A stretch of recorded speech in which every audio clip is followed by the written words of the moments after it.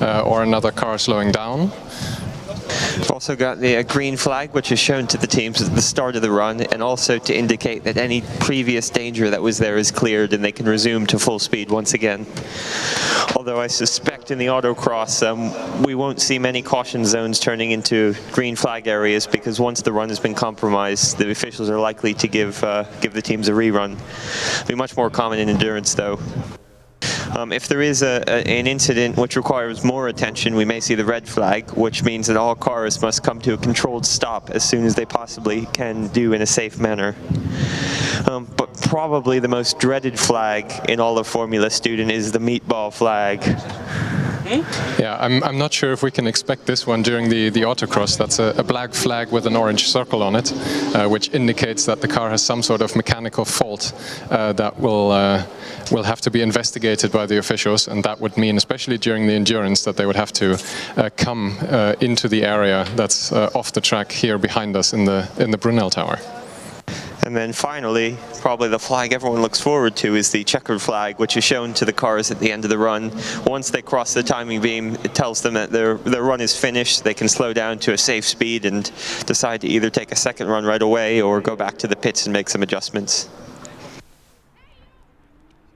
And with the explanation of the flags completed, it is 1:30 now. We would expect the autocross event to start momentarily. There are still quite a number of teams and drivers walking on track, so we would ask everyone to start clearing the dynamic area so that we can begin with cars. There is no queue of cars forming just yet, but once the track is clear, I think it's a case of build the road and they will come.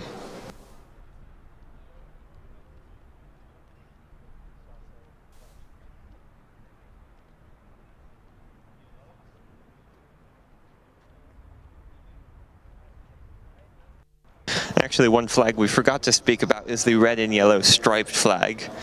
This is shown to indicate that the track is slippery or there's something on the racing line that shouldn't be there, e.g. Maybe a small piece of duct tape or something like that, or if it starts to rain or somebody drops some oil. So the driver doesn't necessarily need to slow down, but they should be aware that they may do something different than they had on previous laps.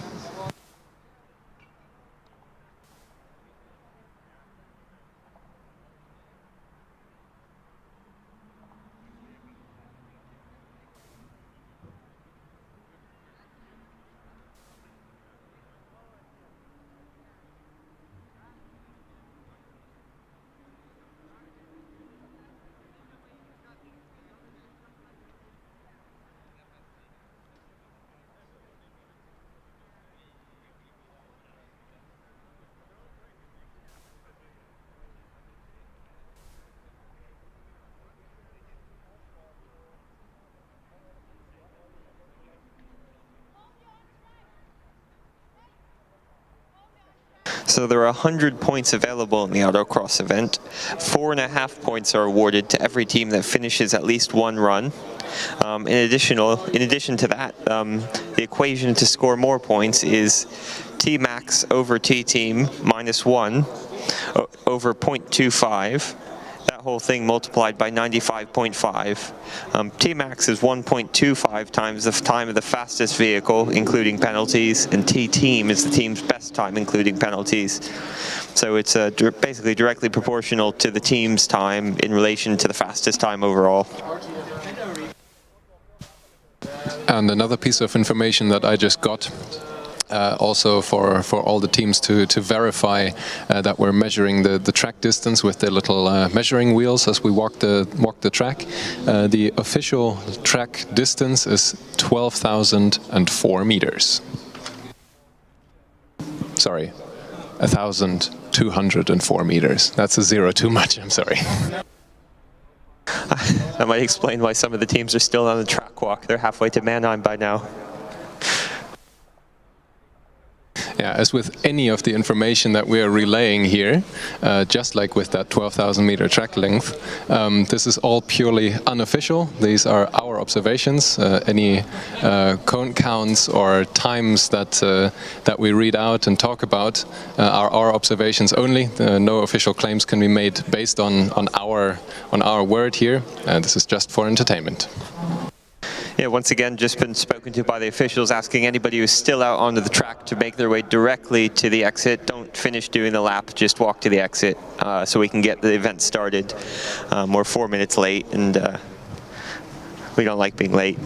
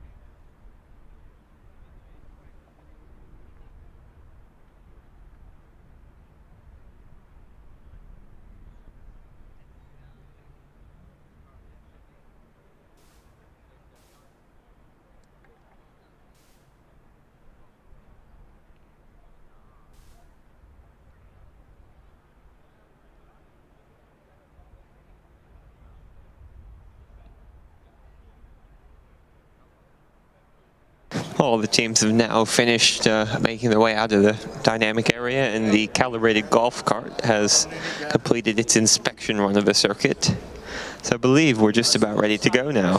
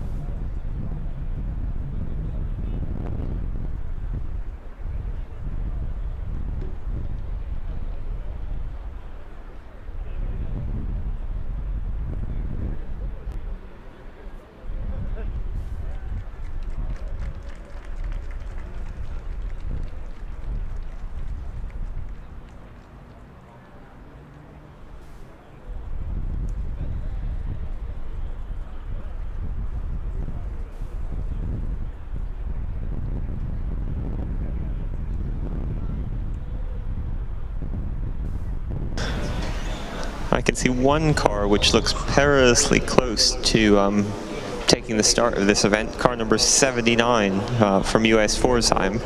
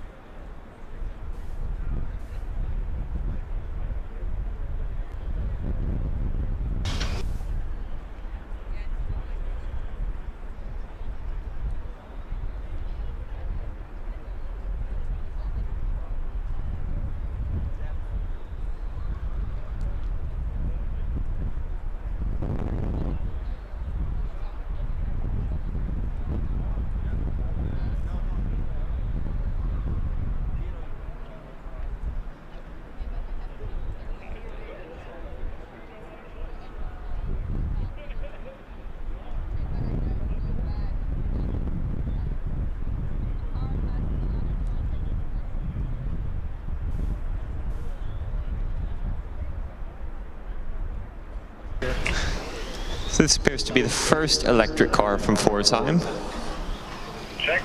Previously been with us many times in the combustion category. We've got 32 team members. Well, yeah, 32 registered team members.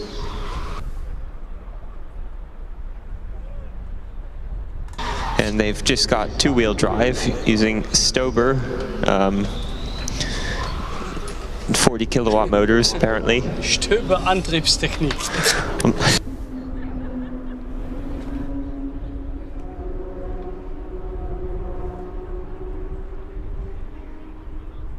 Austin just struggling with one of the German words here. The motors in the rear are made by Stober Antriebstechnik GmbH.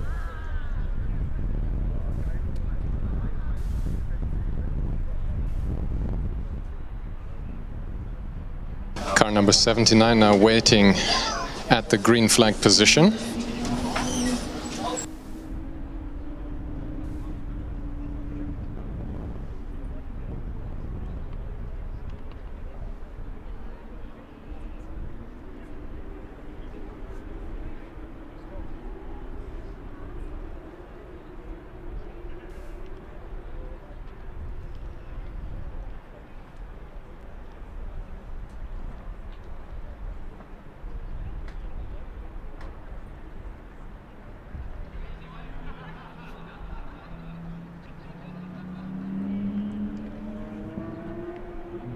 Last tentative look from the officials, and we have the first car for the Autocross on track.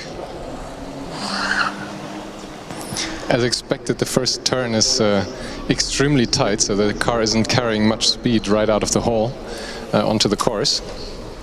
Yeah, as it left the cone killer chicane, it had a bit of a power slide going into that straight just in front of the spectator area. Driver just about managed to keep it pointed in the right direction. Now up over on the north curve.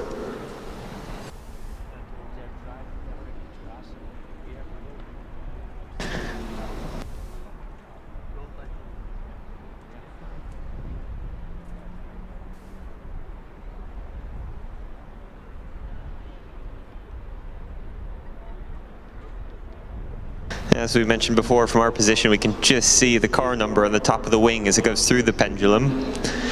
Now just rejoining the infield section of the track.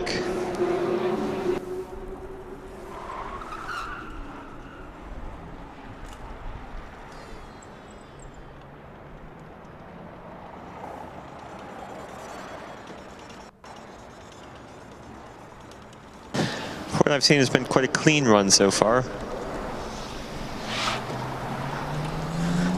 Driver utilizing the left entry to the slalom like we spoke about with Mickey earlier.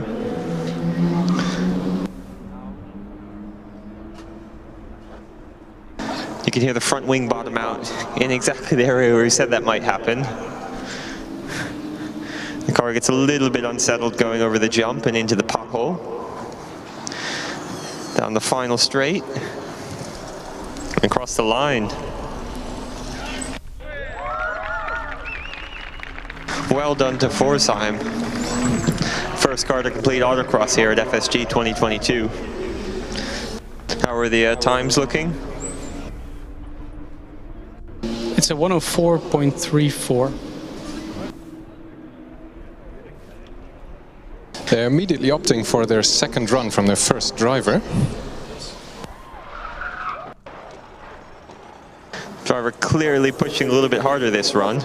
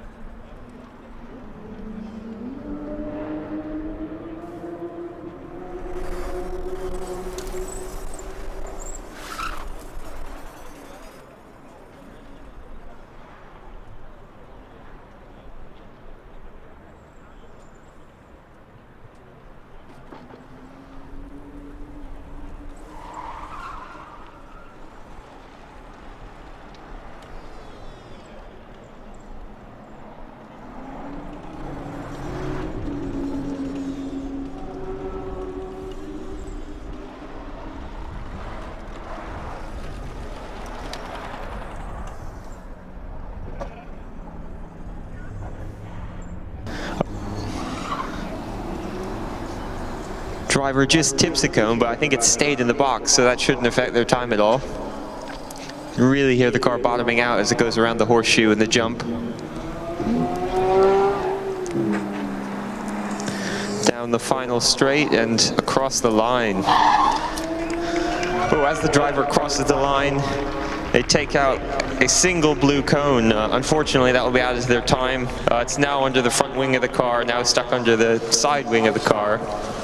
It was a perfectly clean run until after they crossed the line. I fear we will see that a little bit more in the course of the day. It was 98.7. Of course, there will be added 2 seconds to their time.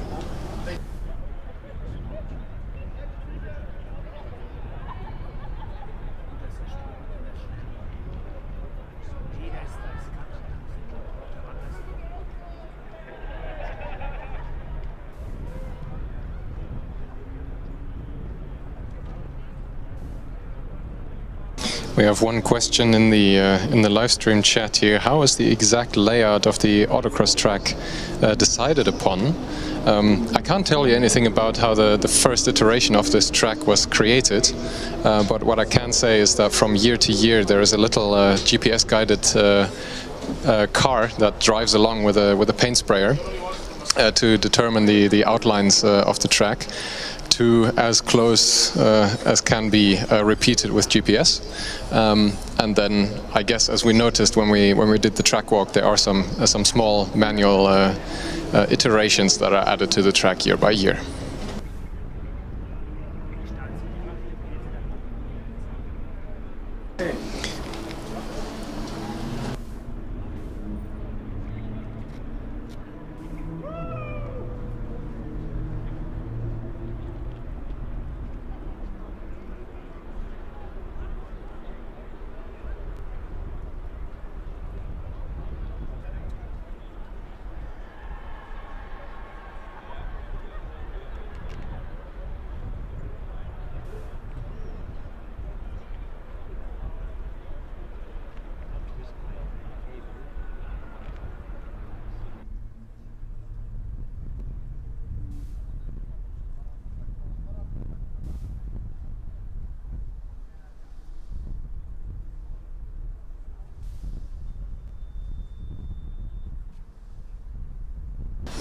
The next car rolling forward out of the queue towards the green flag position is the car from Hawk Göttingen, car number 161.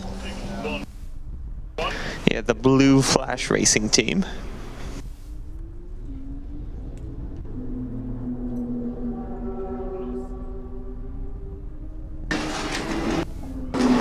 So a two-wheel driven electric car.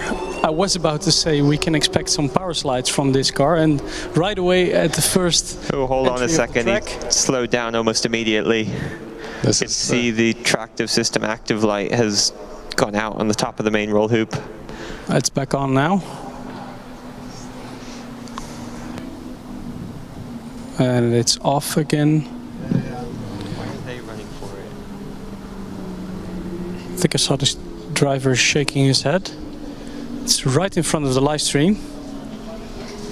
So let's take a look there. Visor is open now. Marshals are approaching the driver.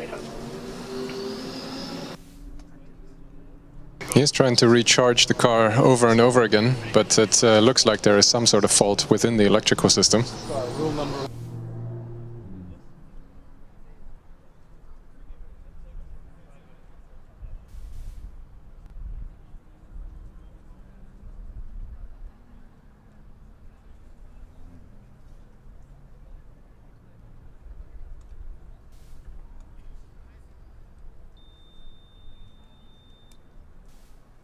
It looks like the driver has managed to get the car into ready-to-drive mode again, and he is setting off.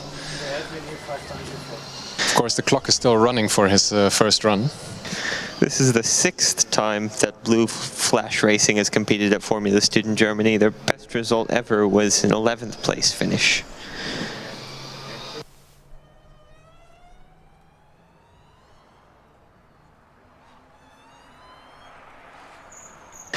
Last year at Formula Student Germany in electric category, they finished 14th overall with a 22nd place finish in Autocross. Well, they are going again. Back in the infield now. I'm curious to see how it negotiates the wing section. Solid, I would say. A bit conservative maybe. A little bit of a slide there. Left into the slalom. Now we're getting into the interesting area. Let's see. Accelerating out of a very tight corner into the horseshoe. It's quite clean, Austin, isn't it? Yeah, it's quite clean until you ask the question. There's a massive slide going through the last corner, the slingshot down the last straight. And over the line. It does look like the last corner is going to be quite tricky because the finish line is really on the apex of this last chicane, which I think is why we saw the previous driver from Forsheim take out a cone after the finish. I think those 2 cones in the inner radius, they will be hit a lot more. I think this is intentionally, so that cars approach back inside here a bit more slowly. But you want to push until the finish line and then slam the brakes. So I think a lot of cars will hit them, especially on the first run when you're a bit less experienced. Or produce a very spectacular slide across the finish line. I think that would be the option that I would prefer. Whilst keeping it clean, of course. Yeah, absolutely. And I won't be entirely surprised if the timing equipment is struck at least once during this event. Well, I've got a grand total of, I think, 4 people in the van, so they'll manage. And they have to come out of the van. It's a white van. The black one we had at the skid pad event and the driverless track drive, that's gone. Yeah, respect to the men in the timekeeping van. Speaking of time though, we have a lot of time on our hands, which is usually not a good thing for the teams, because an empty track is a bad track. We want action here on track. And yes, the Autocross event is scheduled until 7 p.m. This afternoon. But given the fact that the sun is currently out, that there is absolutely no rain, there is free space on track for everyone. Multiple cars can join us here on the Autocross track at the same time. So I would put a shout out to all the teams that currently aren't in the dynamic area to join us here soon. Get your first runs in, people.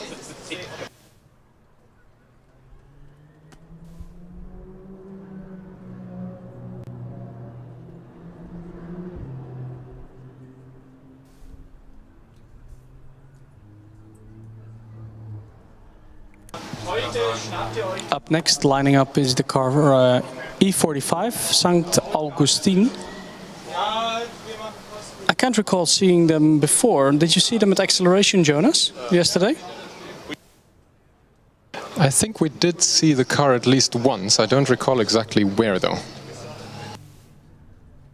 Could have indeed been acceleration. And you remember, Austin, that we saw them at skid pad as well? Yeah, that's correct. I definitely remember because I let you pronounce the sanct because I'm not very good at that word. I always just want to say saint.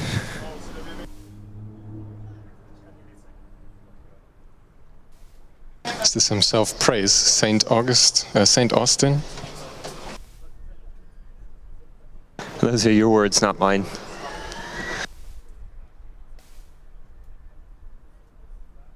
We have some questions in the chat whether certain cars have already run or not. In those cases, I would recommend to check out the timekeeping page. That's tk.formuladstudent.de. There you'll be able to see all the runs of all the teams that have run here on track today already. But for anybody who's asked, the answer is probably no. This car hasn't run yet.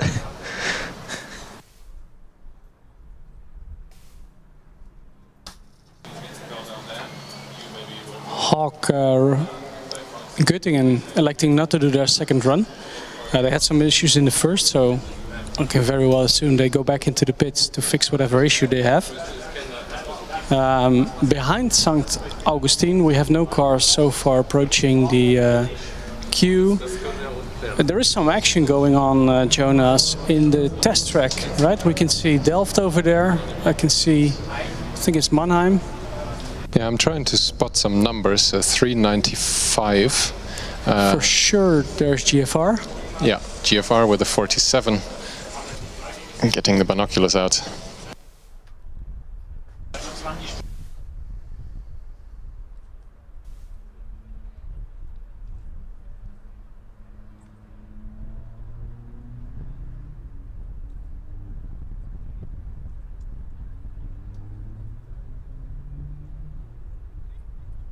Yeah, lined up at the test area are Valencia, GFR, the Tiovin, Unitrento, and then the queue sort of loops around. So there's definitely quite a number of cars in the dynamic area, perhaps checking their last setup changes and settings for coming out to the Autocross here later on.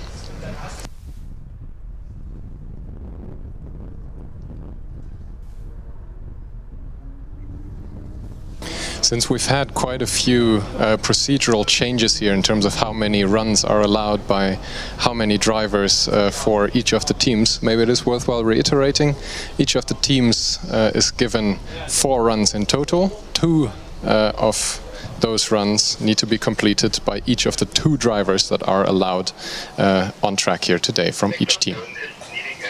The team can elect to immediately continue on to their rerun or the second run of each driver after the first one, or they can elect to leave the dynamic area corner here that we have staked off for the autocross to make any changes, but then they also lose the priority that they would have otherwise over the normally queuing cars for their rerun.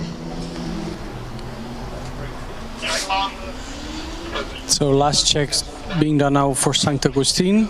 They are now instructed to turn the car on.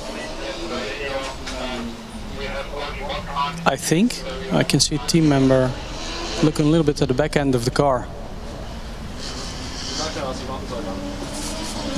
Car 68 is joining us as well. That's the team from Taiwan. Bit of a spectacular performance from them already yesterday at the acceleration. Actually, a very competitive time. And behind that, already US Augsburg coming into the queue as well. Yeah, that's a car that we've seen here plenty of times today already. This morning in the autonomous track drive. Yeah, and St. Augustine now is being pulled out of the queue. Apparently, they were not able to start their car. I didn't recall seeing the red light burn at all. So sometimes it turns to red to indicate that the high voltage system is on. That was not the case for this car. So they have to go back into the pits and fix it. That means that the next car is up. And yes, Jonas, what you just said, they were quite amazing doing on the skid pad. Yeah, skid pad and acceleration then. I wasn't at acceleration. Well, I wasn't at the skid pad, there's your problem. Nevertheless, I have high hopes for this team. They've traveled a very long distance here. A good effort to make it through scrutineering in the first place. Especially with an electric car, traveling long distances is never easy in terms of shipping your battery halfway around the world. Yeah, this car from NTHU Racing is the first entry from the team at Formula Student Germany. It's only the third event they've ever entered in the history with their electric car. The best finish of 9th overall. Well, maybe this year they did some events, so we don't have the events of this year yet in the world ranking. So we only have the results in the world ranking position up until I think it's Australia 21. Based on what the team's told us, I think the first driver for the Autocross will be Gigi Senpei. And he'll be driving the car named 10 Million Baby because it's freaking expensive, is what the team have said. They also mentioned that one of their drivers, I think they believe that they meant to say sewer during testing, which gave the driver some nice opportunities to play with some water. I'm not sure how much fun that was given the quality of sewer water. I want to give a shout out to Henry Kuo, Billabong Muscle Man, and China Airlines, who brought them over to the competition. Just in case you're wondering where we're getting all this information, this extra information from the teams from, this is actually information that the team has provided via the commentary form. And this is another shout out to all of the teams who haven't filled this in yet. We know who you are. We're not going to come to you directly, but please find the link in the slides of the welcome ceremony that happened on Wednesday. If you want us to read out any additional information about your car, about your drivers, about your team, any stories that you want to share with us, you can share them with us via the commentary form. Can definitely feel some wind picking up, Austin. Yes, I can as well, and I think, like yesterday, that wind will probably bring us quite a bright blue sunny sky as it blows the clouds out the way, and I think we can see that behind the north curve, that there's more and more blue sky all the time.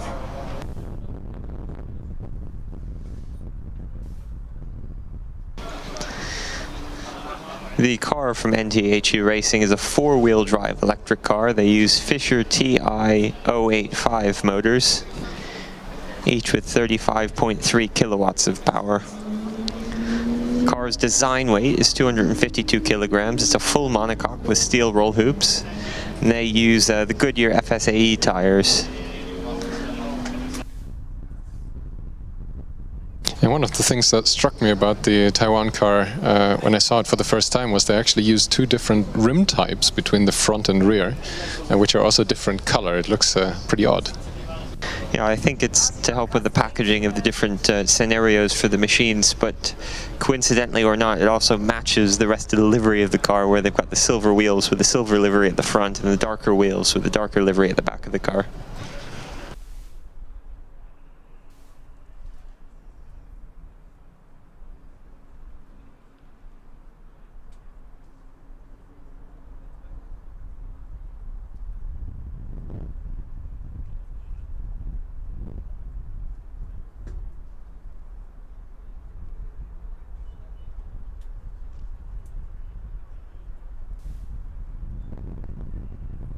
Can see the tractive system active light come on the car from Taiwan. Driver just been given the all clear to head to the start line. There's a big cheer from the crowd as it pulls out.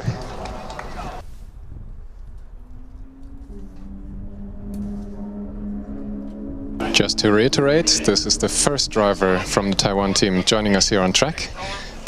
Each driver is given 2 runs, and there will be 2 drivers from each team attending.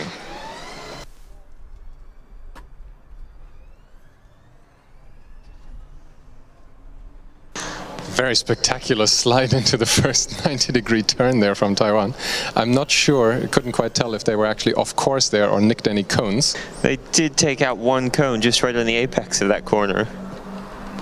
That was actually very good driving from that driver, because it was quite a nice power slide and he held it quite well. So that was actually quite impressive.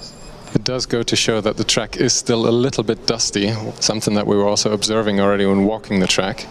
So that might be part of the reason why teams are a little bit hesitant to go out here as the first ones to run. Yes, and we mentioned this during our course walk as well. That's one of the spots that is very tricky, and at the end of the acceleration, just after the start line, the 90-degree turn to the right one is really, really tricky on a green track. So it should be interesting to see how the second lap will go, because this is more or less getting to know the track, getting to know the feel of the car, and this should be, well, quite a learning experience for the driver.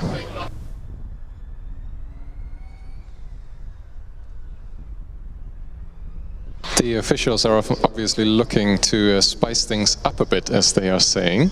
We're going to have a second car join us here on track, the car from Augsburg.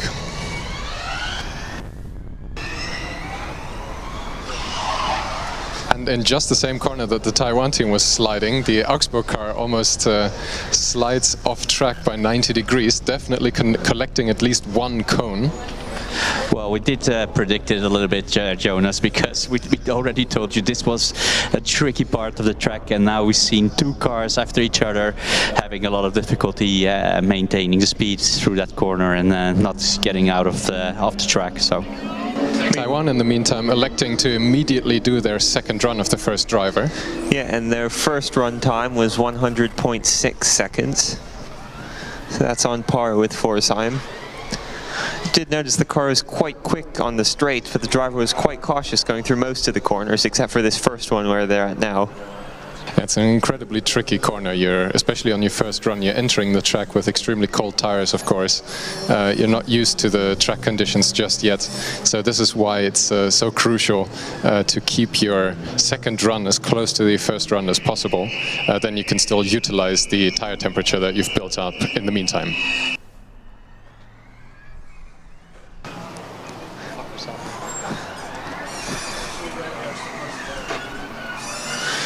Meanwhile, car 110, nicknamed Jojo by the team, by Starks from Augsburg, just making its way around the final straight. Let's see how they navigate the last tricky chicane that we've seen some cars have issues with.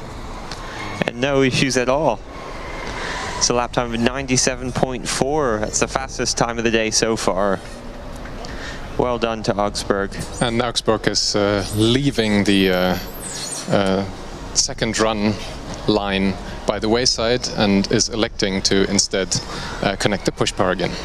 29 Bayreuth. Next up, car number 29 from Bayreuth is lined up at the green flag.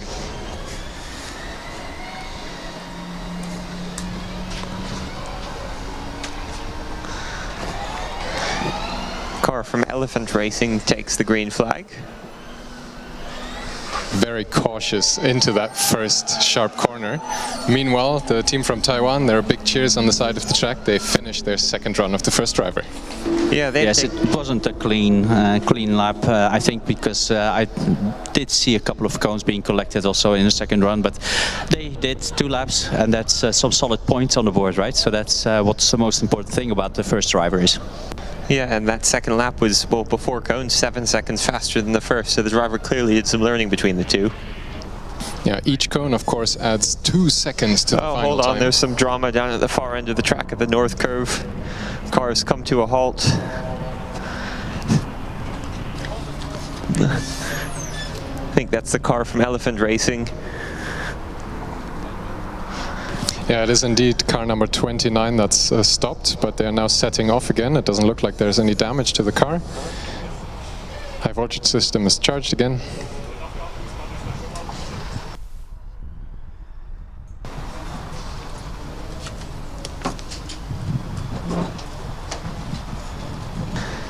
This is the 10th time that Elephant Racing has been at Formula Student Germany. Their best finish was 7th place in 2015.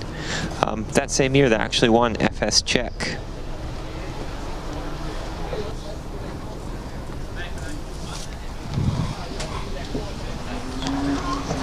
They finished 10th in Autocross at FSG that year.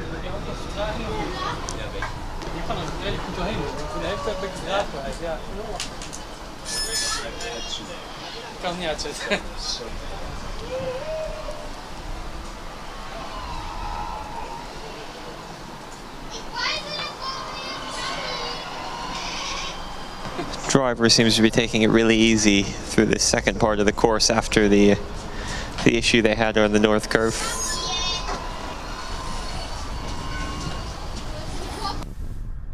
We are continuing to hear the cars bottom out on the bumpy track.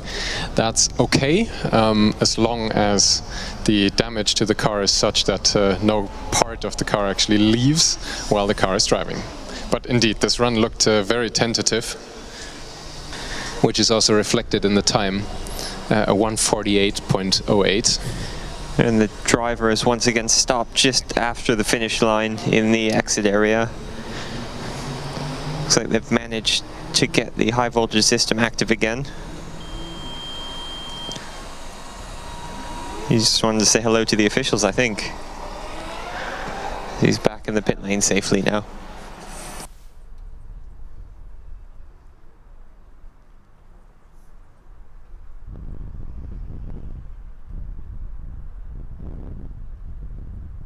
Meanwhile, an update on the queue, or at least the one car that's in there, a car that we've seen in the queue before from St. Augustine, car number 45. They backed away previously, were struggling to get the car going.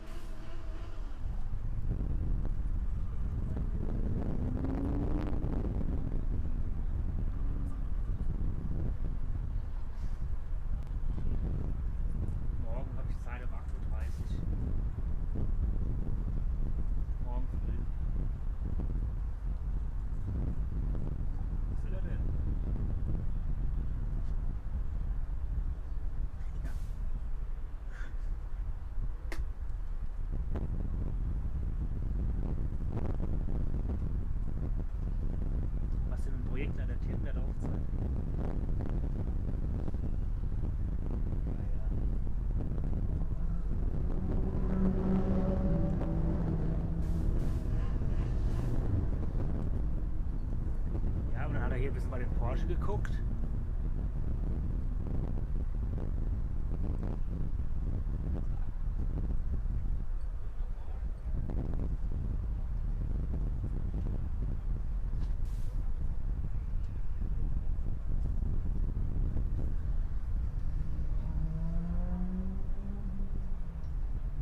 Well, St. Augustine are still making some final preparations. I can tell you this is the 8th time they've been at Formula Student Germany.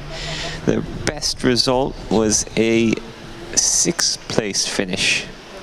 Actually, in the electric category last year, they finished 8th overall and 17th in Autocross. Yeah, they also won Formula Student Spain last year, so in quite good form at the moment.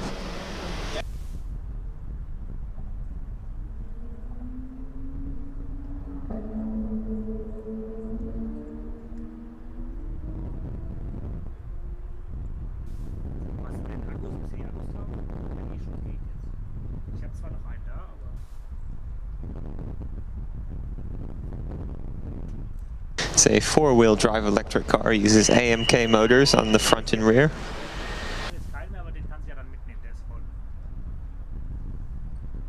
And they use the Hoosier R25B tires.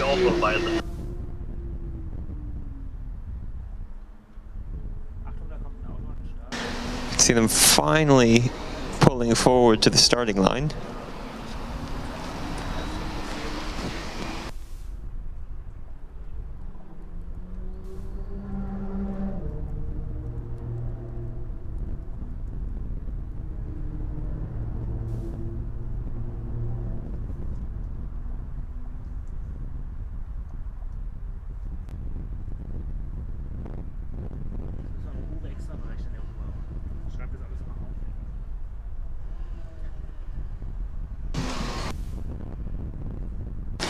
Green flag for Augustin.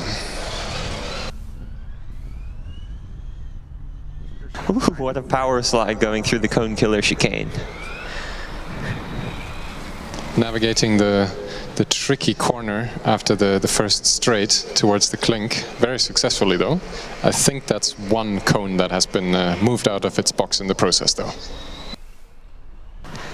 This run does look way faster than any of the ones we've seen already.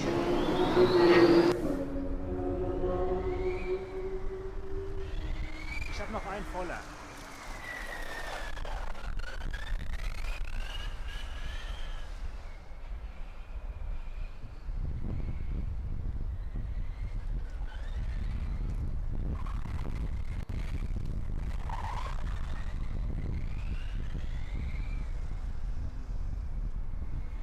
There's actually some tire squeal coming off the car. As we're now entering the slalom. Again, the left entry that we already predicted the drivers would prefer strongly. Sliding off a little bit in Broken Dreams. It's a very dusty section there. You could actually see some dust clouds being kicked up as the car was running off track. Yeah, this driver is really pushing.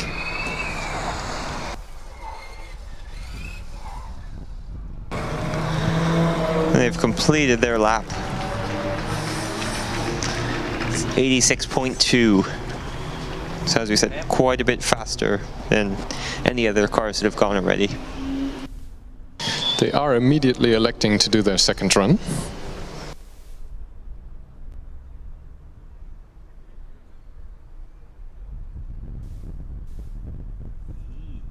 Achtung, es geht gleich los.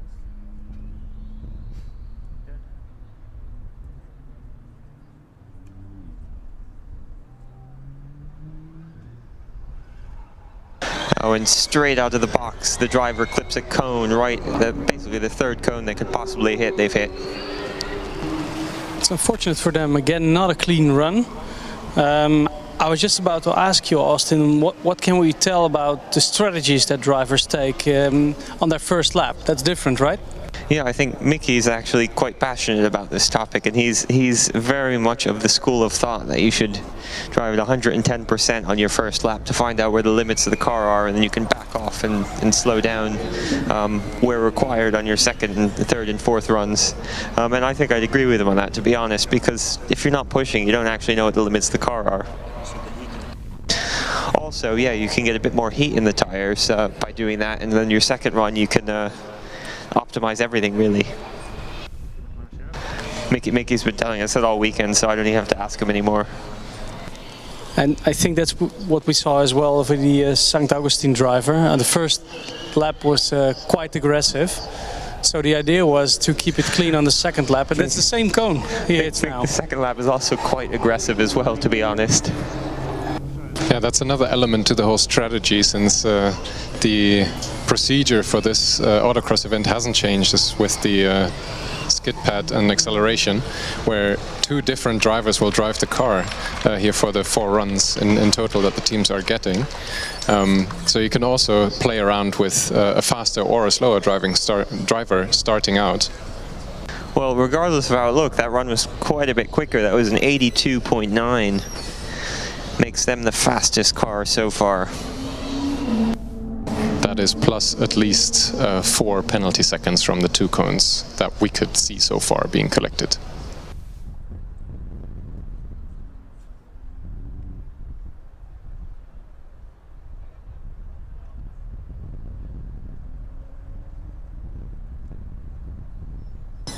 That's off camera. So Austin, what would yours? I got some delay on my earpiece. What was your observation just now with the jump? Yeah, I noticed it was actually on the straight leading up to the horseshoe before what's actually called the jump, sort of where that ridge is on the track that we keep going on about. But basically the car like lifted the whole car up and just shifted sideways about a foot. It was quite impressive. The driver was able to catch it and keep going. Yeah, we did comment on the importance of lining up the car before that jump, right? Because it will go in a little bit of an S. So if you're not aligned before the jump, you have to brake very hard and overcorrect. You will lose all the time going into the next corner there. And for those of you cooking along at home, it is actually the Broken Dream section, or the end of the Broken Dream section that we keep going on about, that has a very sharp right-hand turn at the end of it. I think by the end of the day we will have named the corner just after the Broken Dream section. It's currently an unnamed corner. We have had several ideas, but let's see what happens today and tomorrow. For sure, besides the part coming in here at the far end and the very first corner, that corner is most tricky of all corners that we have. And I think closely followed also as well the corner leading up to the clink, or actually the corner that's called the clink. That's also a tricky one. Yeah, so that's the first corner close to, well, when the cars are approaching from the tent at the starting position, driving towards the, well, towards the Noordcurve. That first corner going into the kink, that's, well, we have seen a couple of cones already. We could name the corner after the Broken Dream section, Corner McCorner Face. Let's name it after the team that does the biggest power slide over there. Okay, so we need to keep a running tab here. So is it called St. Augustine corner then? For now, anyway. Well, the Italian teams are usually quite good at big power slides, as well as the Helsinki team from past, right, Mickey? Yeah, definitely. They, well, actually were proud of being Finnish drivers, so they are, you know, into rallying, and any Formula race they attend is also sort of a rally for them.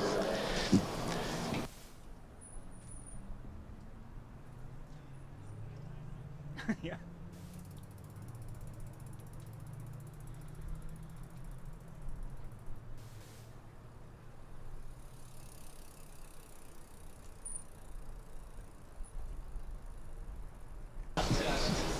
So no cars in queue. It's completely cleared. I think now might be a good time to set a first banker lap in. It's quite hot out here. I think the asphalt is now as warm as you will get it. Of course it's still a little bit dusty, but I fear that if everybody would wait, we will not make it in time for everybody, and then we have some issues at the end. Normally the organization, when you have had this much time to drive with good conditions, I do not expect the organization to be lenient on the stopping time. So to all teams I would advise to at least get your first run in a little bit early to make sure that, that you have a time on the board at all. Yeah, and there's award ceremony. And another incentive to get on the track is that every time there aren't any cars on track, the live stream cameras zoom in on us and the race control. So you can see us in our balcony here just above the start-finish line. Hi, Mom.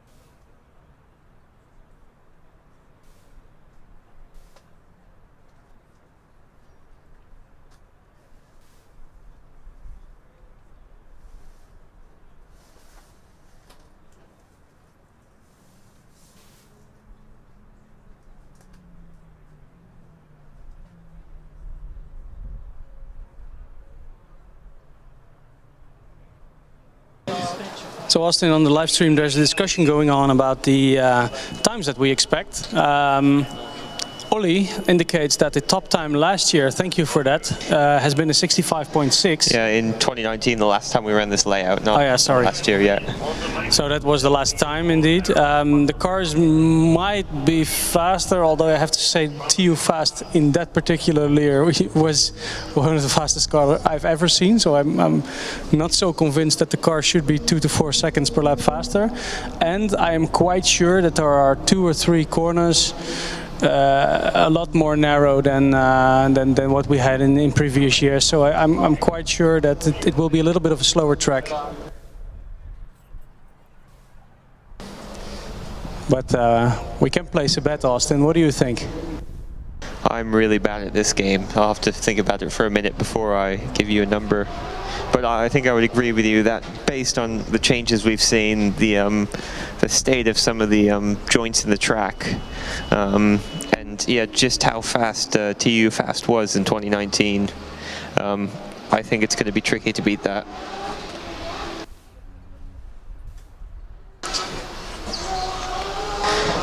But bearing in mind, quite a few of the cars this year are also carrying the equipment for the driverless events, so they're on average a little bit heavier than it would have been in 2019.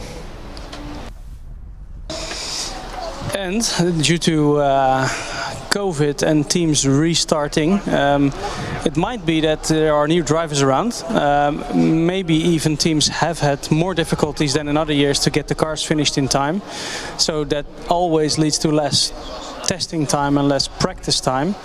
So it might be that there are a little bit less experienced drivers all across the board. That usually where you expect the top teams to have 2 good drivers, maybe there's only 1. That might impact, well, at least the endurance tomorrow. For today, of course, the fastest time will count. So yeah, I'm curious to see what they can do today. Conditions are good, so that the conditions are not the problem. No, definitely not. One of the things we are hearing from the officials here that there is a tremendous amount of cars waiting for the practice area, and one of the problems that's slowing down progress there is actually the fact that teams are not arriving as prepared as they should.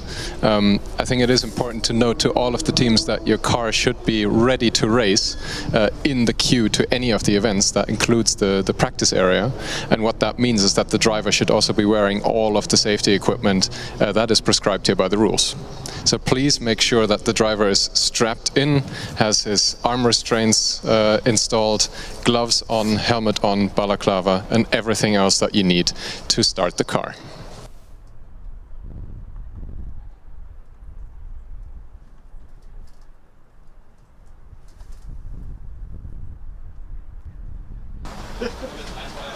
Last year, Green Team was, of course, one of the faster cars out here. They were really fast.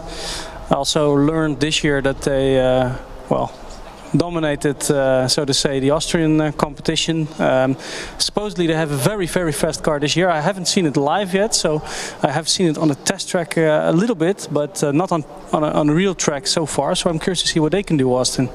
Yeah, and the other car I'm really interested to see later on is the car from Esslingen. Of course, last year they introduced the fan, which sucked the car to the ground, and you could hear from 100 miles away. Let's see how that translates into a time on this full circuit.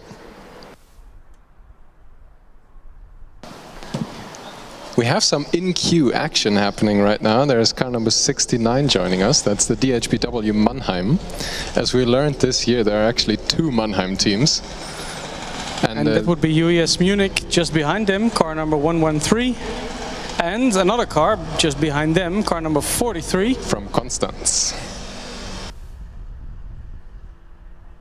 And another one, University of Thessaly, car number 277, joining the queue as well. So we have 4 prospective autocross runs happening in the next couple of minutes here.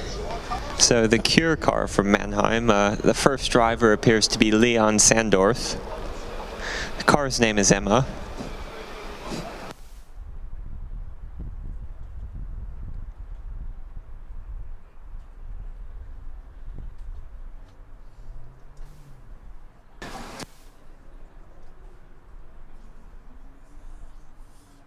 We were just laughing at all the great things they put in the commentator form. Austin, you can do the honors.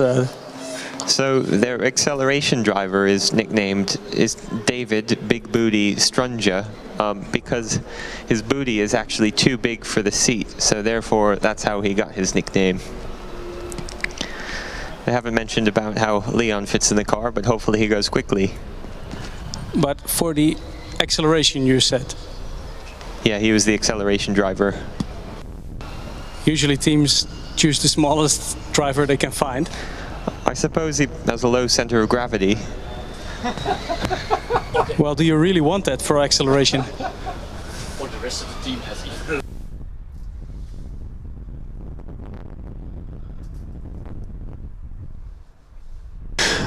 Another speculation might be that the rest of the team has even bigger booties and doesn't fit into the car at all. Oh no, you didn't. What else do we know, Austin?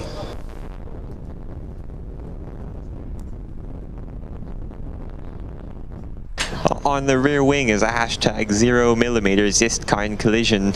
Somebody in their aero team said that 0mm distance in CAD is not a collision. That's a famous saying across all the teams that fit in CAD. Why doesn't it actually go together?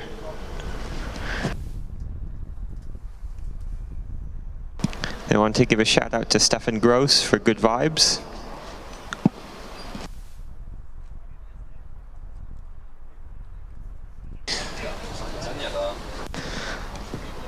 This is a rear-wheel drive car. Uses MRAX 208 HVLC motors, a design weight of 224 kilograms. Uses Continental tires.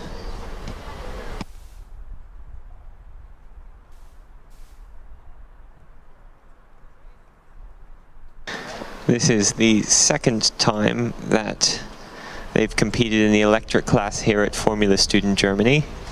Last year they finished 9th overall. Their best finish with an electric car in any competition was last year at Formula Student Austria, where they finished 6th.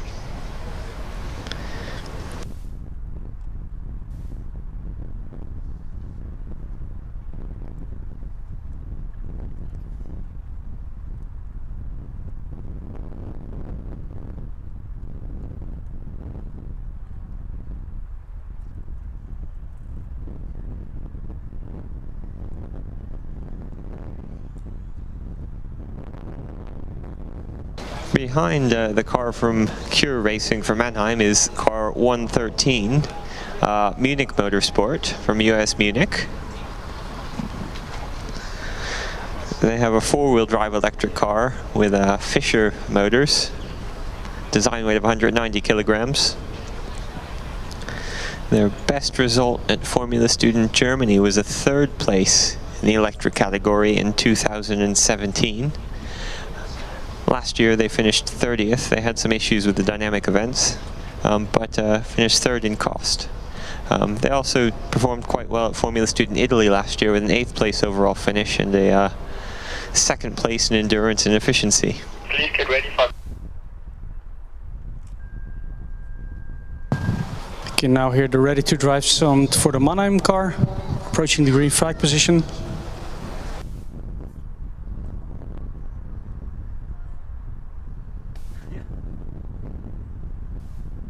Actually, yeah, while we were talking about lap times, somebody on the live chat, the Iceman Marco, has pointed out that the autocross times from previous years aren't going to be exact because of the portion of the North Curve that wasn't used, is now being used. So I guess we'll let you know about 7 o'clock what times we'll see. Mannheim being very cautious. They just got the green flag. They are clean all over.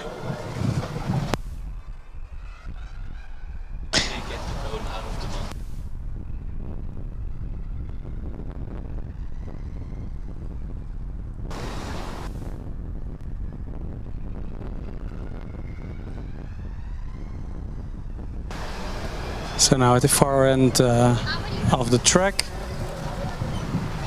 And now coming around again to come back into the infield.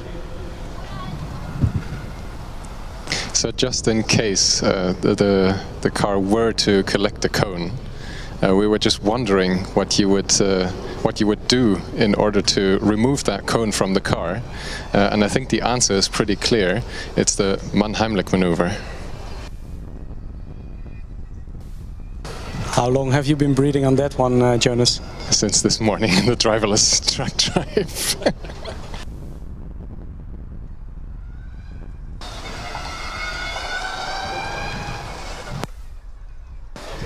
So the red light is now on in the, I wanted to say the BMW sport car, but it's the UES Munich car.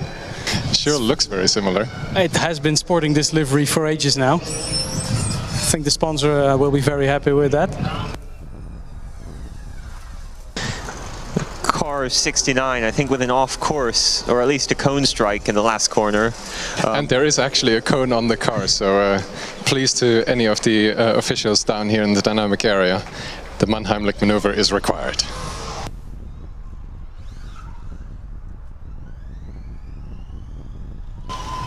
We got it.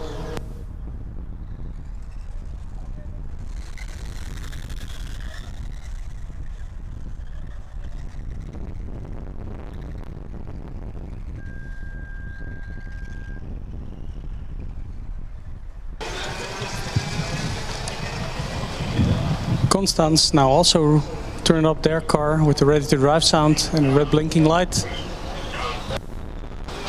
So Austin, what can we tell about the Munich car? It's over on the north curve section of the track, and that's about all I can see. I was having a look at the Mannheim car, if they were going to make another run or not, as the cone was extracted. But the car from US Munich still going, just making its way back onto the infield portion of the circuit.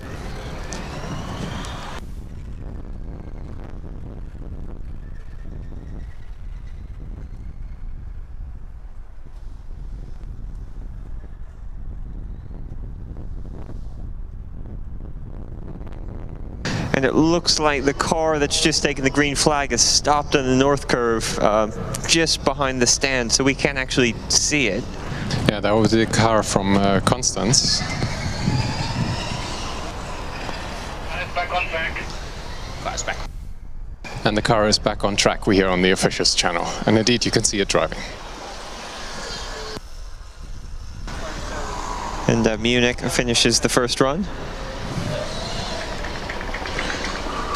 It's 97.98.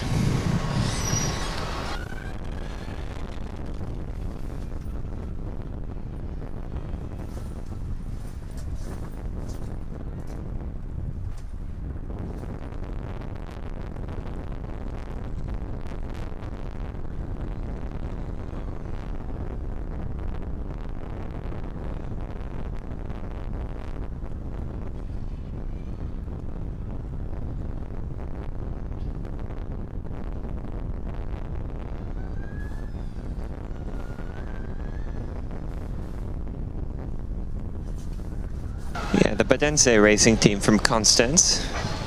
Bodensee. I think you say that Bodensee, Austin. Either way, the first driver is William Bear.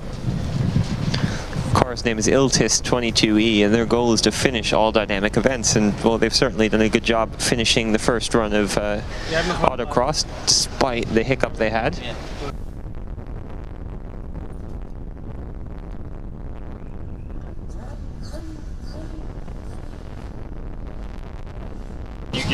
Achtung, komm weiter.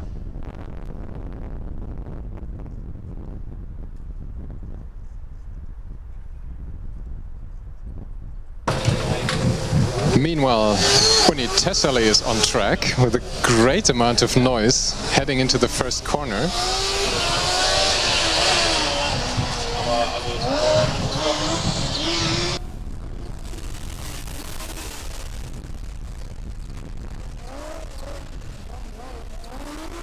For those of you interested, I'm just looking at the public-facing section of the timekeeping webpage at tk.formularstudent.de, there is for the first time a split one time being shown.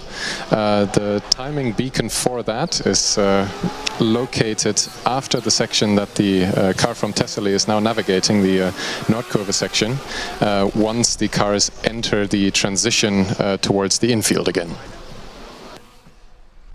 Einer ist noch da, der wo für dieses Forscher-Ding gedacht war hier. You can see the driver take it very easy over the transition from the north curve to the infield, slowing down quite a bit more than they have for anywhere else on the track.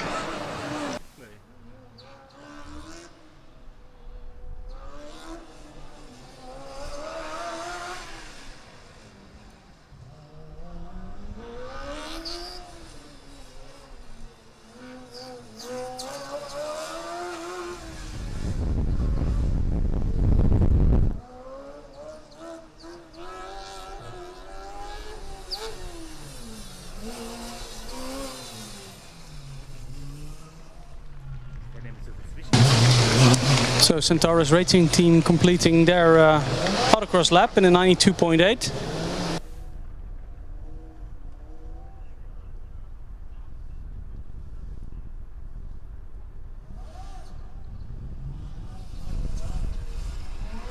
Let's see what they can do. It's quite aggressive, Austin, isn't it? Yeah, you can see the driver's hands just going back and forth, sawing at the wheel. Clearly acted to go right out straight away. Probably a little bit of heat in the tires. I'm wondering here at the end of the Broken Dream section whether it goes fully sideways or almost sideways. Yeah, when they went through the slalom in the previous lap, I thought the driver was waving at the media team, but I think it was just sawing at the wheel instead.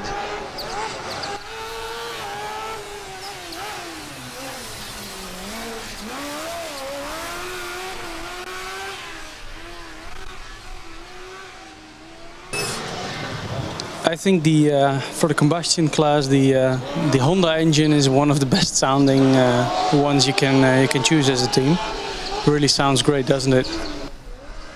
It does indeed, although there are a few other really good sounding cars that we've heard in action on the test track earlier today. Hopefully they'll be out on track in a little bit. This driver choosing the right-hand entry to the slalom. Oh, I missed the braking point there, clipping a cone.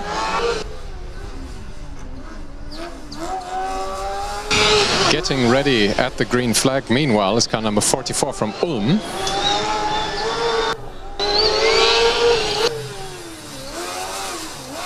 Going almost sideways here, but catching it. Fair amount of body roll on the Thessaly car as well, Austin. Yes, agreed. That might be the reason why the driver was so cautious through the bumps. Soft suspension is not having a good time in those bumps.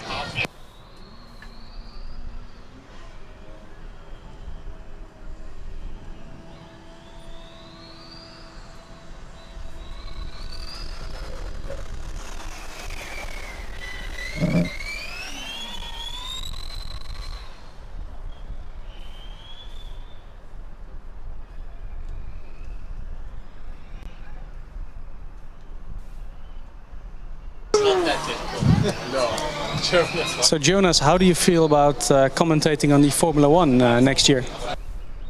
I wouldn't mind, but I actually do enjoy watching the commentary myself, so that's a tough call. Well, actually, Mickey, I think for F1 TV, one of the commentators used to do FSUK as well. It's Sam, right? Yeah, actually, Sam Collins, one of the F1 TV commentators, is doing FSUK. And, well, I think last year, at least, he did. And I think he still does it. He's just so passionate about any form of motor racing that he's, he's doing it out of fun or for passion. And that's really great to see. And he's actually one of the best commentators out there. And I'm not sure whether you've seen his analysis as well after the race, which is really impressive. Ulm, in the meantime, is completing their first run with a 95.78. And Austin, did Ulm fill in the commentating form? Because I think they will come back again. Oh no, they're not. Not immediately anyway. Let me have a look. They have already left the second run queue by the wayside. Yeah, So let's wait with that until they rejoin the track.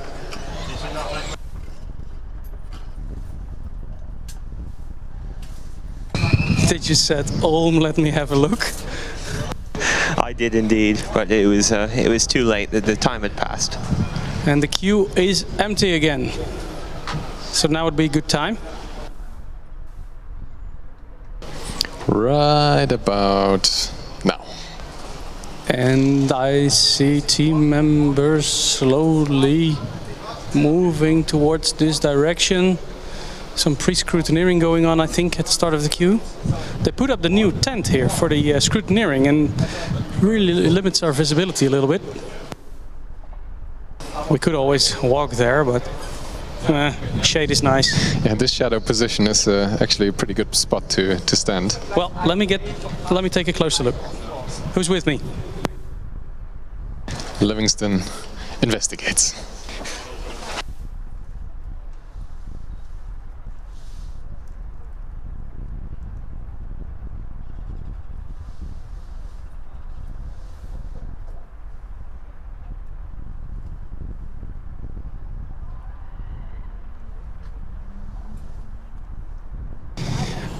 It is good, Austin, to see a filled Noordkurve again after the heavily regulated event last year where we had a limited amount of people attending. I think it was 10 people per team, no spectators. It's good to have the people back, right? Yeah, it's good to have people on the north curve, on the infield, sort of all sides of the track. There's lots of good viewing points around here. I think my favorite is probably behind the petrol station, sort of looking head on into the final straight. Actually, nobody's standing there. That would be, if you're a team member, I think you're allowed to go there. Yes, I'm quite sure. Near the medical center, you can stand here at the far end of the back straight, just before the finish line. It's one of the coolest spots you can be. Yeah, it's basically the same view we have, just about 8 feet lower down. It's a really long walk, though. That might not help. Next up, here at the queue, it's car number 124, TU Tallinn. They had a fair amount of issues yesterday, or was it this morning, but we saw them a couple of times coming to the skid pad track, not being able to start their car. Yeah, they did have some issues, although they've done quite well in the static events so far. So this run could sort of tell us what kind of competition they're going to have, whether it's going to be a good one or one they're going to want to forget. It's a good looking car. It's super neat, and also this is the actual carbon fiber. It's super shiny. You see it, Austin, in the sun. It's like this polished. Oh wow, yeah, you're right. When you're sort of at an angle, you don't see it, but when you look up close, I thought it was paint or something, but it is actually just the carbon we're looking at. Yeah, it's quite a nice livery they've got. Well, they definitely cleaned it a little bit. Let me see if another car is coming into the queue. No, so queue totally empty after Tallinn. Tallinn now are making a sort of U-turn, being pushed out of the queue again. Similar issues as what we saw earlier, you think, Austin? Yeah, possibly. I never actually saw either the low voltage or the high voltage light come on the roll hoop. There's no telling what the problem is. Tallinn? Really? You're on a roll today, Austin. You practiced. So here in the dynamics area, we have a couple of cars starting their engine, warming up their engine for the combustion car. I think that's car 218 that we hear. Yeah, we've got a few cars as well in the post-autocross scrutineering. Past 3 cars that have been on the track, and beyond them... Can you smell it, Austin?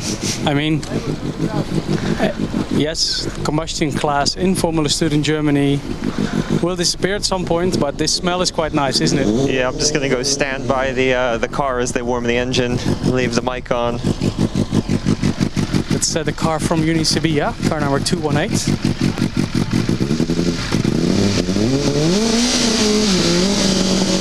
This is on purpose. Now they are just showing off. That was nice of them, thank you.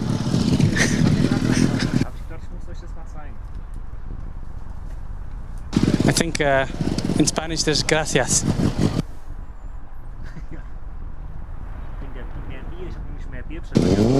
We have car number 225 here as well, UPC Manresa. Car number 250, Lübeck. He was standing in front of the school sign. Uni Stuttgart is here. The HBW Mannheim, they are doing something on the car. Maybe they had a thing or two at the post-event scrutineering. All the cars, Austin, are being checked, right, after the Autocross, so that if they finish, it doesn't necessarily mean that they qualified, right? Yeah, that's correct. Of course, everything we tell you is provisional. There are a certain series of inspections that the scrutineers will do to make sure the cars are compliant with the rules. Normally things like checking ride heights, checking breakover travel switches, just making sure nobody's trying to gain a competitive advantage by circumventing the rules. A bit further back into the test area, I've got the University of Cambridge, car 275. They appear to have gotten all the way through scrutineering, so that'll be the first time we see them on track. Car 212 from Cadiz, and car 99 from RWTH Aachen.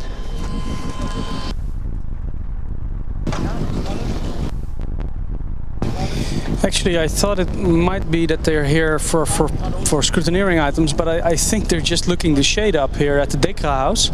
Scrutineering, of course, has been placed into the big tent now, so maybe they're just sitting in the shade for a while to wait to rejoin the track instead of all the way going back to the pits. Staying in the dynamic area, not having to push your car at these temperatures might make sense. And yes, indeed, they are coming back now into the queue for their second run. Maybe to cool the car as well, because the car was in the shade as well. Because they did have a minor stall at some point, so... That's certainly a possibility. Since we do have some downtime, it's time for my... Jonas, Lübeck is coming. I should do that more often. Car number 250, Lübeck, is joining us here in the queue. If it's okay with you, Jonas, I think Austin and me will stay here for a while to update you on the all the things happening over here. Yeah, it's a good thing that car number 250 has filled in. Well, the car obviously didn't fill in the commentary form, but the team has filled it in. That's really next level autonomous vehicle, isn't it, if it can fill out the form itself? I'm sure we'll get there one day. The car is called Silbermöwe, which is well enough because there are some silver elements on it. I'm not sure where the black parts would be on a seagull, but nevertheless. 6 habe ich bestellt, ja. Und dann noch 4 Weizen.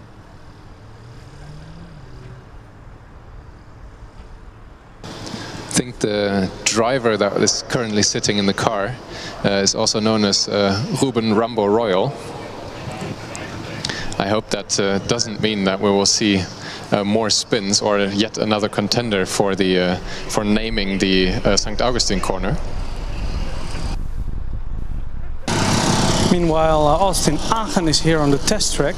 They're looking good as well. I mean, as far as you can tell from such a tiny test track, but looks composed. It does, yeah. The driver is just doing continuous loops around the test track. Also coming to the test track now is DHBW Stuttgart. The very distinct yellow leading edge on the front wing. Lübeck wants to give a shout out to their Bolle Malheur, which is apparently their savior in bad situations, and they want to thank him for that. As well as Dominic, the fortune teller, who always knows when something bad is about to happen.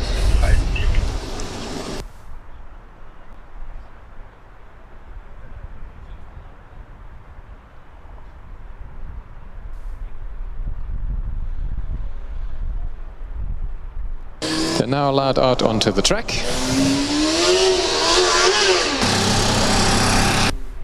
A lot of cars now coming to the test area, and this will really be a bottleneck if everybody wants to scrub their tires. I can see Theo Rzeszow also getting ready here. Yeah, this is like rush hour traffic down here in the paddock. There's cars pointed in all directions, some trying to get into the test area, some trying to get back to the pits, some trying to get in the dynamic area, some trying to get out of scrutineering.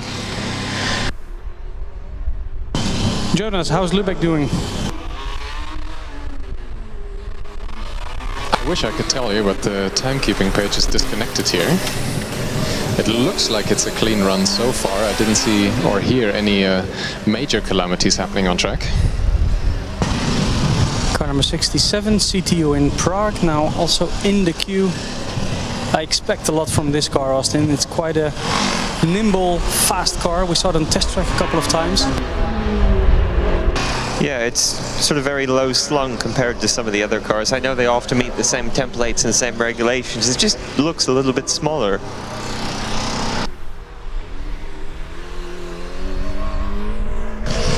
Lübeck, meanwhile, seems to be going along at a distinctly medium pace. Split one time looking to be right about where it should be for a combustion car.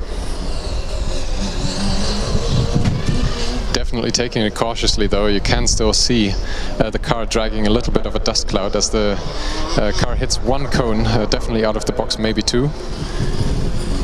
But he manages to cross the line. And a 101.36, definitely a good first time on the board. They're not electing to do their second run immediately, instead they're taking to the dynamic area. After the CTU in Prague black and orange car, we have another black and orange car lining up now. It's car number 153, UES Kiel, following CTU in Prague.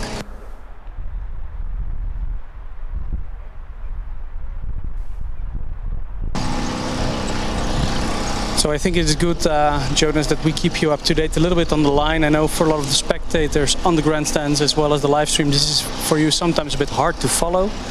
When is our car coming? So we will try to update you as good as possible on what's happening out here. Yeah, I think the part of the queue that you can't see at the moment is that there are actually two cars ready to drive. Car number 69, which is, I believe, Mannheim, Yep, again, that's Mannheim, is ready to go for their second run, and the UAS Mannheim 168, meanwhile, will be given priority since it is their first run of the day. But we will probably see the two Mannheims just after each other on track. Behind Kiel we have UES Schweinfurt, car number 97, now being pushed into the queue. So now walking back to the entrance of the paddock of the dynamic area. It's really busy out here. Of course, there's also a swimming pool here. UAS Mannheim collecting the famous third cone on the left immediately upon entering the track.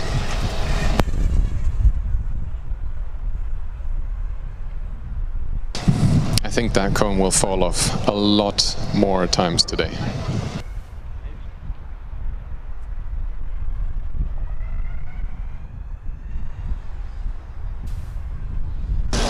So Jonas, is Mickey angry yet that I lost his Bluetooth connection for his monitors?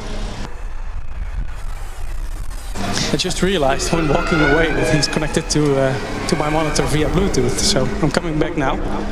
I don't think he minds. He's busy with important other things. Well, we can't tell anything about him. We won now. He can't hear us anyway, right? So I've just been down here with some of the scrutineers talking to them about the inspections they're doing. Similar to some other events, after the runs are completed, the driver is put into the post-scrutiny ring, and the driver has to select one of three cards, which then has 3 inspection points on it. So there's a bit of luck involved in terms of what gets inspected. Once those things are checked, either the runs are verified or the runs are cancelled based on issues. Speaking to the scrutineer, there have been quite a few cars with issues in the post-scrutineering check so far, so I wouldn't be surprised if some of the times we've seen already have been cancelled or will be cancelled before the results are finalized.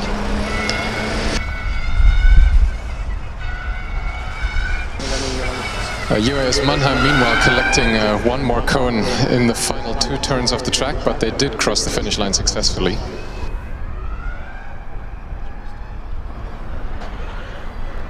Joining us on track now is the E-Force car from the CTU Prague. Definitely a lot of gusto in the first 2 turns. And a big slide from DHBW Mannheim on the straight. That was not a slide, it was a donut, I think. Almost hit the marshal post over there. That was on the last straight, just before the finish line just being crossed. How do you get into that kind of a position on that point? I think that's the curse of the slingshot. It was sort of an extended slide out of that corner. Maybe the car was a little bit unsettled by something. Yeah, I think the car was not settled yet before he pushed his throttle. He had to overcorrect to the left and then went to the right again. Do they have another run available for the driver? Because they're not electing to use that privilege. Well, as you just noticed, your timekeeping, or my timekeeping, the Wi-Fi, it was because I walked away. It was connected to my phone, so I have to reset that. I think they have a run left for this driver, but apparently the driver is not happy with the way the car is set up, so they elect not to. Prague, meanwhile, looks like they will be setting one of the faster times today. Definitely some almost slides happening on track. The driver pushing quite hard, I think. Oh, for Mannheim it indeed was the second run, so this was the 2 runs of this driver. Prague crossing the finish line as well. Fortunately, we're timeless at the moment. They don't... Well, we are not. We are 87.8 was the time from City of Prague, so definitely a fast time. Nevertheless, they opt to take to the scrutineering area instead of immediately getting for the second run.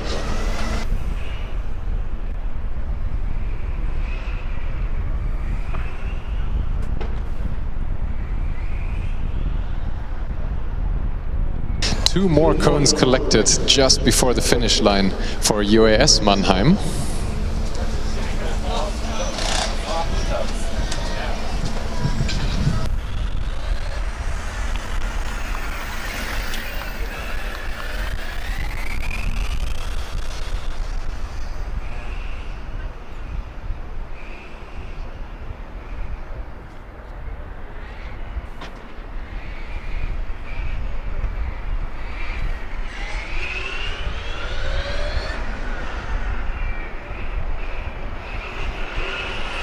Now being waved towards the green flag position is car number 97 from Schweinfurt.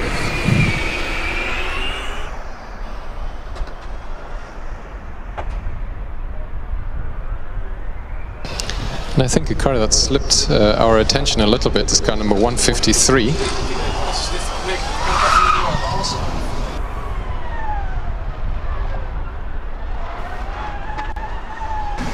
So Jonas, everything is back online here.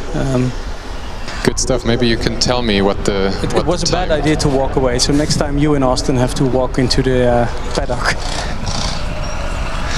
Maybe you can tell me what the time from the UAS Kiel was in their first run. Yeah, sure. Their first run was a 93.6. They're immediately opting for their second run from the first driver.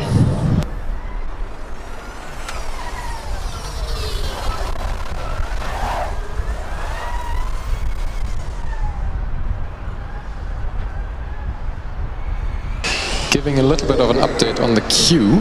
Immediately in first position is ETH Zurich, car number 33. Followed right behind by car number 124, which I believe is Tallinn. And that's all I can see so far. Out on track, Schweinfurt has had a clean run as far as I can tell.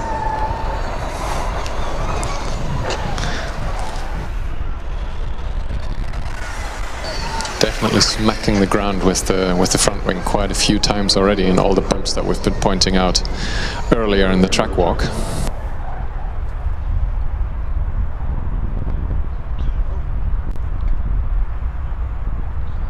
Car has fallen silent on track. I believe that is the car from Kiel. The car from Schweinfurt has just finished their lap.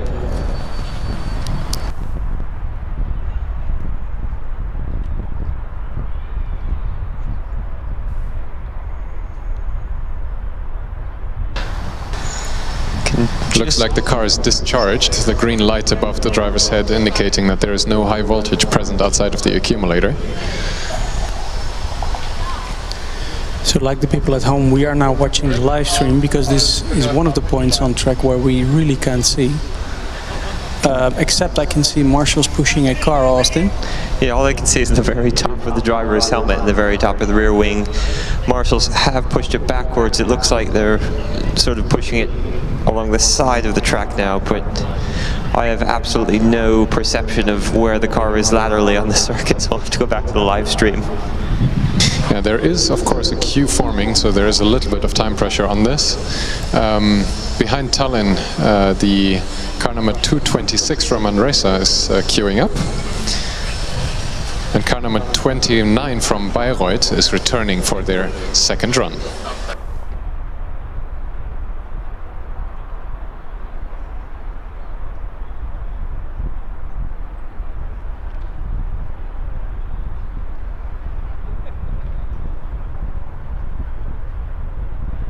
Schweinfurt unfortunately having to wait a little bit before being motioned forward to the green flag position until Kiel is safely out of the way.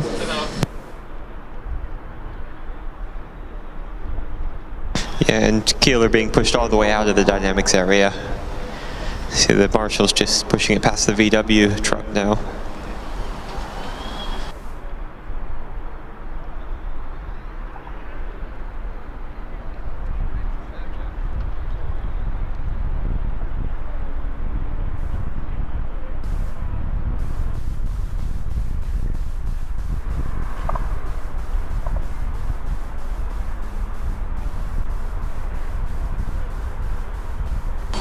Green flag for Schweinfurt. Immediately hitting the third cone on the left.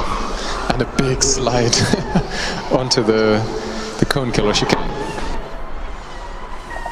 Yeah, this third cone has been a real problem cone for a few of the cars now. Just drivers attempting to just cut the apex just a little bit to open up the corner and just exceeding the boundaries of what physics will let them do just a little bit, I think. Next up on the green flag position, car number 33.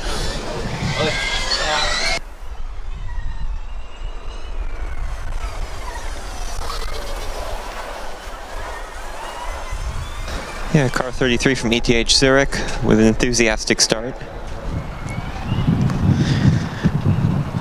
Meanwhile, Schweinfurt making their way back onto the infield.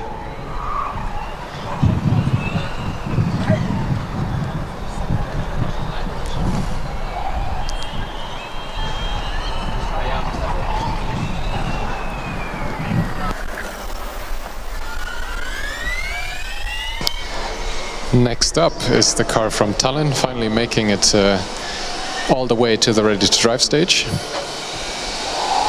Queuing up at the green flag. And the driver from Schweinfurt with another drift going around the horseshoe. Car oversteered quite massively and they had to catch it at the last minute. Now crossing the finish line for Schweinfurt. Zurich now on track in the infield. Let's see how they manage the very tight. Yes, they do very well, Austin. Yeah, this driver is doing things very smoothly. I guess the clock will tell us how quickly this is. Visually not quite as dramatic as some of the others we've seen recently. Fastest time of the day so far was 82.93. Zurich come round in an 87.88, so they are about 5 seconds off the fastest time of the day.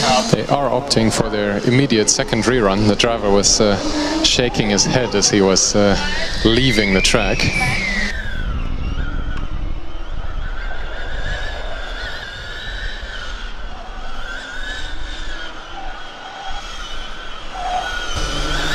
So with Tallinn on track, Jonas, I am looking into the statistics of the team, and there's one statistic that's catching my eye. So they are really a good team. They have a lot of top 3 overall results. Their finish rate on all events is 81%, whilst if this information is right, they have never finished in endurance here at FSG. I think this information is wrong, but something is going on here. Well, they have just finished the first autocross run.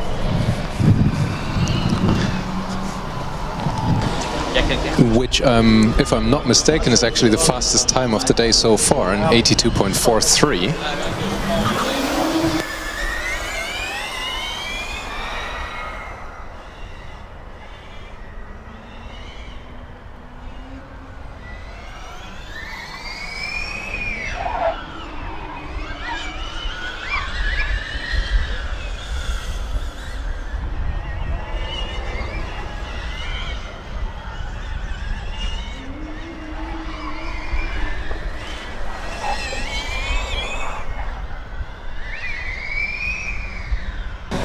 Car 29 from Bayreuth finishes their first run as well. Followed closely by ETH Zurich, Car 33. This is their second run for the first driver, who appears to have picked up the pace quite a bit from the first run.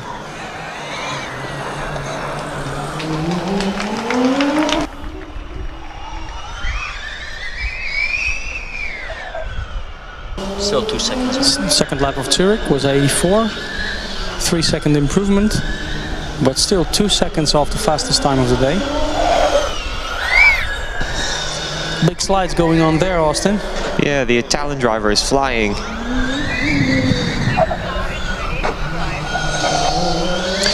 Now rolling towards the green flag is car number 99 from the RWTH Aachen.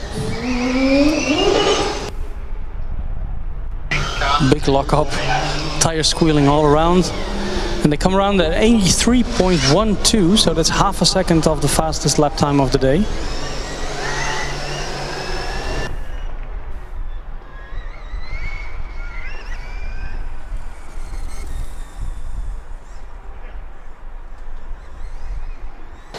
Which of course they themselves in their first run set. Austin, for Tallinn, it looked like a clean run, didn't it? Yeah, I didn't see them strike any cones, and the car did look planted, especially going through the slalom. The changes of direction were quite impressive.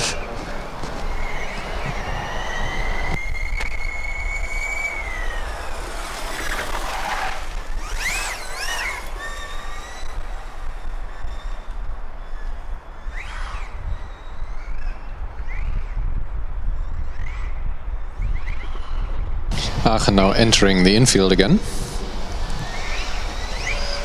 It sounds like the traction control is having one heck of a time keeping the motor torque under control.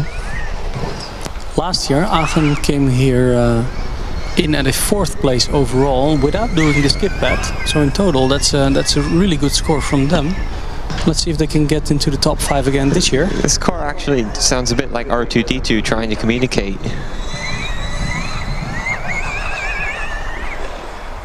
Yeah, it sounds like there's a lot of tire spin involved.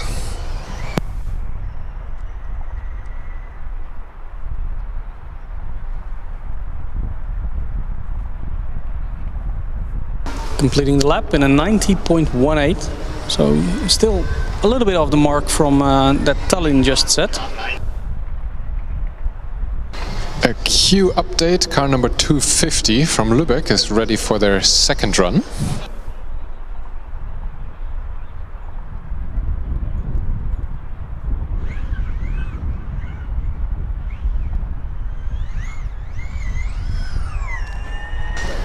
In the last 2 events, Lübeck had to do the tilt test 11 times, 6 times in Austria and 5 times here in Germany. So the fun stuff on their car is, can we tilt one more time? And they actually made a turf. I don't know what's it in English. They made a, you know, a stripe list. A stripe list of that.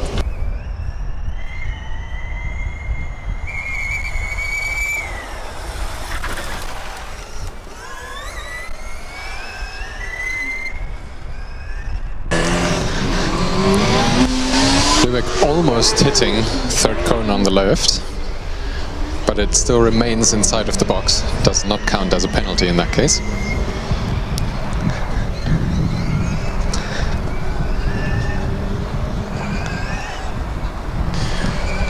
Also joining us here in the first run queue is car number 16 from the UAS Zurich,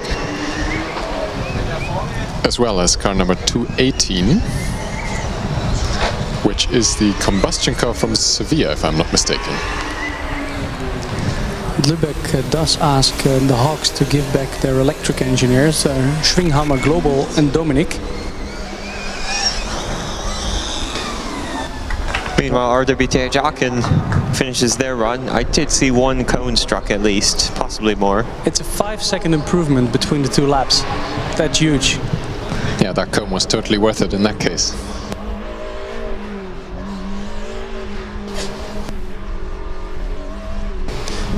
Team from Lübeck, combustion car on track, also want to thank EOS for the beautiful roses, and they should get ready for the postcard and check for the welding master.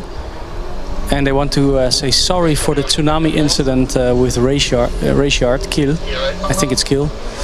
So next time they want to ask Raceyard to build a dike, please. And also they think they have the biggest rear diffuser of the whole field. Is it, Austin? It is pretty big. It's pretty big.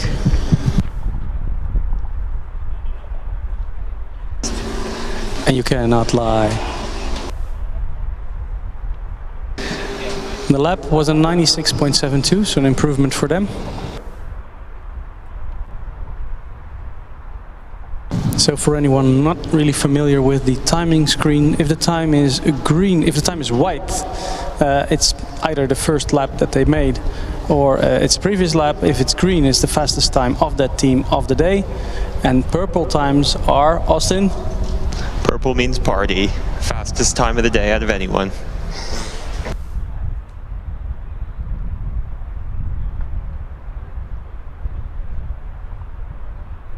So we got a bit of a dry spell going on. Is there anybody in the queue, Austin? Yeah, I can see car 16. I think that's US Zurich.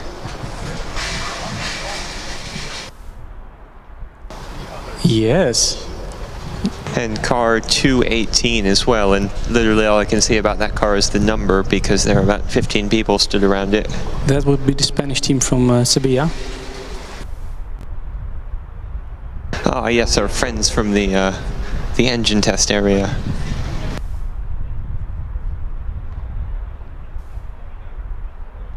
The team from Sevilla want to give a shout out to High Speed Karlsruhe, because last year before they went to FSG, one day before FSG they broke their bell crank attachment while they were testing. And actually High Speed Karlsruhe welded it for them so they could join last year. So shout out to High Speed Karlsruhe. And that, Jonas, is I think what really emphasizes the sportsmanship in this competition as well. Yeah, which of course leads us straight away to a hint towards the Sportsmanship Award, where things like this can be highlighted by any of the teams, and at the end of the competition the organization will select the most sportsman-worthy selection out of the submissions from the teams. So if you haven't done so already, or have any ideas from any of the teams to nominate any of the other teams that have done something very sportsmanlike for you, please don't hesitate to head to the formulastudent.de website and find the nomination page there.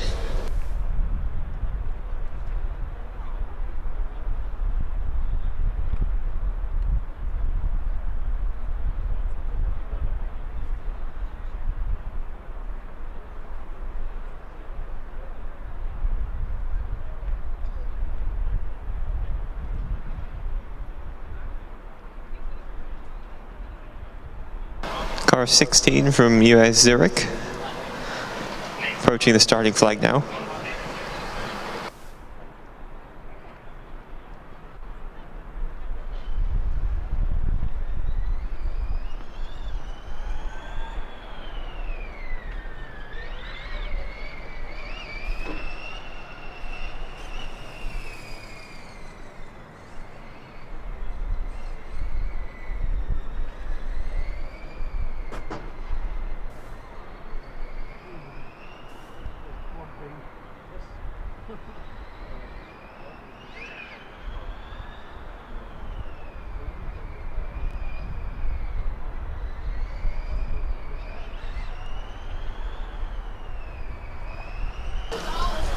So Austin, Winter Tour ZH8W, as the school is named, Zurich UAS, is now whizzing about. I was looking into the spec sheet, and they have a full tubular space frame. This is their first car. 13-inch wheels with the Hoosier R25B tires.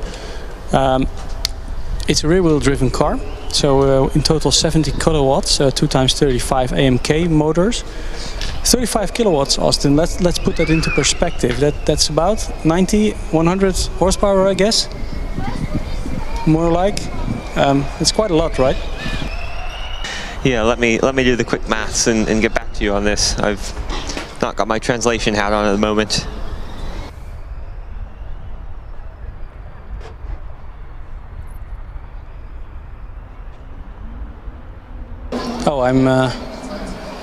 Well, it's 46 times 2, so that's 92 bhp.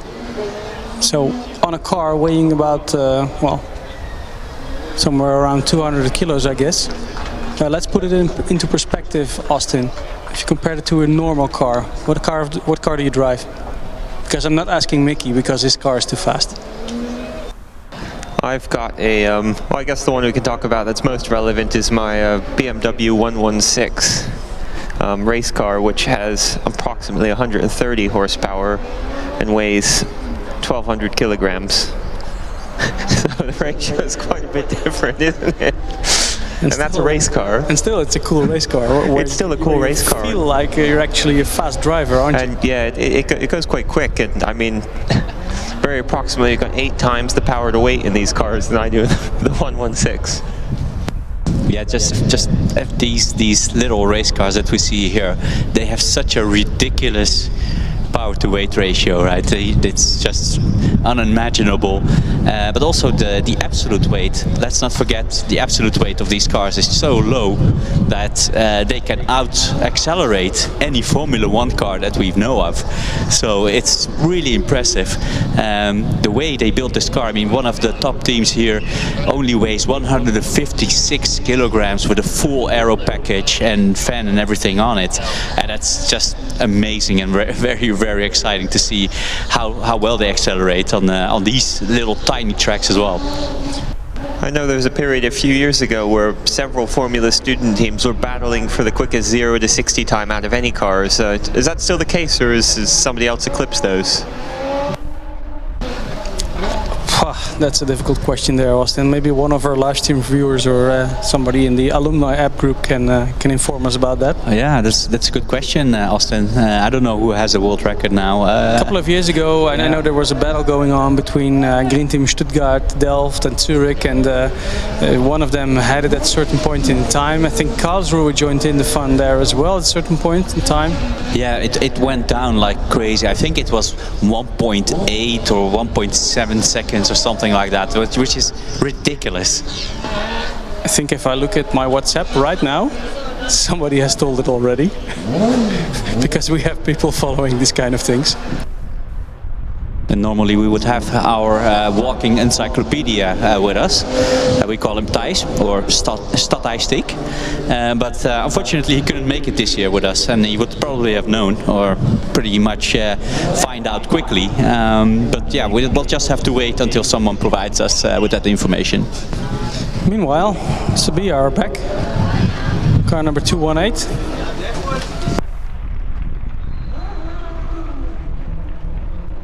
They are here, of course, for their first run of the day.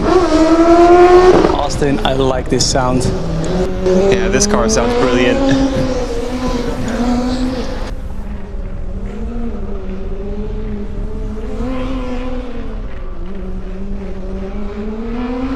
Looks to be a good run so far as well, as the driver enters the north curve. This team have 2 drivers.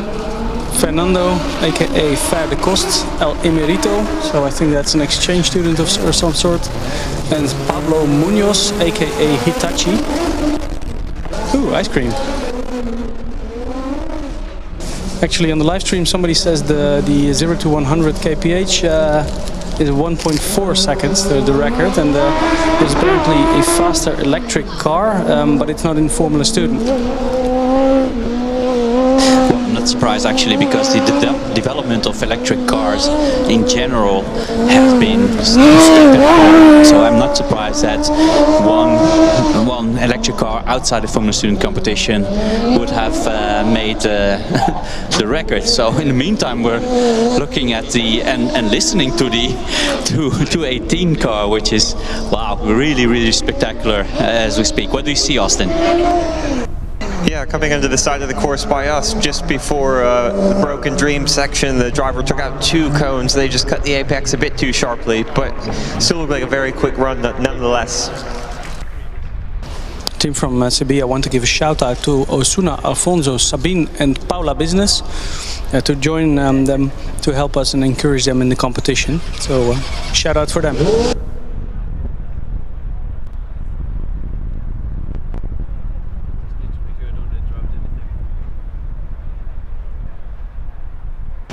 Sevilla car stalled just now at green flag position. The timing beacon, Mickey, is a little bit further down the road, like 8 meters or so. So no issues for them, but well, they have to get it restarted. Yeah, that's just a minor detail. So the driver is saying, no, I can't seem to restart it. Not even a little huff or puff from the engine, just starting motor. So I'm not sure whether it's just flooded or something else. So the car is probably being pushed back, at least that's what the driver wanted to do. It doesn't hurt them because they still get the second run. This doesn't count as a second run, so no harm for them. Of course, they've lost the heat in the tires, but that should be about it.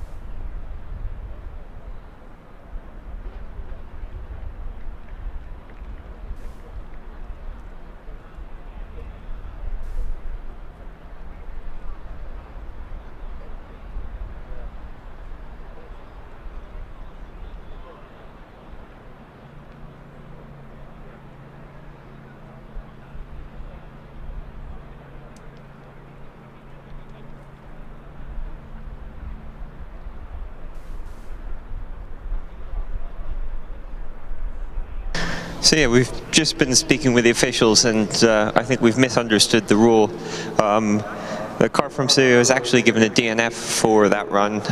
The rule is basically once the green flag is given, the car has 30 seconds to start the run. If it doesn't start the run within 30 seconds, then the run is classified as a DNF. Yeah, and I think, Austin, this rule has been implemented because there were a lot of delays in the past couple of years with cars not being able to start at the start line and delaying the whole queue. So this is one of the new rules. We saw it yesterday during the driverless and this morning in the driverless as well. You get a certain amount of time after the green flag or the virtual green flag. If you don't start the car, something else happens, then usually that means it's a DNF or a DQ. So now on track is the electric car for Sevilla, car number 51. And if we remember, Austin, this was the car last year, that was the first year that they passed the technical inspection for them here in Germany. And they didn't finish the endurance by 1 lap. Can you remember that? I do, that was devastating. Hopefully they can, first finish Autocross and then finish endurance tomorrow, make up for the disappointment of last year.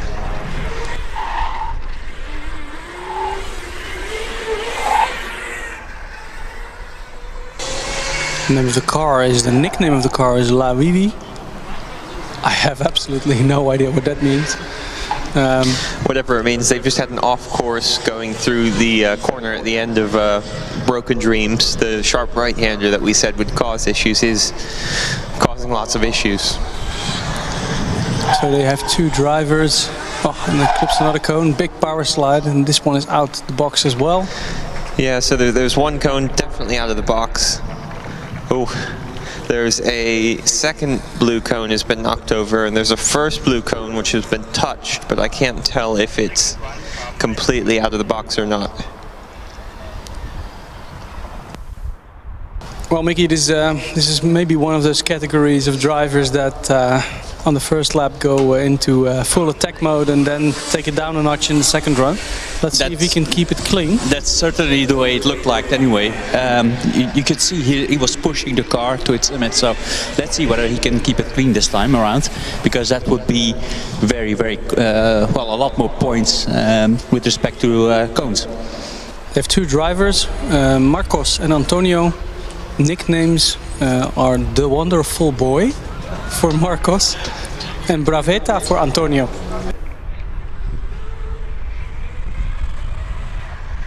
The Wonderful Boy.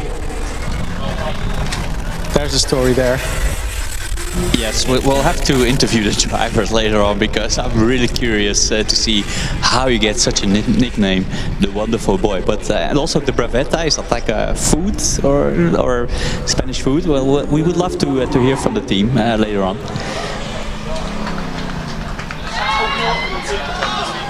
Although I work now for a Spanish company with a lot of Spanish people all day, I have no idea what Bravetta means.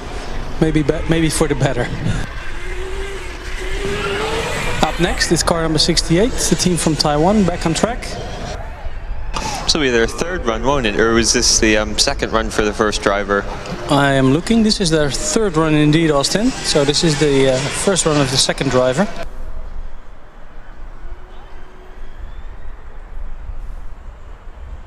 So the time that they are looking for, fastest time so far, the first driver was a 93.44. Yes, and looking at Uni Sevilla, at least the second part of the track looked very clean and very fast. What does the time tell us, Steph, for the Sevilla car? It's about a 2-second improvement for them, so it's a 93.75. So yeah, it's very decent, and it looked clean, far as I could tell, at least the second half of the track that we were watching them. So well done to the Sevilla car. Talking about improvement over the 2 laps, Mickey, it's quite a long track, so you expect, well, a bigger margin between the 2 laps than on a shorter track, of course. If you're a good driver and you're experienced and you know how to handle the car, you have some testing time, you have some years Formula student maybe on your belt, what are you looking for between those 2 laps? That's a difficult question. I mean, the good drivers who know the car instantly know the limits of the car, so they can find the limits of the car very quickly. So normally the way they drive, the way they brake and the way they accelerate, there's not much difference. The big difference is in the heat of the tires. After 1200 meters, 1204 in this case, you do have some heat in the tires. That means also a lot more grip in the tires. So that's usually the difference. But I would say on a track like this, that would maybe a second and a half between the first lap and the second lap. Okay, let's see what this second driver for Jinshu can do.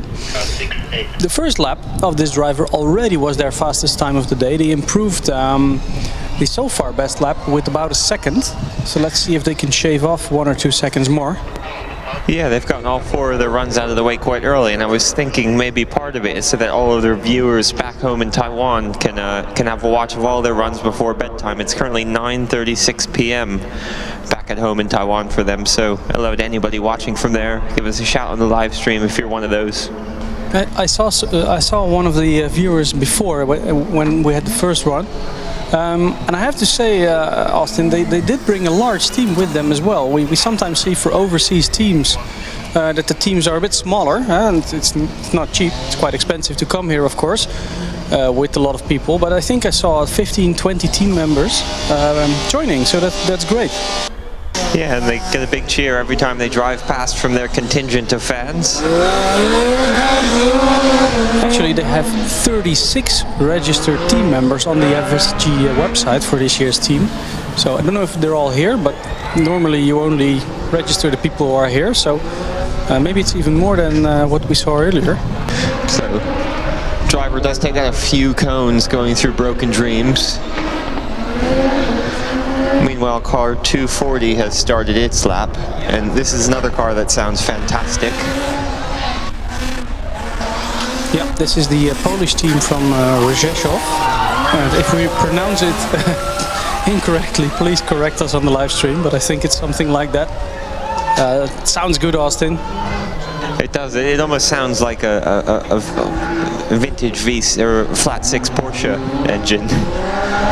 It's actually a Triumph 3-cylinder engine. Yeah, and just I'm going to interrupt a little bit here, guys, because the Taiwanese team were going absolutely ballistic with finishing their autocross runs, and they're really happy with the performance of the car. We could hear it. We could hear them cheering all the way from here. So that's really nice to hear the enthusiasm from the Taiwanese team. Very well. And actually they should, because you know what the second driver in his last run did? They improved their time with about 5 seconds. So that's a lot. That's more than expected. Well, a lot of cones being clipped now by the Polish team, car number 240. looks like a lot of teams adopt my strategy of going full throttle, 110% maximum attack on the first lap. Well, each and every year already, for years and years now, we're commentating on this. So if you watch it back to see, hey, what did my team do last year, or how do the dynamic events go? Maybe you've heard. Yeah, well, we'll keep an eye on the. Of course, you have some just regular aggressive drivers that clip cones and really go over the limit every time. But we'll see whether the Polish team. No, they don't.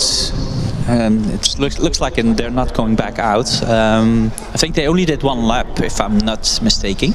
Yeah, so maybe the driver was not really happy with the setup, or something else happened. So the driver elected not to go for the second run immediately, which is a shame, because then we would have at least a comparison between the first and the second lap immediately. Yeah, you were absolutely right there. Up next in the queue, we have a queue. Is Uni Ziegen, car number 102, at the front of the queue for the first run. For the second driver queue, we have Uni Thessaly. I think they will get priority because they also removed the cone. Let's see. Tallinn is also with their second driver, or second, third and fourth run, I have to say, because there's one queue for the first run and the other queue is for the other runs. We also have car number 225 here. That's UPC Manresa. We heard them earlier, Austin, warming up their engine as well. And we have a very green car, 372. And indeed, we had a couple of viewers from Taiwan. We actually got a hello from Taiwan from Michael Wu. Well, thanks for watching. Nice to have you on the live stream, and of course, it was nice to be able to see your car run on the Autocross event. Very nice. And have a good night rest, because it's late over there.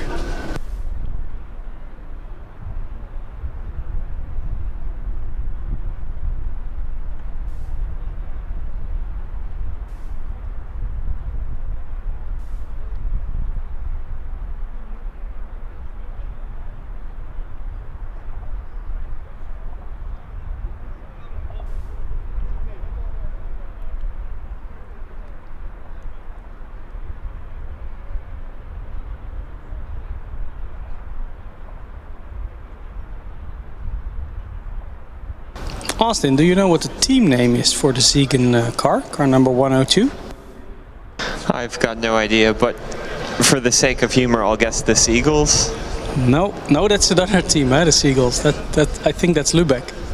Now this one is the Speeding Scientist Ziegen. That's quite good. Their goal this event is to finish all the dynamics events. The first endurance driver, so presumably also the first autocross driver, is Simeon or Simi, and the other driver is David, and the nickname is Rup. Car name is Merida, named after a female character in a movie starting with the letter M. Whoa, big puff of smoke from the... Is that the Ziegen car now, Austin, on track? Yeah, it is indeed the Ziegen car, yeah.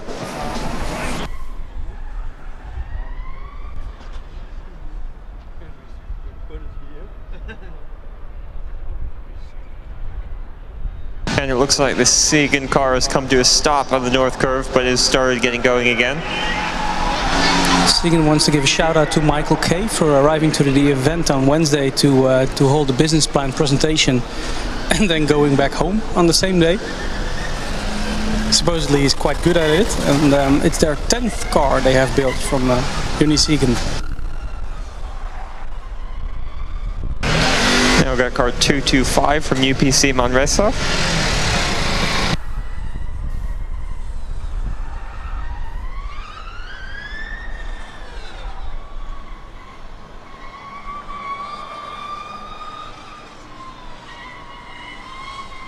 So on track now, Dynamics UPC Manresa, car number 225, team from Spain.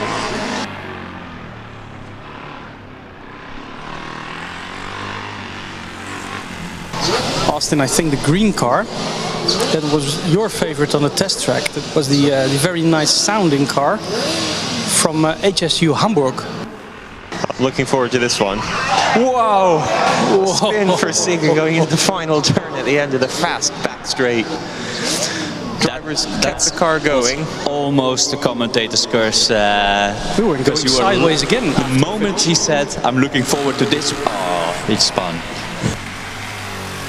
They were super aggressive, those last. It wasn't, I mean, almost as aggressive as the driver hitting the steering wheel when they finished. I'm not sure that's still going to be in one piece. And actually, it's very, very interesting that all the points that we've pointed out during our track walk turned out to be very difficult for these drivers and cars, indeed. So we had actually quite a keen eye for the difficult parts of the big power slide again from Sagan.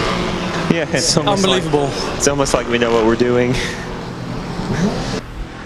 I mean, it's not more cautious. I think it's as aggressive as the first run. Not necessarily the best way to go, I think. So Uni Thessaly back on track. We saw them before.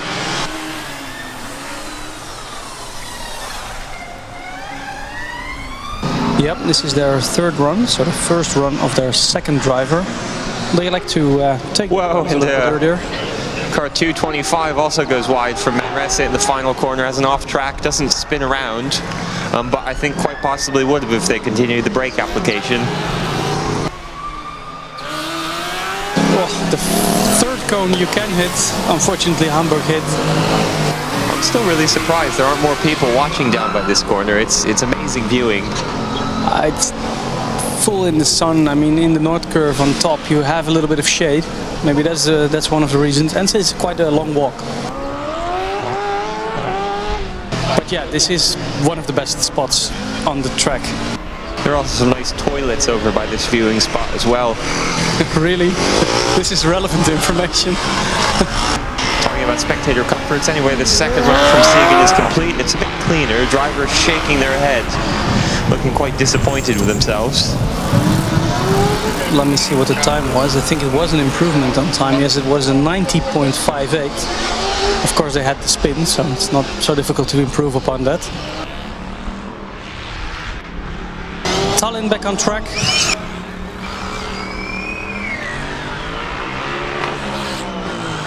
This is already their third run.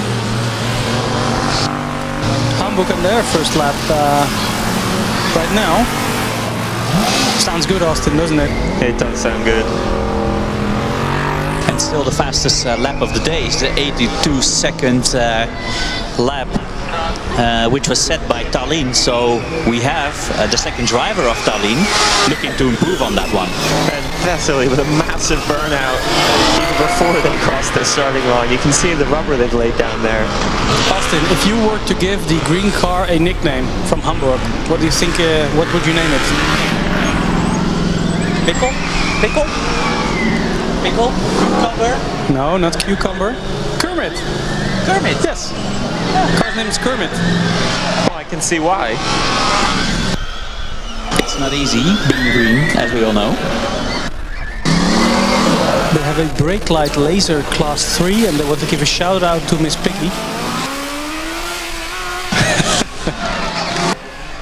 Their goal was to pass the egress and being able to drive it all, so very well done, you're here. Meanwhile, Manresa and Tallinn both finishing their runs respectively.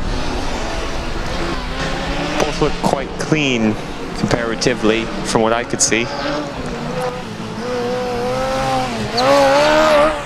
So the first lap of the second driver from Tallinn was already very close to their fastest time of the day with an 83-second lap, so that was already quite impressive. So second run coming up for him. Oh, we've got a spin from Bayreuth just after the first straight, really. The cars continue going. And Thessaly completing what I think is the fourth run for the car. There we go with Tallinn. Yep. Final run of the day. Oh, and Tallinn being shown yellow flags. I suspect they'll get a rerun.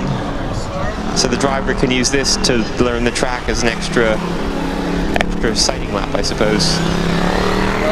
Well, that depends a little bit, Austin, because he didn't really slow down at all. So usually the officials look at it as, okay, so if you don't slow down and you were given a yellow flag, then we don't give you a rerun. If you slow down and let the officials know that you've seen the flag and you have taken every precaution to drive safely, then you will get a rerun. But at the moment, I'm not sure whether the officials even noticed it at the moment, so we'll have to see. The Hamburg car now crossing the finish line for their second run. It's an improvement with a 95.13, so that's a 7-second improvement for the 1106 racing team. Last year, their car blew up, as they call it themselves, 1 week before Formula Student Germany. And they also indicate, let's see what happens this week. So maybe not entirely comfortable about their car and reliability thereof. So let's wait and see. So far so good for Kermit, still alive.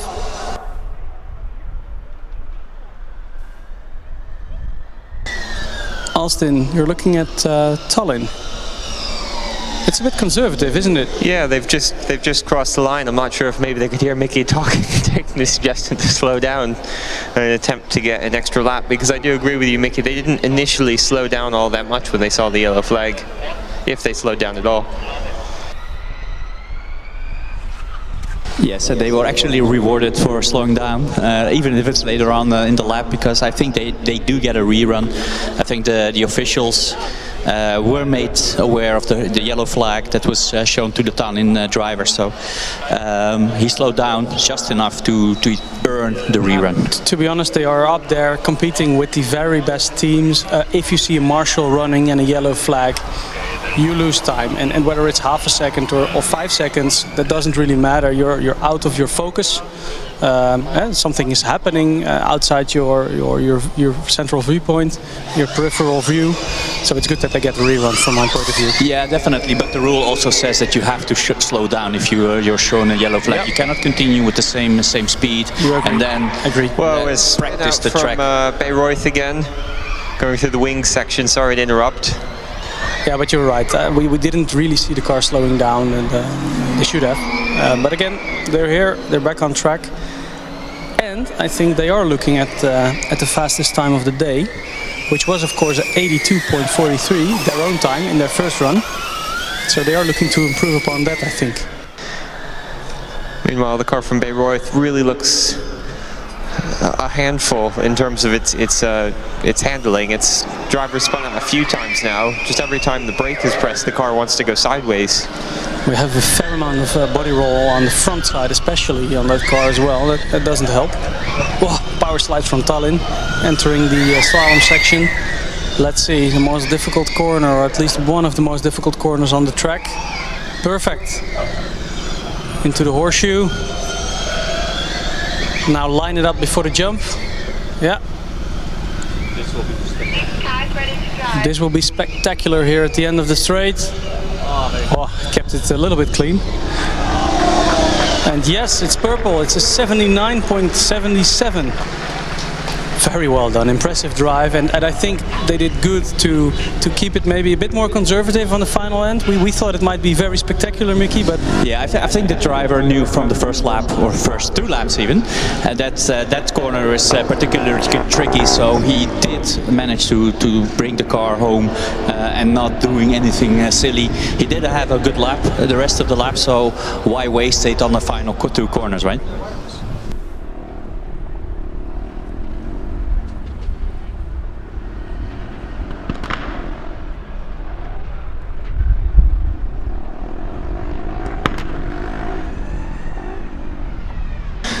Well, car number 284 is on track. They did send us a shout out.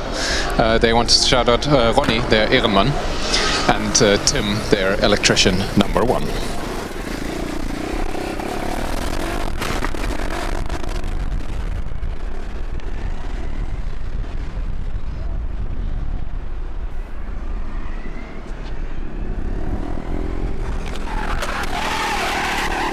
Well, in a lockup from car 168, going the very end of the north curve. Managed to keep going.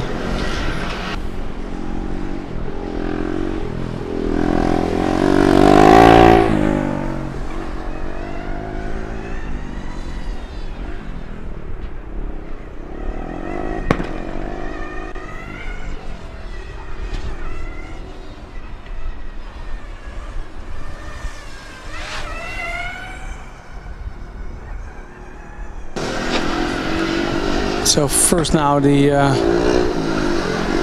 car 284 from Hamburg crossing the line.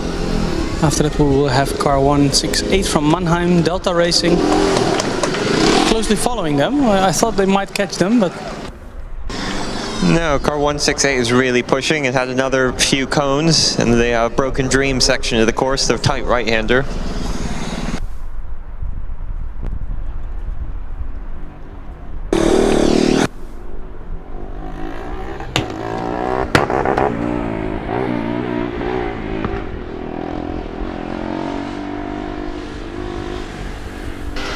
Car 284 back on track.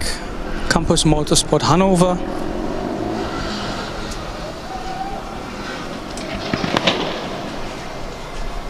Their goal is to finish all the dynamic events, and if I look a bit more closely into their history, they actually managed to finish a lot of endurances, so they have quite a good reliability on their car. The car name is called Pegasus 22. Sorry, I hear something scraping on that car as it goes down the north curve. Have a listen.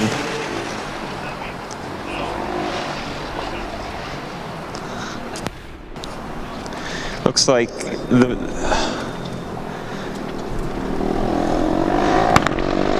front wing. The front wing has broken off and is tipped forward. It's almost like a snowplow now instead of an aerodynamic device. Oh yeah, it's really scraping the ground. Actually quite tricky because you don't want that wing coming under your front wheels, because then you will for sure go straight and not be able to brake. I heard a big bang when they transitioned on. That's your microphone. You hear the big bang and then... Heard a big bang, the microphone stopped working. No, as they transitioned onto the north curve, sort of where Jonas and I were mentioning that was a suspension designer's worst nightmare, and I think that's where they had the failure of the front wing.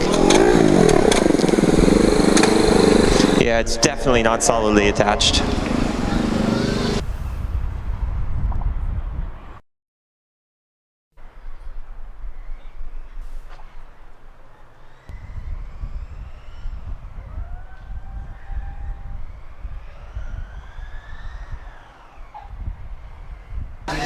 They did manage to improve their time with a 99 point.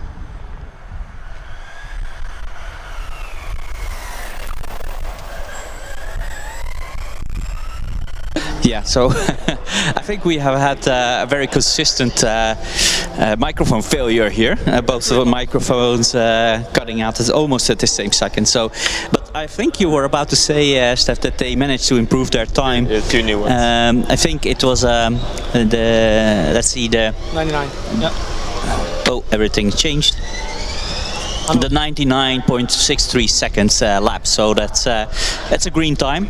Still quite a bit off the pace, obviously, but with a broken wing, it's a good thing that the driver didn't push really hard, because I think he actually knew it or saw it. So Mickey, how does it work? They did finish with a broken wing. Does that fall into a re-scrutineering category? It could be a DQ, right? Yeah, well, that's an interesting question. I think it all depends on. I mean, there's no rule against a wing touching the ground. Obviously, it wasn't as in the. Oh, so sorry, Austin. Austin has the answer. Well, it partially depends on how lucky the driver is when he picks the post-scrutineering card. If he picks the one that has the ride height check, then I think he may be in trouble. If he picks the one that specifies the distance between the front wing and the wheel, he may be in trouble. There are some other ones he might be able to pick and not be in trouble, but I think, like you said, having a failure isn't specifically a disqualification, but if this leads to a contravention of the technical regulations, then they could be in trouble. Meanwhile, a car going very slowly and coming to a stop. It's not car 78, it's car 113 from US Munich. Yeah, and the driver just doing the sensible thing, just pulling off the track, because we have another car, and I think that's the Hamburg car, if I'm not mistaken. Yeah, the NXP car coming up, but it will be shown the yellow flag. So let's see, the driver does have to slow down, and he does that very well. He was given the waved yellow flag, which means be prepared to stop, slow down as much as you can, and look for the instructions from the officials around the track. But in the meantime, the other car, I wanted to say it got going again, but car 113 does have some issues, as it seems, and that will hurt obviously the Hamburg car, but the Hamburg car will definitely get a rerun, and I think the officials already have confirmed it, as we can hear from our position here. And the driver doing it very well, a very safe manner, passing the stalled car, and this is the example how it should be done. It's quite amusing. He's been given a green flag for like the last 5 meters of the lap. Rules are rules, Austin. So if you are clear of the hazard, a green flag will be shown for you.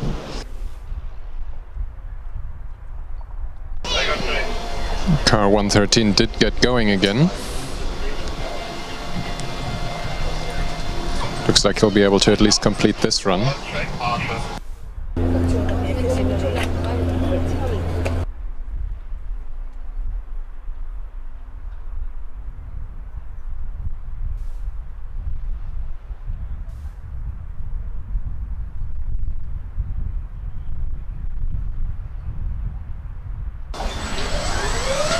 Hamburg immediately going for the rerun.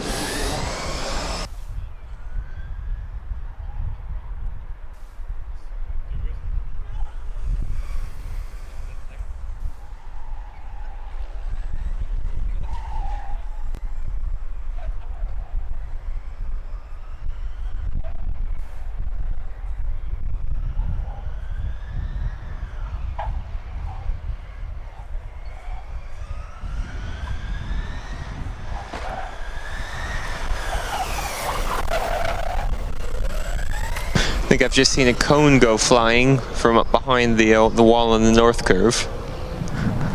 Other than that, looks like a pretty good lap so far.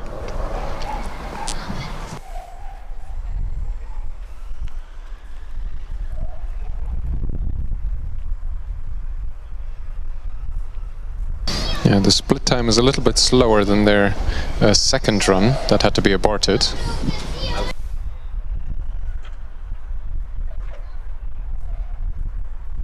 And he's collecting at least 2 cones in the St. Augustine chicane.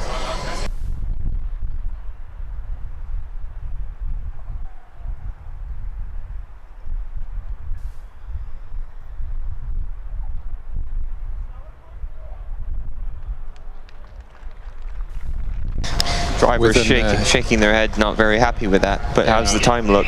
An 83.5 is not good, not terrible. Fair to middling. Now rolling towards the green flag is car number 66 from Nuremberg. One of the shiniest cars we have on track.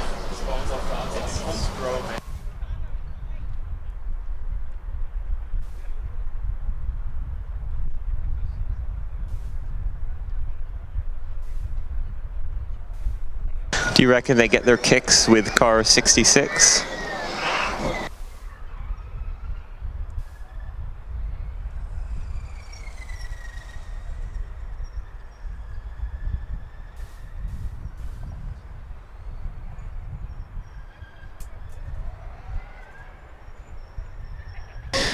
Meanwhile, while the car is in a section of the track that we can't see very well, I can give you a little bit of an update on the queue.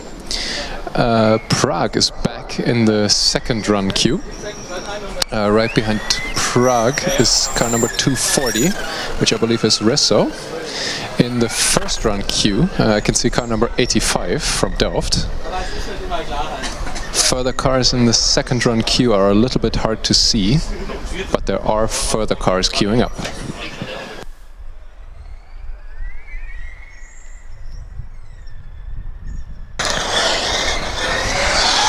Now we're at car 67 on track. This is only their second run of the day. The team obviously electing to remove the car after the first run. This is the first time I can remember cars with consecutive numbers being on track at the same time today. Cars 66 and 67. Now we've had cars from the same city, but not with consecutive numbers yet. Well, a big lockup for car 66 from Nuremberg going into the final corner. Manages to get the car sideways and just take out one cone, but stayed on track and finished the lap.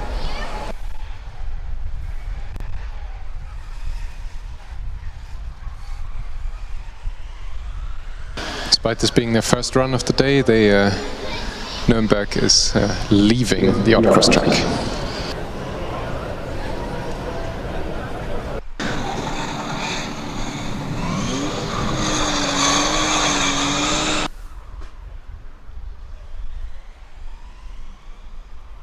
I think there's a lot of roll in this car on the track now. I was going to say it looks like the wing was broken, but I think it's just the body roll in the car. One end plate to the other always seems to be on the ground.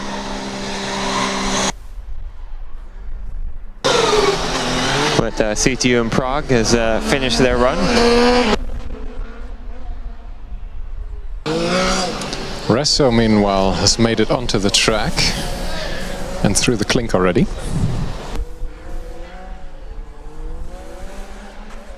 And Delft is rolling towards the green flag for their first run of the day.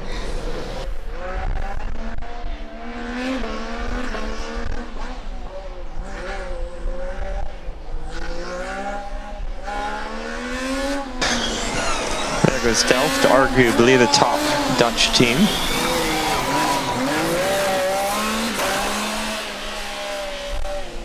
Huge bang there from Resso as they probably downshift into one of the curvier sections on track. And rolling up to the green flag is Constance, car number 43. I believe that's their third run of the day already.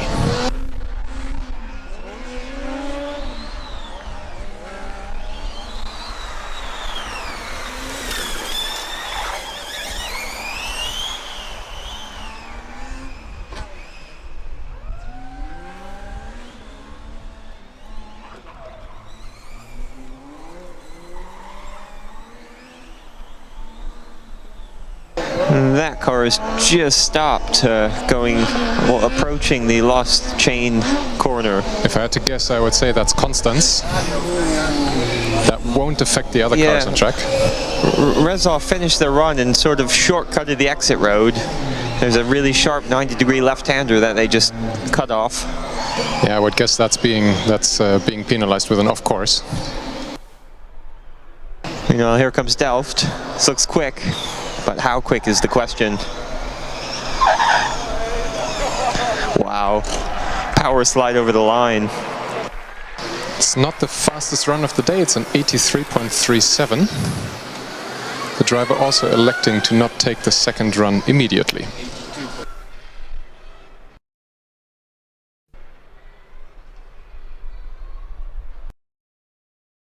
It's an 82.37.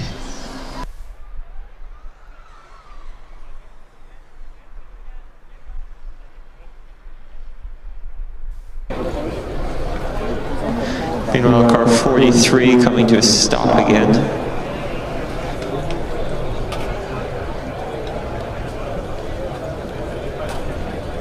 Car from Constance having another issue, but getting rolling again.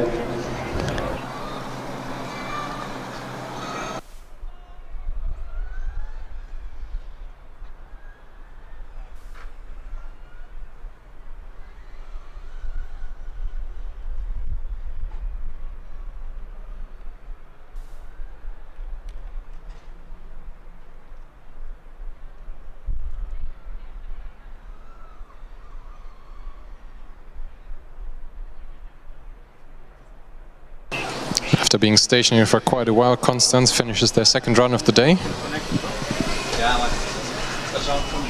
Let's see if they can improve with their second driver in the car. Here's Mannheim on track again, car 168, UAS Mannheim. This is the last time we'll see this car on track today for the Autocross. Last run of the second driver.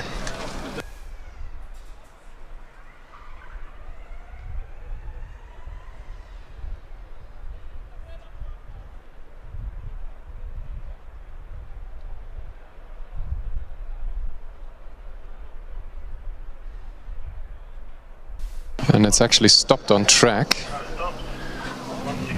Mannheim is stuck in the Nordkurve. Seems to have gotten going again though. Next up in the queue, car number 31 from Munich is lining up in the first run queue.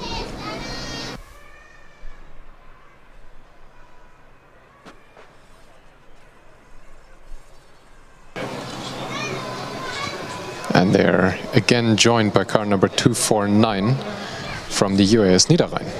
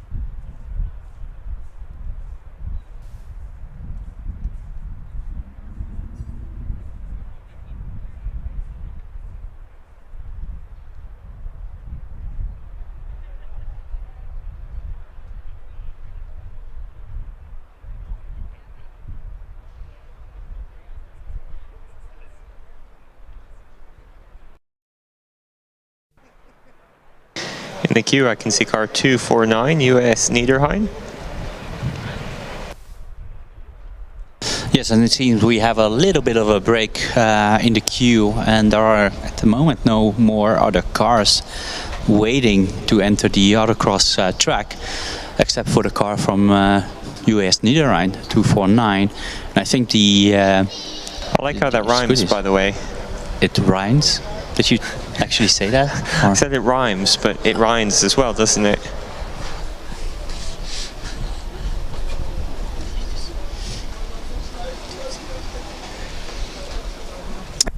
And it looks like our prayers are being answered, because we have car 102 entering the track, and I think, yeah, the driver is ready to race. I think it was Unisiegen that was out there in a very spectacular fashion, weren't they? Yeah, I'm hoping this second driver is going to be just as entertaining, because the first one was brilliant to watch. Yeah, and we all know that these drivers always have a sort of an internal competition going on, right? I mean, of course you are teammates, but you always want to beat your teammate. It's like any other sport. You have the same material, you have the same options, so you always want to be the better of the two. Yeah, you don't want to be the one holding the team back, so we'll see what this guy can do. According to Siegen, this is the 10th car that the team has produced so far. They want to give a shout out to Michael Kay for arriving to the event site on Wednesday to hold the business plan presentation and then going back on the same day. Sounds like somebody was busy with something else. Probably setting up the business. Do you think when they asked him, he shrugged his shoulders and said, K? Yes, and we have the other car from in the queue that we see is car number 50 from Lisbon, from Lisboa, and I've seen that car quite some times. I think yesterday and the day before, because I think they participated in all the driverless events as well, right? Yeah, definitely. We saw them at the acceleration and the skid pad for sure. So this is one of the cars that's carrying a little bit of extra ballast around with it. In this case, with the driver installed, all the sensors for the driverless systems and the actuators are dead weight.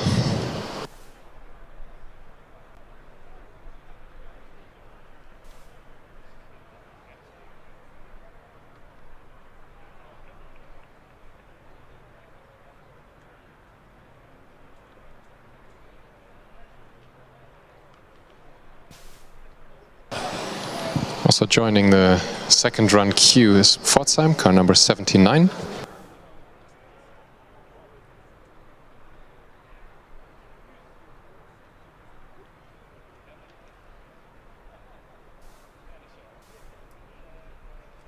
Yeah, and I think the car from Siegen is the one that will be able to go first, because I think the Lisboa car is being tracked, the driver is being tracked for all the necessary administrative necessities, and I think they're okay. So we will see whether car number 50 or 102 will go first. I think the queue is very empty at the moment, only 3 cars, so this is actually quite a good moment for teams to come and do at least one lap in the Autocross. Yeah, it looks like the queue at the post-scrutineering from the Autocross is a whole lot longer than the queue of cars that we actually have going onto the track here. So that's another part of the strategy then. If it takes you so long to get through the post-scrutineering after each of your runs, it does seem a lot more beneficial to immediately take the second run of each driver after the first run.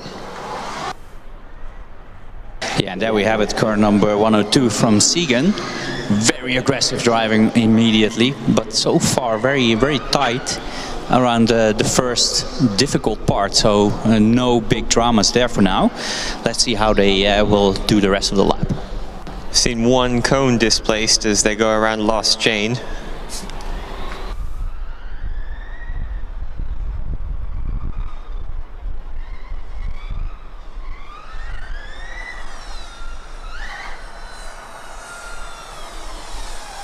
We've had a couple of questions in the live stream chat again about whether certain cars have run or what the official times are. Those kind of things you can find on the official timekeeping page, tk.formulastudent.de. Yes, and I think we saw the Siegen car slowing down in such a fashion that the marshals were starting to run towards the car as well. It was on the north curve section of the track, so we couldn't exactly see what was going on. But the driver did have to slow down, or the car slowed down. We don't know. It does seem to have picked up the pace just a little bit. But of course, the driver will not be as aggressive, I believe. Well, there you go. I almost missed the turn.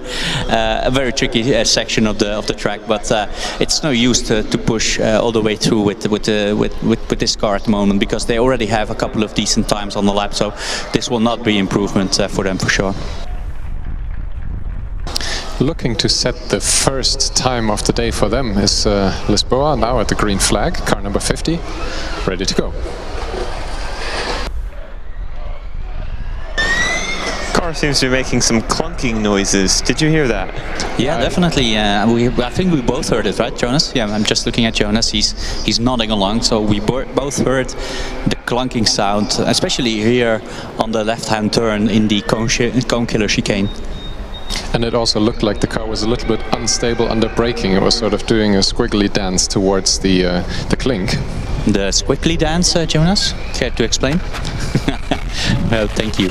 That's a very visual representation of the squiggly dance.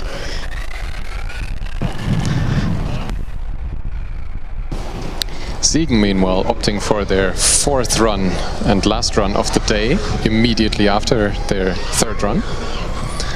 That's actually tire smoke under acceleration. I haven't seen that in a long while. There was something definitely not right with the car, but because the driver tried to accelerate and it didn't actually behave the way the driver expected the car to behave. So something is definitely off with that car. I don't think the driver is happy at all.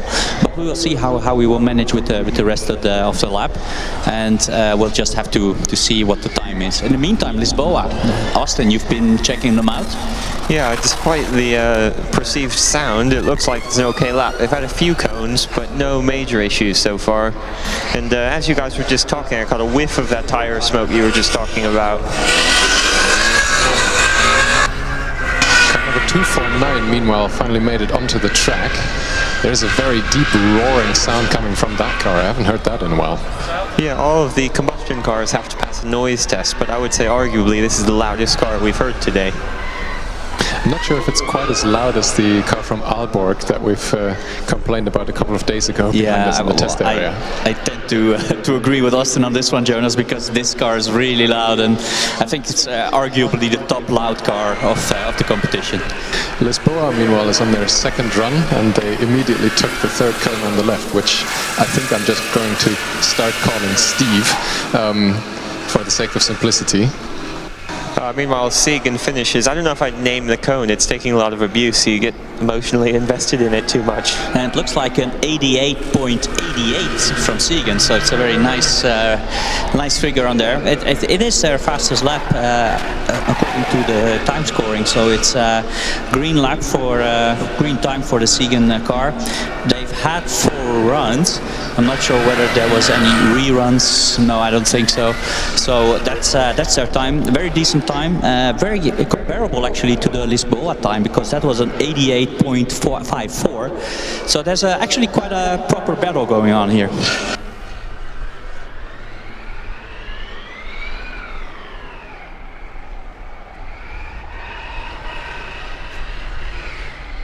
Pforzheim now being motioned towards the green flag position. Whoa, and Niederheim locks up crossing the finish line and takes out 3 blue cones. I think it may be an off course in the exit area. They've got, well, 2 cones on board still. 1 fell to the ground. That was spectacular.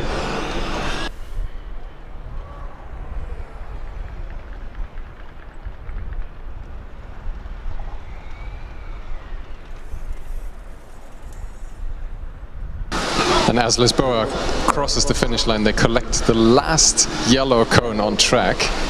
Again, something very weird, because that's not actually one of the cones that you would expect to be hit there, because you already managed to slow the car down. So there was actually quite a strange behavior from the car into that corner. Not sure whether the driver is happy with the car at the moment, but maybe we'll find out later on. By the sheer volume of noise emanating from the track now, you can tell that the US Niederrhein has elected to go for their second run immediately after their first one. And we suspect something may be loose on that car. Steph is having a look through his ginormous binoculars. Mickey's ginormous binoculars. Oh, it's Mickey's ginormous binoculars. I don't know if that makes it better or worse.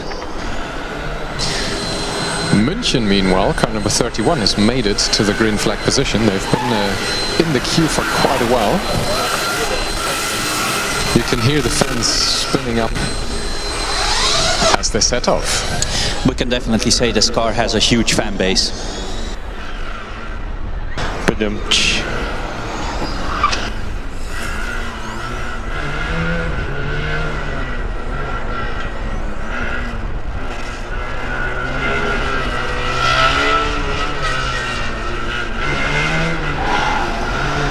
And car 79 from US Pforzheim, Amber, finishes at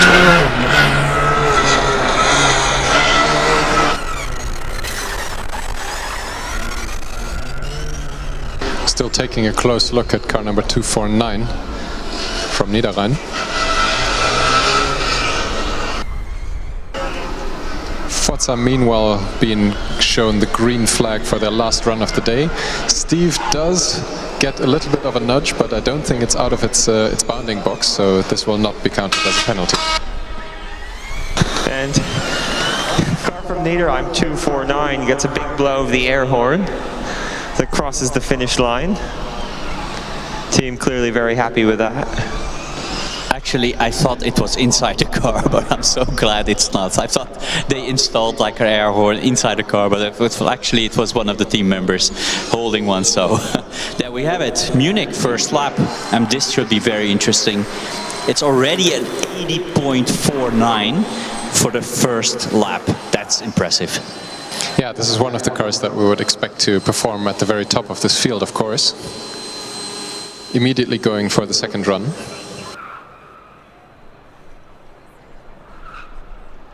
I actually thought it was the brakes on the Niederrhein car. Oh, he takes that first cone to perfection. He tips it over sideways and it lands back in the box, so that won't be a penalty. Meanwhile, I see another cone flying wide for Pforzheim, who are on their last run of the day.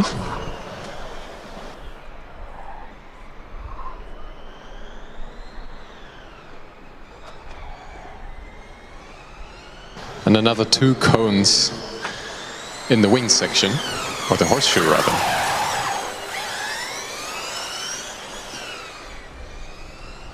Whoa, and Forsheim locking up in the final corner again. There's a cone stuck under the car now. Driver not happy. Let's pop the cone out at least.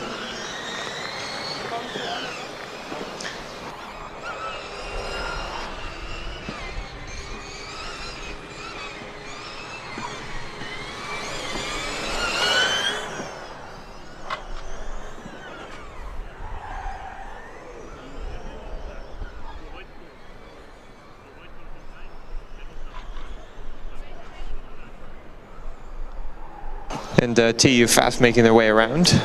Yeah, if the split time is anything to go by, this will be even faster. And indeed, it's the fastest time of the day so far, 77.2. That's very impressive. That's probably one of the best times that will be on the board for a long, long time. And I would imagine that will be very hard to beat today. I'm not sure what the evolution of the track will be later on.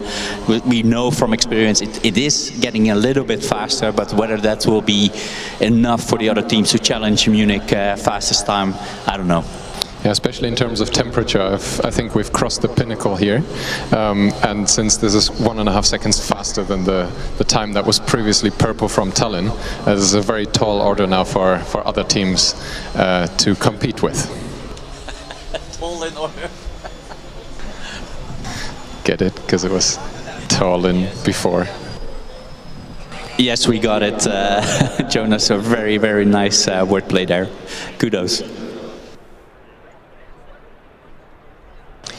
Queue update. In the first round queue is Madrid, car number 373, followed by US Karlsruhe, car number 399.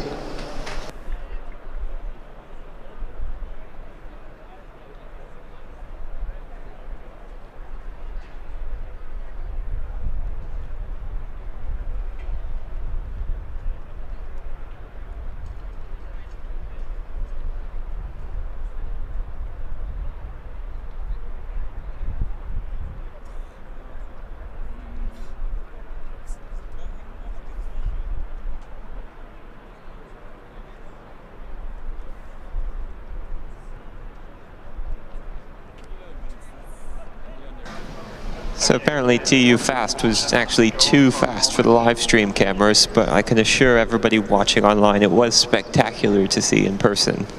Hopefully somebody on site will have some video they can share at some point soon.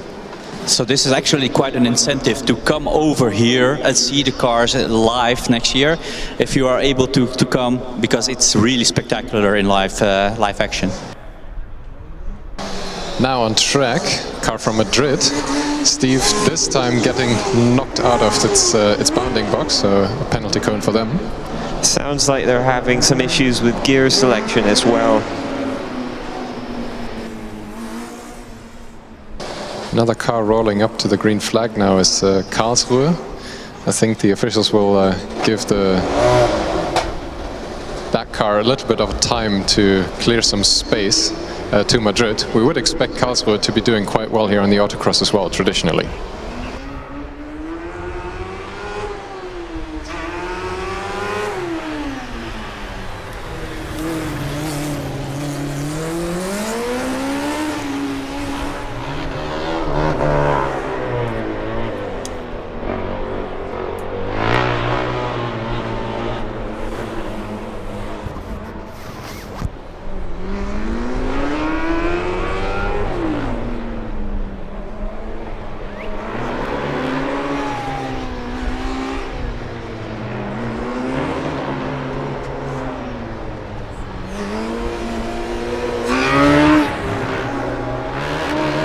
So from Karlsruhe we have a couple of shout-outs to give.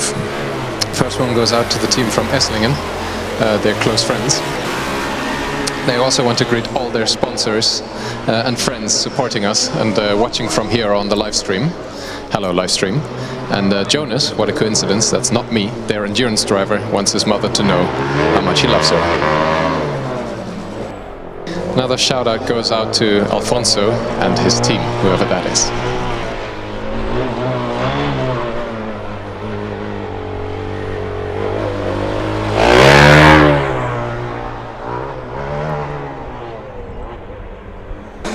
Meanwhile, car 222 from Napoli takes the green flag. We've also seen this car at quite a few of the driverless events too.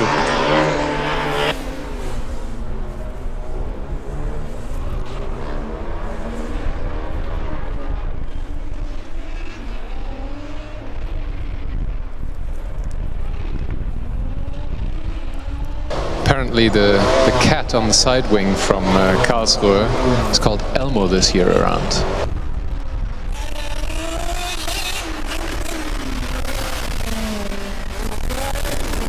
These cars seem to have a Sesame Street theme. Yeah, a little bit. They had a few problems at FSA. The suspension broke in quite a spectacular fashion. They thought the season would be over for them. But thanks to their team captain and their team captain and a big part of their team got COVID during FSA, which is a huge bummer. Nevertheless, the team was able to repair the car in only 5 days, and making sure that problem, that suspension failure, can never happen again.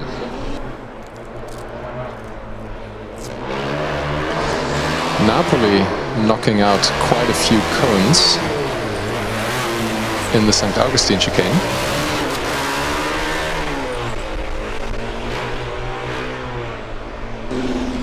Yeah, they finished their first run.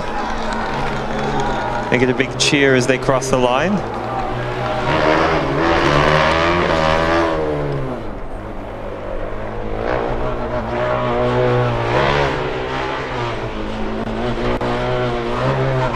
And we see some real Italian temperament for the very spectacular driving as well. Austin, I think you observed them for most part of the track, so how did that look like? Well, yeah, we watched them on the practice track this morning and they were sliding all over. I think the driver hasn't used your strategy. They've been a little bit more conservative than I was hoping they would be on that first lap, so let's see what they do here.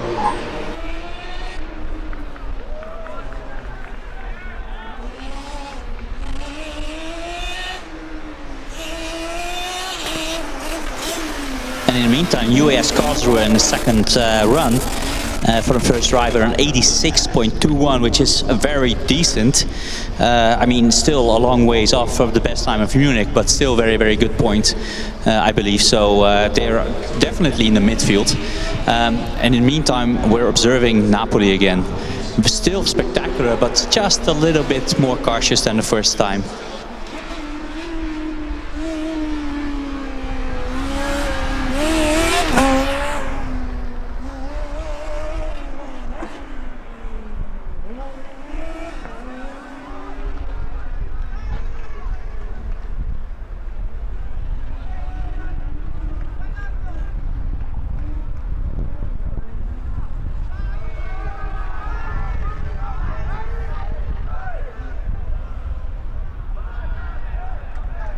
Another clean run for them that time, I think. Yeah, definitely. It's an 88.21, and well, at least the part of the track that I've seen, there were no cones collected. I'm not sure whether that also applies for the North Curve section, because we can't really see it from here, but a very decent time from the Napoli car, and I think the team is cheering, and they're obviously very satisfied with the performance of this driver in the car. Milano, meanwhile, used to be at the front of the first run queue, but is now being pushed away again. The same for car number 23 from Amberg-Weiden. So the queue is completely empty again at the moment.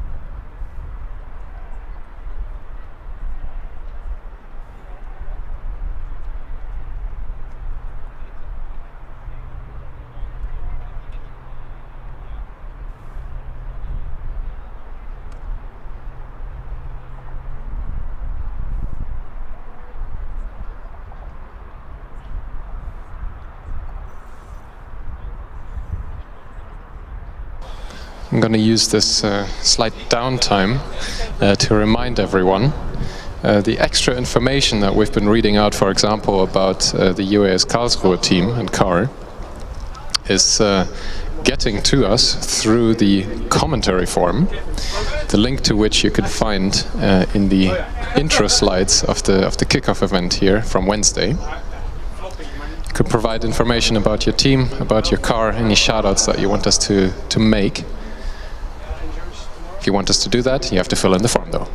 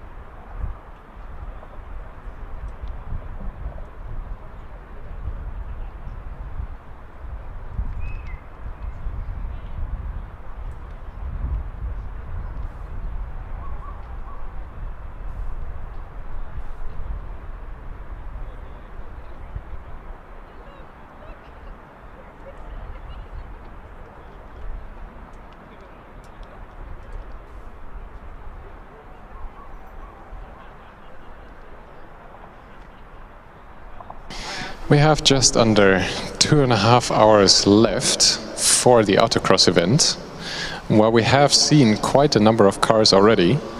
An even greater number of cars, I think, hasn't had a run yet. I do see quite a few cars in the dynamic area, for example, waiting for the test track, but I would still urge that especially when times like this, where no cars on track are present, that there will be absolutely no extension on the 7 o'clock deadline for closing the Autocross track. So please make your way to the dynamic area with your car if you do want to run the Autocross event today. I think especially for your burst banker lap, there's no real point in waiting out much longer. No, there's no better time than right now. Track temperature is still reasonably high. We've had a number of cars go by now, so the track should also be reasonably clean and rubbered in at least a little bit.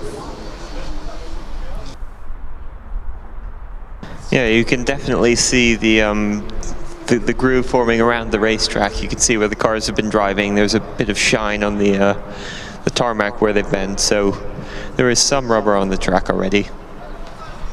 And more importantly, there's no dust or anything anymore. It's a bit windy, but all the clouds have gone, Austin. You were right. So there's only one cloud left here in Formula Student Germany now. I saw him in the pits this morning. Was that Claude Ruel? Correct. And also right.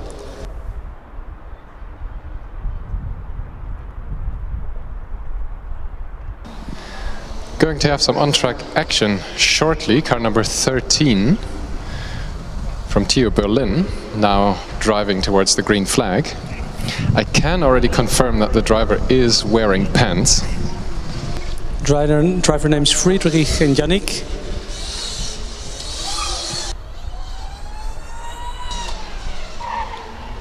They have a hashtag on their car. It's hashtag still on fire, because combustion cars were awesome and their hearts are still burning with the FT20 Evo. That might be our last combustion car. I have to agree there with them. To be honest, nothing beats the smell and the sound of the combustions, although the electrics, especially the four-wheel ones, are really a lot faster. Like maybe CTU in Prague, who have joined the track as well.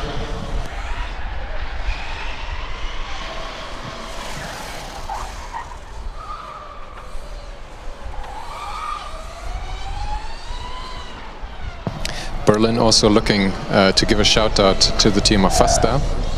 You guys rock. They shared a camp in FS Czech and became basically their twins. Their goal is to be the top UK team, arguably. Thank you so much for filling that in. You make us very happy, right, Austin? Yes, we laugh every time. It doesn't stop being funny. Although I think there are no UK teams this year, are there? We've got Cambridge here, and I saw them in the right. warm-up area earlier as well. That's then arguably the top UK team. Something else that's quite impressive that they mention on the commentary form response is that in January, when it became clear that their pouch cells would not arrive in time for this season, they actually redesigned their accumulator to use cylindrical cells that were apparently available. And judging by the fact that they got the car driving here at the competition, they were successful in that. That's impressive. And their first lap time was impressive as well. Let's see if Prague has something to say about that. I think they were a bit slower so far, because the Berlin time was at 85.87. That's a good first banker lap.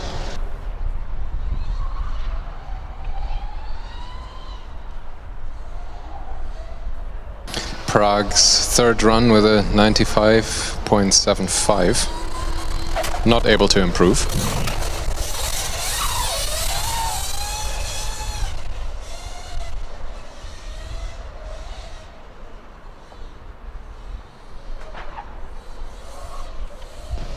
We are getting corrected here about the hashtag on the Berlin car. One of the people on the live stream actually thinks that the hashtag is because one of their cars burned down earlier this year. So that is probably the FT20 Evo. That's a shame. On the way to one of the events even. Yeah, I remember seeing some news about that.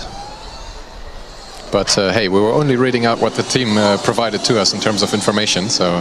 Yeah, that's harsh.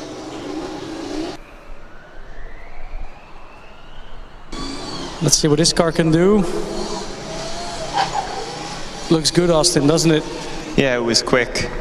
I want to see what the next car can do. Rolling up to the green flag is car number 294 from Esslingen. One of the few combustion cars still here this year. And one of the top contenders, as I would expect. And one car that snuck up on us a little bit is the car number 90, the Politecnico di Milano. They're already at the infield. Yeah, with Esslingen, it happened at skid pad as well in the first run. As we know from last year, they've got the big fan. In the first run of skid pad, they didn't turn the fan on, only in the second run. And it doesn't sound like they've got the fan on this run either. No, if last year's car from them is anything to go by, you can definitely tell that their fans are on because they're actually louder than the combustion engine. Teal Hamburg on track as well. One of the cars that participates also in the Driverless Cup.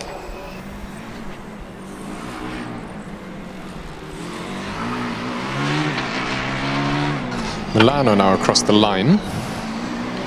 Their first run in 92.77. Now Esslingen, definitely one of the faster combustion cars on track. Looks good, Austin. Does look very good, and you can hear the fans come on now. Now the fan is on. I'm leaving my microphone open so you can hear it. Oh, and they turned it off. It is a fast time in 82.18, but since the driver is immediately electing for the second run, I would hope that they can improve on that.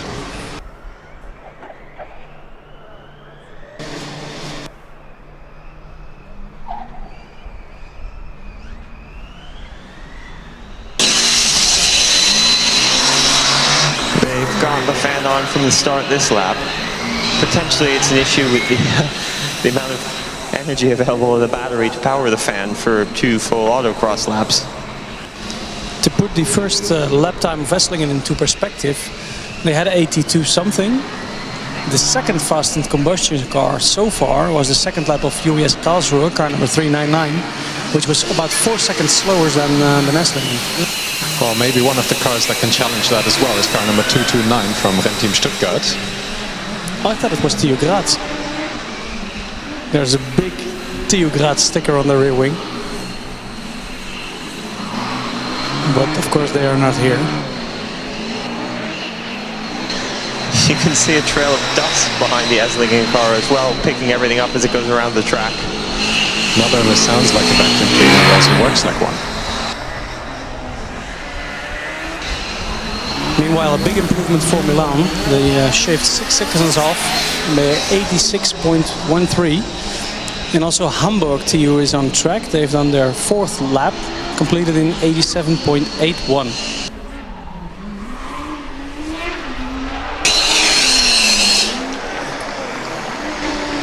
It is a 77.83.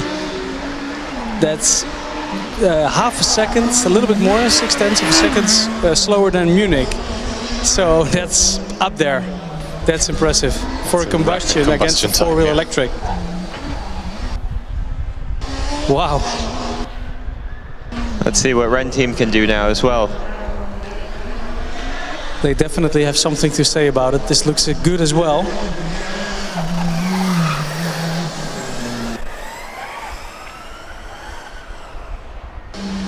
I haven't got the time.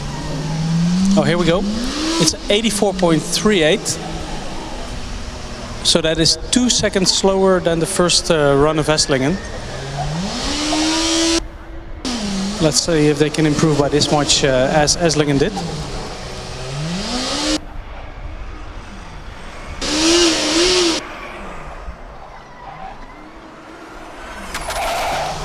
TU Hamburg now on their 5th run. I think that was the car that got the rerun earlier on in the first driver. Oh, clipping Steve, the named cone.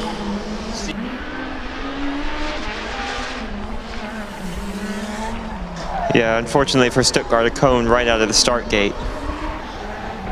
Hamburg, meanwhile, was able to complete their rerun with an 83.03, which means that they were actually able to improve upon their times.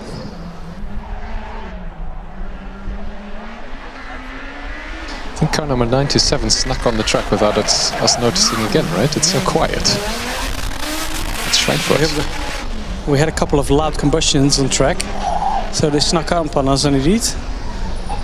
This is their 3rd run, completing in 89.85. No improvement yet for them.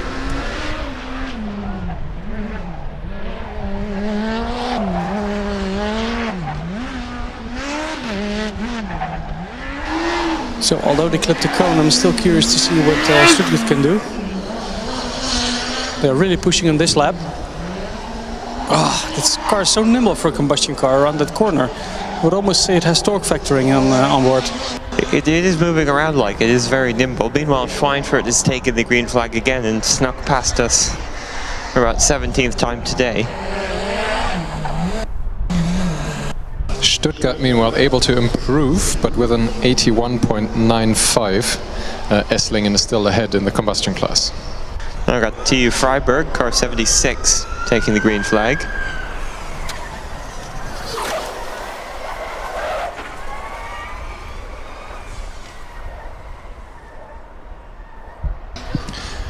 One of the 2 Mannheims is joining us again at the green flag position, the HBW this time, car number 69.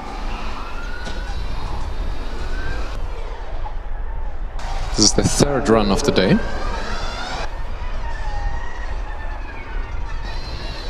So a Racetech racing team from Freiburg actually have quite a good endurance finish result. So on all the events they participated in, they completed 70% of the endurances. So that's way up there, I guess. That's a very high finishing rate indeed.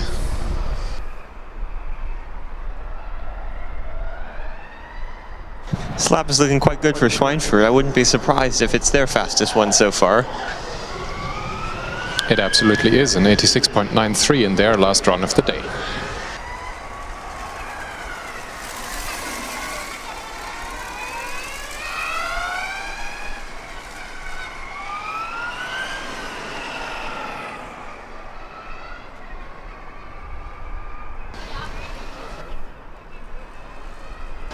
Freiberg, meanwhile, with a cautious pace around the track. Definitely going for the banker lap strategy.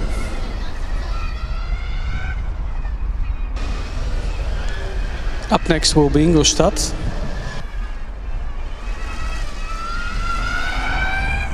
We have Ulm here as well for their third run, I think.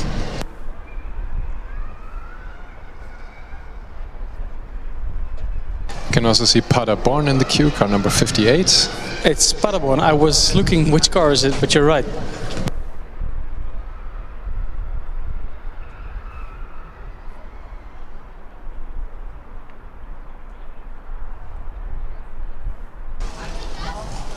Finishing Car now.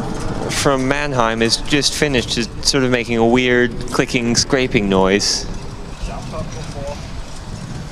Yeah, it sounds like somebody stuck a playing card into their bicycle wheels as the car rolls by.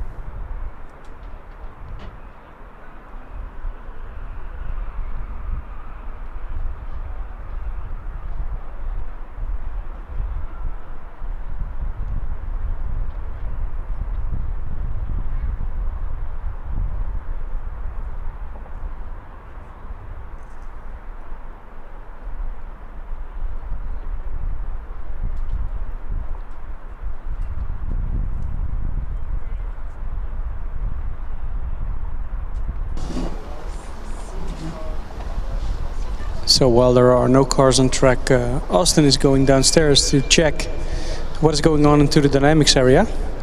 Austin, what do you see? I'm not Austin, but I am seeing Ingolstadt rolling up to the green flag. Yeah, I'll have a look around. I'll give you an update in a few minutes. DHBW Stuttgart, meanwhile, is joining Paderborn in the first run queue. Although I think Ulm will be ready more quickly from the second run queue.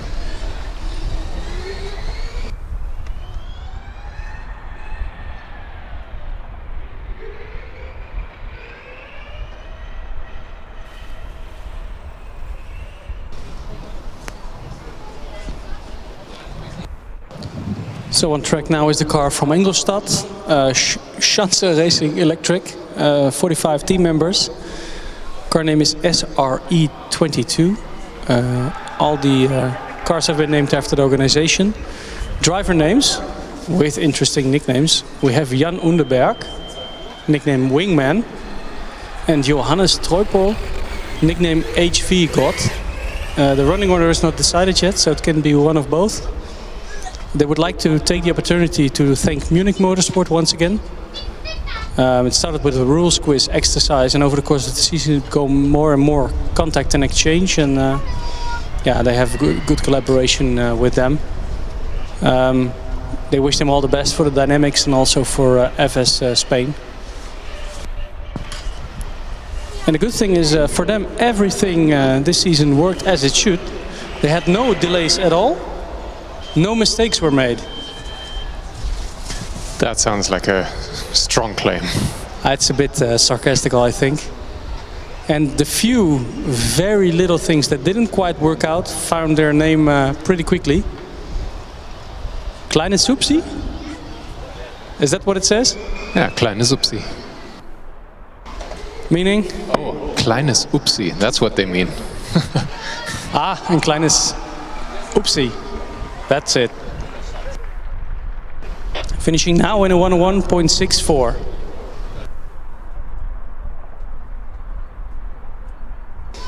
The team actually is highlighting one of the things that is relevant this year, which we might highlight. They said they have had quite a difficult year restarting again after Corona. I think this goes for most teams, right, Jonas? Yeah, it's definitely not the first team that we hear this from. 2020 was a difficult year for all the teams, with most of the competitions being cancelled. We saw a lot of cars not being built at all, or completed at least, and that has continued, causing problems for teams, especially now also with the continued delivery problems of all sorts of components for these cars. People not being around anymore, difficulty in transferring knowledge from year to year. It's definitely been a tough time. Nevertheless, that makes it ever more impressive that we do see quite a large number of cars actually joining us here at the Autocross track. Next up is car number 177 from DHBW Stuttgart. So before we go to the HBW Stuttgart, one last shout out from Ingolstadt. They want to have a shout out to all their sponsors, and especially their main sponsor, Startup Spider. Well, you need the help of your sponsors, right? Especially in such a tough year after Corona. So it's good that the sponsors stick around. Also for this event, of course, and for all the teams. But like one of our team principals once said, the biggest sponsors might be the parents, even, here, Jonas. Arguably so. I hope a lot of the parents are also around here on track. It's good to see some spectators back here on the event site. I think tomorrow we'll be in for a treat. I hope the Noordkurve will be quite full. DHBW Stuttgart on track in the infield. We've also been joined now by Cat Racing, car number 270 from Coburg. Meow. Was that a little meow? Was that you, Austin? Or was it you, Jonas? Yeah. That wasn't me, but I heard it as well. Meanwhile, down in the pit lane, you can see quite a few cars making some preparations. We've got car 58 from Paderborn, car 23 from Hamburg-Weiden, car 240 from Rezov. We've got University of Stuttgart. We've got Delft down here. We've got all the cars that have just run in post-event scrutineering. By the Dekra house, there's also a few cars taking advantage of the shade. We've got car 90 from Milana. Car number 63 from Trondheim, who performed quite well in the dynamic events yesterday. TU Budapest, TU Berlin. Moving over to the test area, there's a few cars just waiting around. We've got TU Valencia and University Carlos III from Madrid. Moving a bit closer to the actual test track. Brief interruption. Austin, we have Coburg finishing their first run of the day with a 90.55. I think that's the car that we saw the side pod flying off during the acceleration yesterday, the manual acceleration. So car number 177, the HBW Stuttgart. They are in close competition with their local neighbor from the Green Team Stuttgart. They won P1 in the FSN. DHBW did, that is. The Green Team won FSA, so it comes down to this last event of their year, FSG. Car name is Sleek because it's elegant, slim and fast car. Fast it is, I can confirm. Let's see what they can do on their second lap of their first driver. They want to thank all the sponsors. In the first place, the DHBW Stuttgart and their alumni.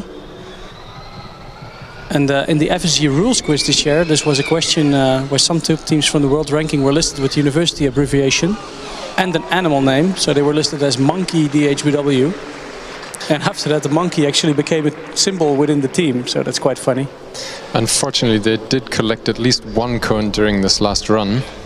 That fell off the car just off the track here. That's unfortunate because it was a below 80 lap. It was a 79.46, so really up there. And actually, quite impressively, they managed to split a cone apart at the tip. That I haven't seen before. Have we?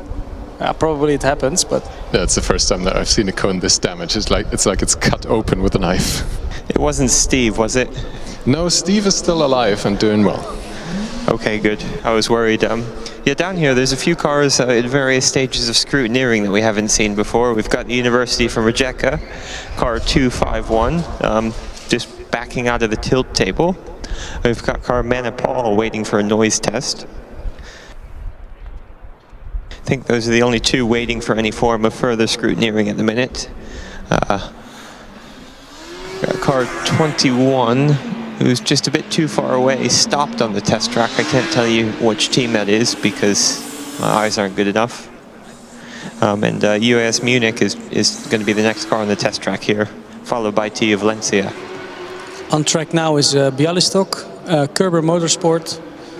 For everybody here on site, you have an avid fan, Dave, and Xenon 452, who are cheering for you. I hope you know who these guys are.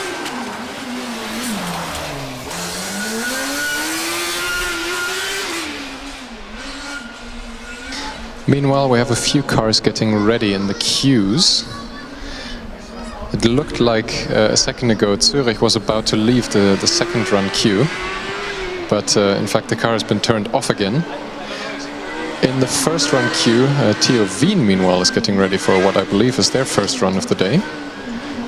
And car number 306, I think, behind, is in the first run queue as well.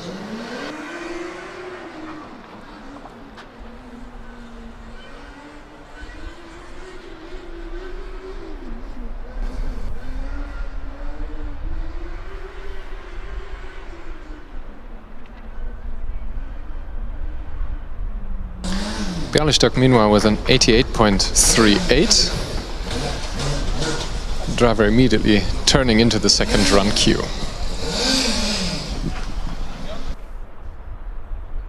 Since the track is empty, they'll be shown the green flag momentarily.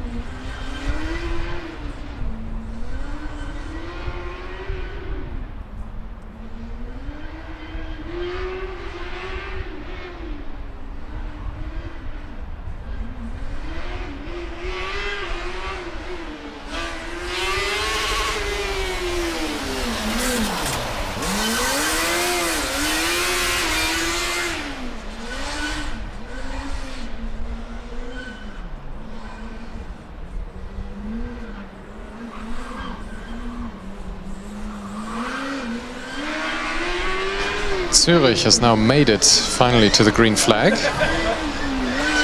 They are on track for their third run of the day.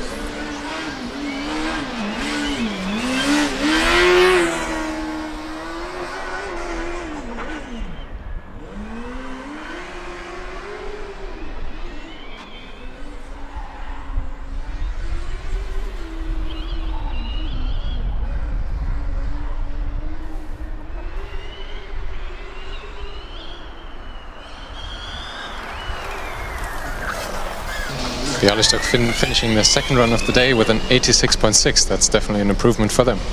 It was a real good run. Looked quite spectacular as well, with some sliding going around here when they crossed the start-finish line, or the finish line. And also sounded quite good. Yeah, CBR 600. Combustion is going away. I like combustion and I cannot lie.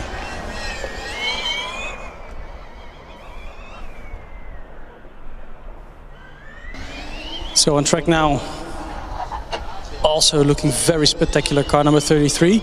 Mickey, you have been observing them for a while. Yeah, very, very tidy lap so far, not taking too many risks.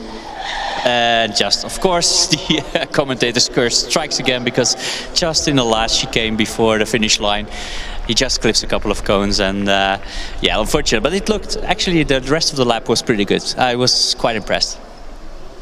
Maybe Jonas, you can take a look at the lap time from AMZ. Yeah, this was an improvement for them, an 81.93 in their third run of the day. They have one more run to go. But it looks like the team wants to take some time before their last run of the day. can imagine that. They have a good banker lap in. This was a third run, I think. Yeah, it was. So I might wait as well myself. But then don't cry when you're too late. You can't go get in your fourth run. That's the risk you take. Yeah, I don't think we can stress this enough. We've had plenty of idle time here on track now. There are still quite a few cars that haven't had their first run, and even more that have retreated after the first run. Now is a good a time as any to join us here on the Autocross track. Jonas? Jonas? To Jonas here. Join us. Thank you. In the first run queue, after Wien has been wheeled away without actually rolling up to the green flag, TU Gdansk is getting ready. Car number 306. And I think I spoke too soon. They're also being wheeled away after their engine didn't appear to be starting quite correctly. Next up is the Unique car number 279. Of course, from the time that we see the cars moving to the front of the queue, there's always a little bit of a delay. There's officials usually checking the driver is fastened appropriately, whether all the seat belts are tight, whether the arm restraints are installed correctly, and whether the four wheels are bolted on properly. And then the team still has to start the engine or the high voltage system, and the car needs to be driven to the green flag position. And this is the engine of the Jur car. Let's keep the mic open. It's not a CBR 600, but still nice.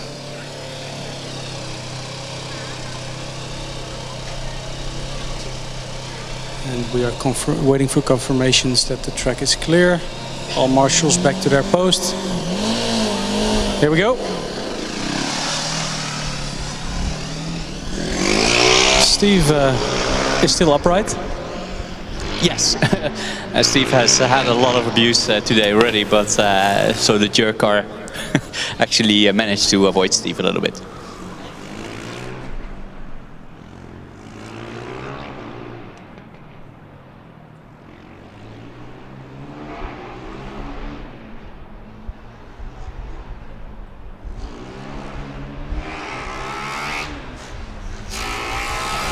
After Jur, we will get TH Ingolstadt, car number 34. And after that, we will get TU Valencia. And they are in the first run queue as well. Up next then is UES Munich. They already have their attractive system active light on, so they will be coming shortly as well. And after that, it's Cat Racing again. I've just got back up to the commentary position after having a conversation with some of the scrutineers, and they mentioned there's still quite a high percentage of cars having issues with the post-race inspection. It's not necessarily a disqualification or a DNF, but there probably will be some point penalties applied. I think the officials will be busy this evening. Do you know if the fastest time of the day is under threat currently? I was not made privy to that information, unfortunately. Jur finishing their first run of the day with an 87.55. Immediately going for the rerun. Well, rerun, second run of the day.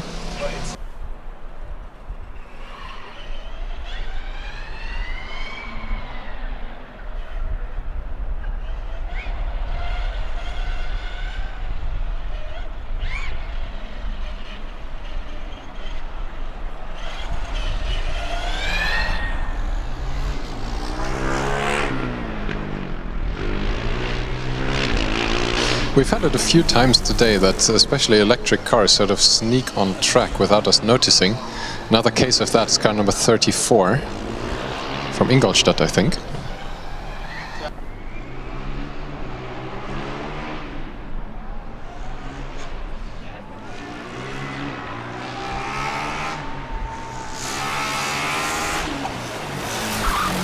Another electric car, 113 from US Munich.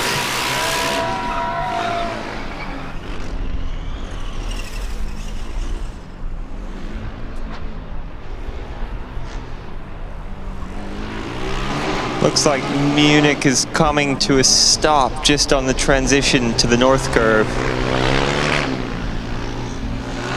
Doesn't look like anything's mechanically broken, it's just coasted and is no longer moving.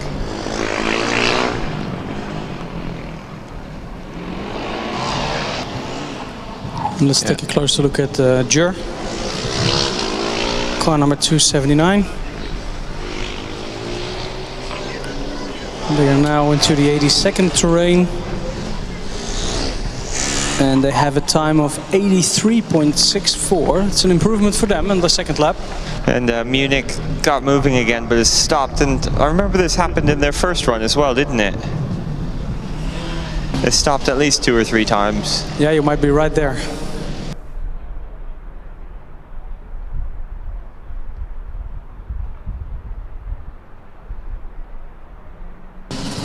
Valencia is joining us again at the green flag. For Munich, I think it actually was their second run. It was a 189 second lap. So probably it was the second run they had issues as well, Austin, not the first. Actually looks like the officials are briefly holding Valencia at the green flag in favor of giving them a little bit more space to run until the Munich car, which has stopped again on track in a section that we completely cannot see from our position here.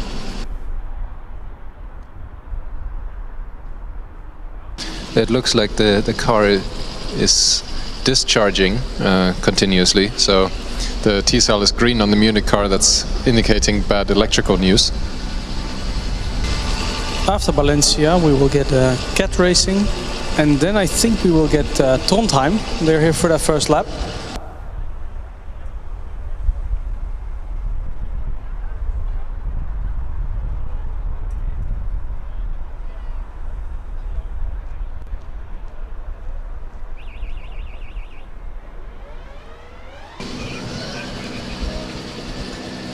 Also, Haag Göttingen is here for their, I think, third run.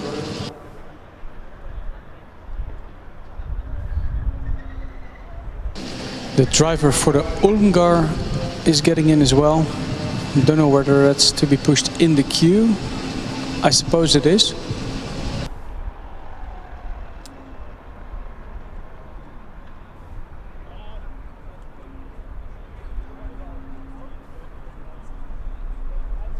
Valencia is still waiting at the green flag.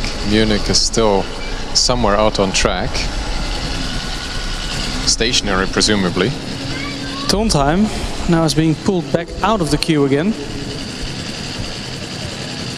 I don't think this is their own choice to wait a little bit longer for strategy reasons. I think it wouldn't go into HV charge mode. So for Munich, things are looking dim. They're now being pushed out. So that's a DNF for them. Which means that when Munich has cleared the track, Valencia will be released. Vigorously pushing the throttle now for no apparent reason, because the flag is still down. Now it's up. Here we go.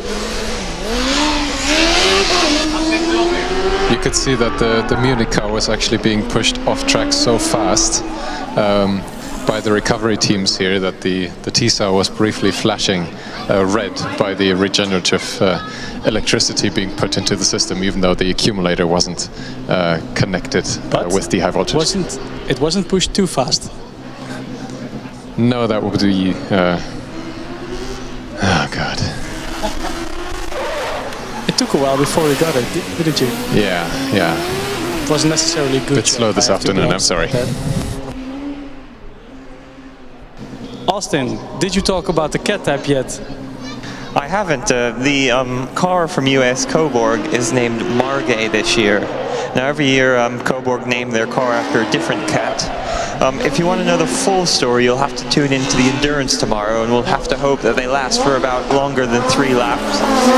But the short version is that the Margay is a small wild cat native to Central and South America. It's solitary and nocturnal and lives mainly in primary, evergreen and deciduous forests.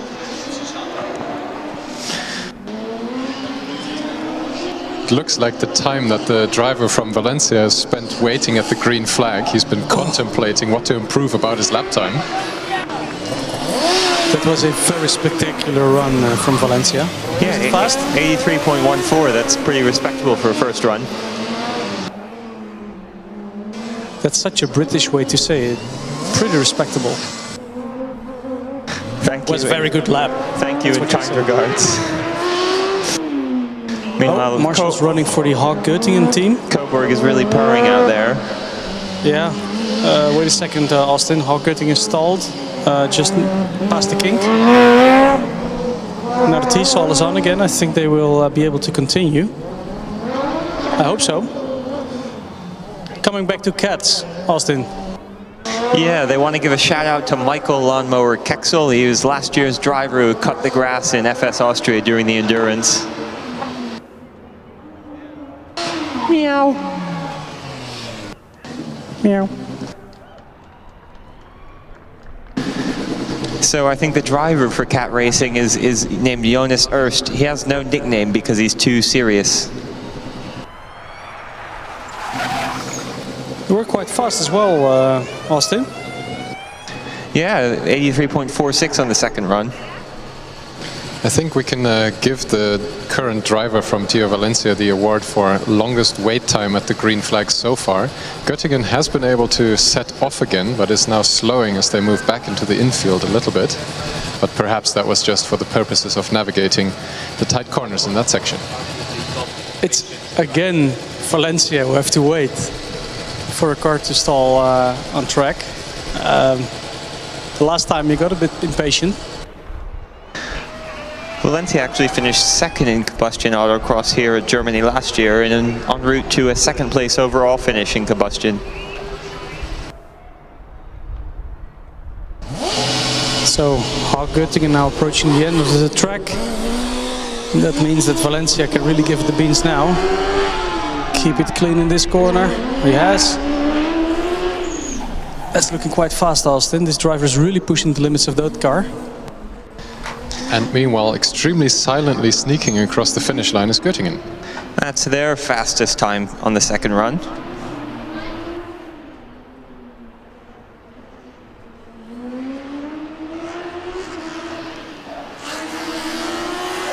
Mickey, car 395, Valencia. This driver has done this before. Yeah, I'm a fan, definitely. No, it's just the right amount of aggressiveness, sliding just a little bit, but keeping the car very well under control. Of course, that doesn't say anything about how many cones he will collect, but it just looks very, very nice and very aggressive and fast. And also the sound. I love the sound. He doesn't like to go into the right side of the slalom, so that's the different way around that we see other drivers take it.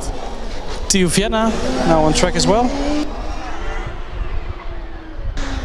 I think the driver from Valencia just managed to clip one cone going through Broken Dreams. Other than that, I've looked like a clean run. And he just misses one of the blue cones on the exit. It looked quite quick though. It's very quick, it's an 82.5.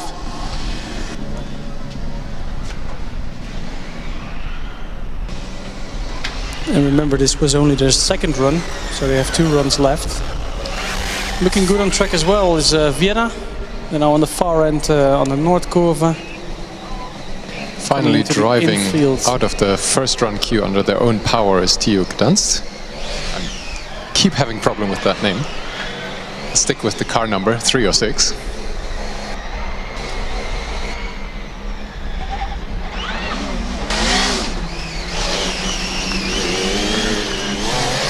Barely missing Steve on their way out onto the track. This car sounds really good too.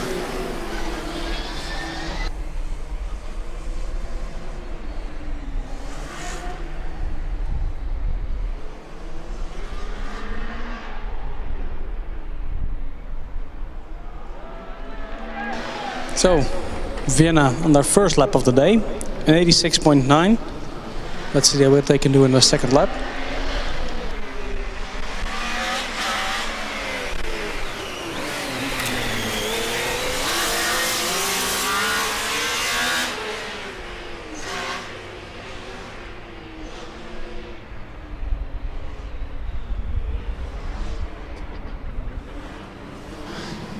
Vienna wants to shout out Rafael Fuchs-Robertin.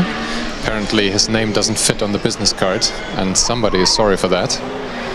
He's their brilliant powertrain leader, and they printed a lot of business cards wrong. Now whoever filled out the commentary form is very scared of him and needs a head start. Their driver name is actually very similar. For a second I thought that they had played a little bit of a prank on us, because he's called Manus Menegus, which is very similar to Mickey Higgius. Second driver is called Fabio Gabriel. Well, Gdansk is finishing their lap. Icariex Aachen is on track as well. Vienna, though, Austin, I think they're considerably faster than the previous way around. Yeah, it looked good so far. Gdansk, by the way, was also faster on their... Oh, never mind, this was their first run.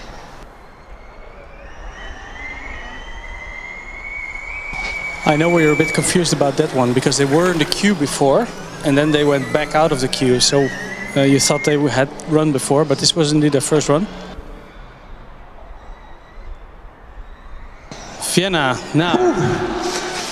I thought he was with going a to take woo-hoo out from Austin in 82.39, so that's a 2-second improvement for them. Yeah, it was a good run, and sort of the first or the second blue cone after the finish line, literally like the car was pointed directly at that cone, and somehow the driver managed to brake and turn and not hit anything.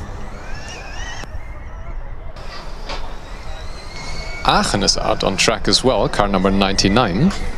They are bottoming quite heavily. Yes, this is one of the cars that seems to be smacking its front wing into all of the gullets on track. I bet the driver's back is Aachen after that. But sounds like a quick run. 83.25, so already in the first run of the second driver improvement for them. And what did you say, Austin? I'm Aachen for a break from these terrible jokes.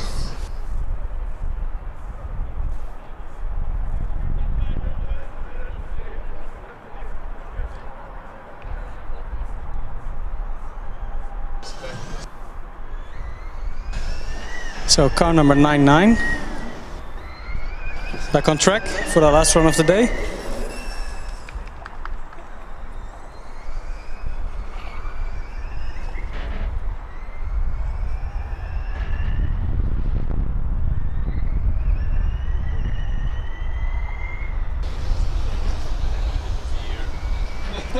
Aachen last year won the Austria event,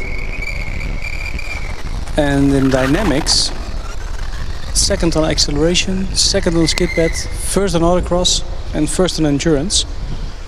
So they did quite well last year. To be first or second this year in the dynamics, they need to go under the 82nd mark for sure to be in running for the top overall standings. Let's see if they can do that. I think they might go into the low 80s. Maybe not below. Let's see what they can do. Meanwhile, I want to bring up the issue of the St. Augustine chicane, because they have joined the second run queue. Did we see any other cars making spectacular power slides in that particular corner today? No, nothing quite as spectacular. I think sort of as the dust was cleaned up from the track, and meanwhile Aachen finishes their second lap. Yeah, it's a good improvement for them, an 82.75. So if I look at the first run and the second run, this might be the limit that our car can do at this moment. It's a very consistent run.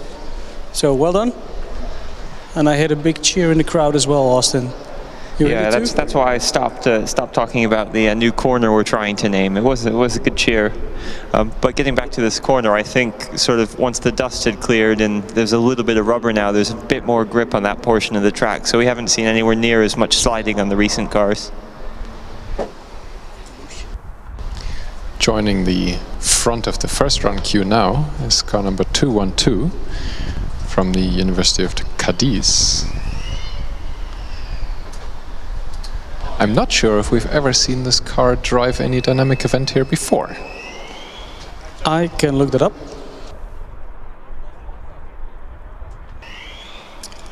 not here. So you're right about that, Austin. Team name is Formula Gades, from the school name Puerto Real, from Cadiz. They have participated for 3 or 4 years now, depending on the COVID year. But not here, in Germany. So you're right, they went to Spain, of course, and to Czech last year. And at all those events, they did not complete a dynamic event, so this would be very cool for them if they were able to complete the Autocross today. Before we see Cadiz on track though, St. Augustine being given the green flag before them. They are on their 3rd run of the day. And this is looking quite good for them as well. Certainly through the first sector, the driver's looking very quick.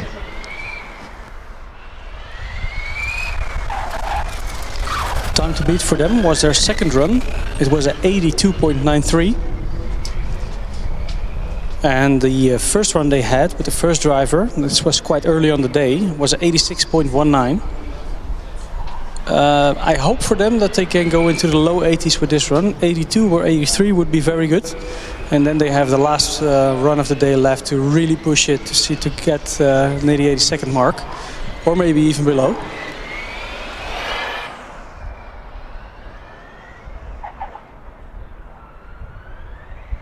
Yeah, the car definitely looks a lot more calm and collected through the St. Augustine chicane.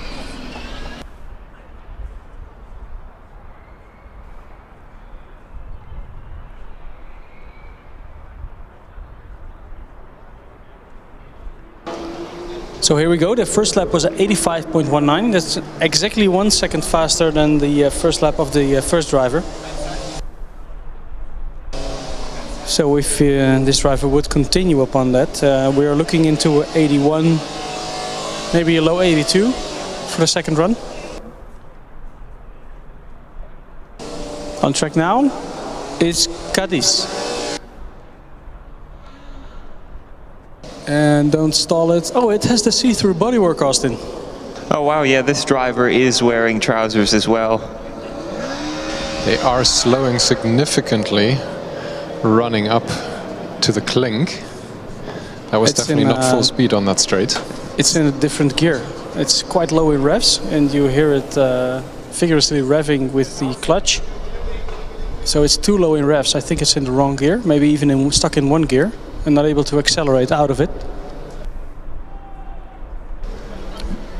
But still, they're driving.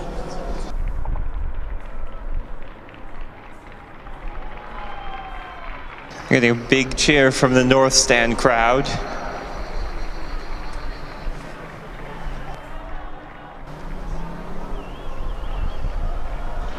Still making the way around the North Curve.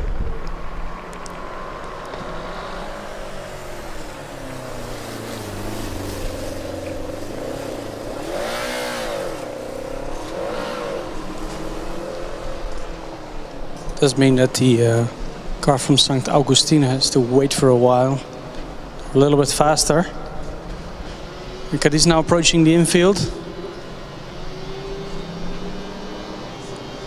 And I think picking the pace as well, Austin. They're a little bit faster than around the North Curve. Yeah, I think that bit was slightly downhill for them, so picked up a little bit of speed.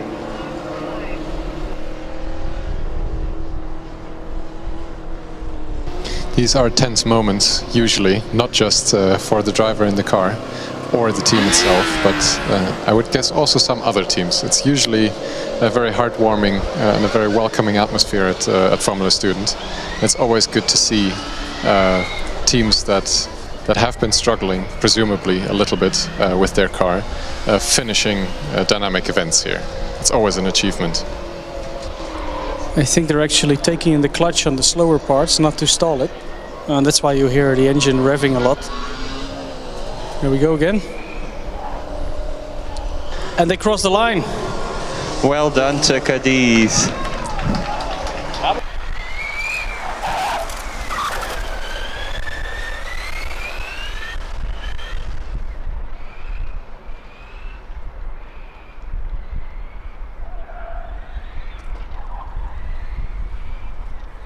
Unsurprisingly, now around the second faster in the split time.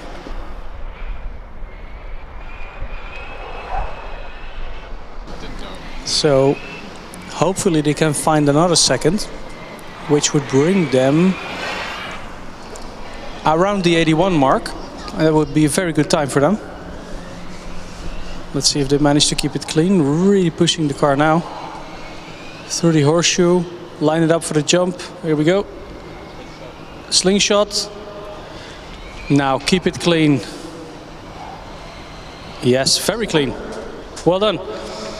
And it's 83.37 for them. Unfortunately, no improvement on their fastest time, but still a very good result. With no cars on track, we can shift our eyes over to the queue. In the first driver queue, we have TU Budapest, one of the hybrid cars that we've seen also on track for the driverless events. Right behind them is car number 111, which I believe is the Uni Trento, which I think we haven't seen in the dynamic events here so far either, just like Cadiz.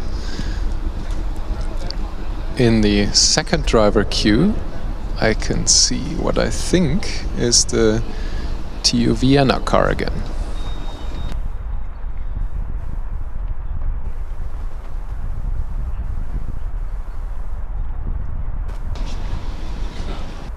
Budapest now driving towards the green flag position.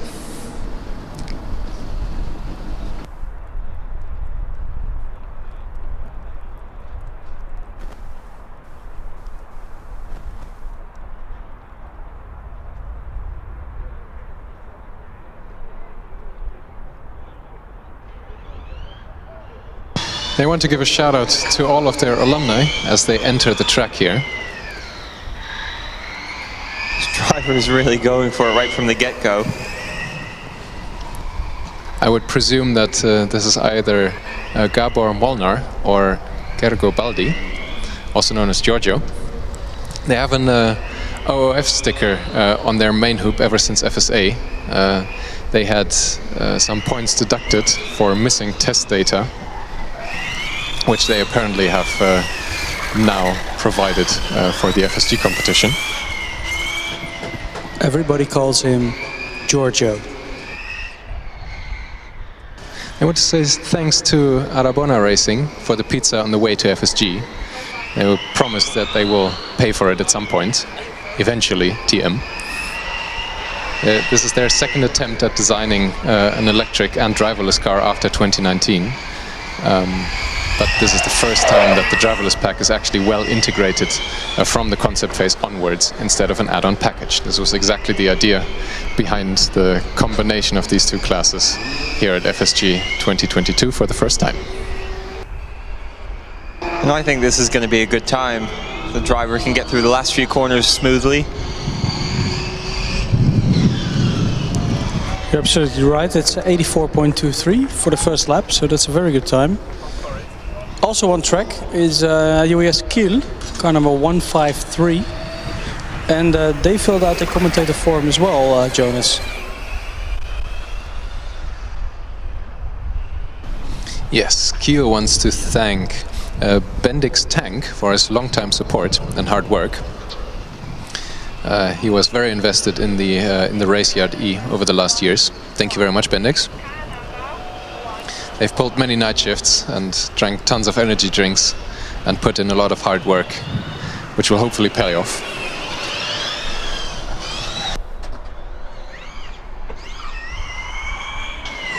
There was some big power slides from Budapest, Austin. Yeah, he was just millimeters from the cones on the left-hand side of the straight. Kept it clean though. Kiel wants to issue a warning towards the Seagulls from Lübeck to never steal their banner from the campsite again, as they cross the finish line here with an 86.43, a respectable time.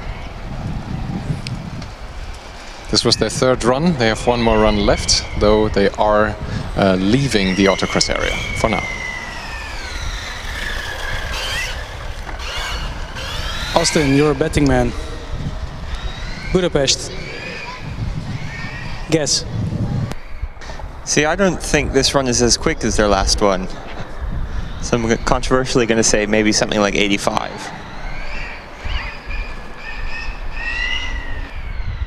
I think they will improve with an 83. Let's see. There's something not right with that car.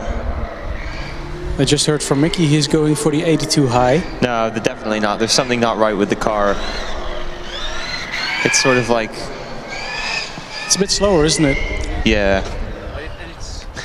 It's like very binary inputs. It's so loaded under the tray. It's pulling to the right a bit, Mickey thinks. Yeah, he's very cautious in the car, so he's steering a lot, correcting the car a lot. So I don't think it's even going to be 85. No, it's 100 seconds. So it could be a control thing, could also be a suspension thing. Although I have to say the car does look straight. I don't see anything, so it's a motor controller or other control stuff going on. Yeah, to me it seemed like the inputs became very binary. There was fully on or fully off with nothing in between.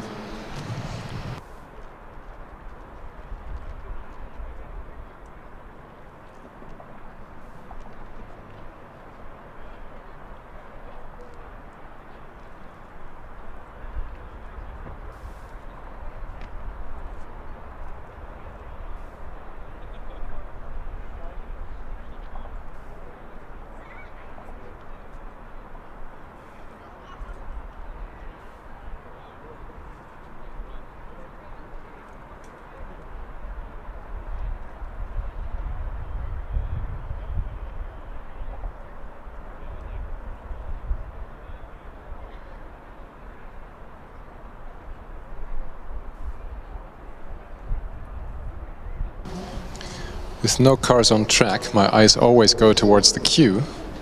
I'm happy to report that this time there is good news. More queues are joining the cars, yes. More cars are joining the queue. UAS Munich is back for their presumably last run of the day. We've seen them quite a few times here on track already. Madrid is still getting the driver ready, car number 373, for their not first run of the day. Right behind Munich, Theo Wien returns, which I think I mistook for Kiel earlier. Trondheim has also joined the first run queue. I do like the livery on the Trondheim car. Yes, that green is a particularly nice shade. It's green with purple-ish. It's like the Aurora car has Aurora on the rear wing as well. I do like it. It reminds me a bit, Mickey, now we're going to tell old stories. There was a team, might have been Trondheim, 15 years ago. They had the Aurora kind of paint job as well. I know for sure, because I liked it back then as well. Maybe it was Trondheim. I'll go look it up. But it's a long time ago. It was 2007 or 8. Madrid has now made it to the green flag position.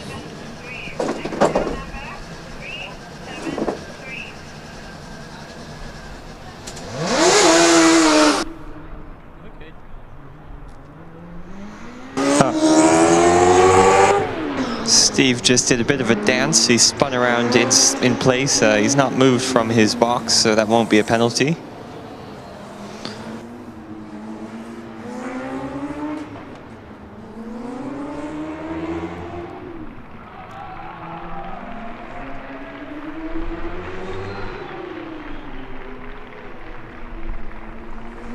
Car from Madrid getting a nice applause from the fans in the North Curve stand as it drives past.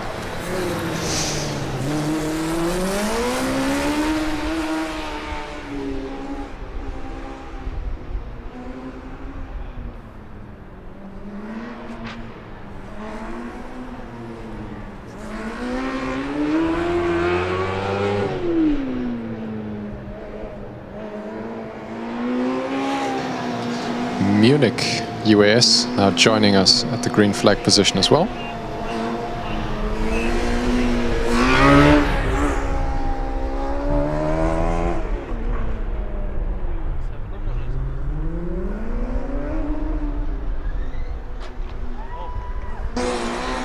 Looks like Munich is already slowing down Unfortunately, it looks like they haven't fixed the issues that have plagued them for their first 3 runs.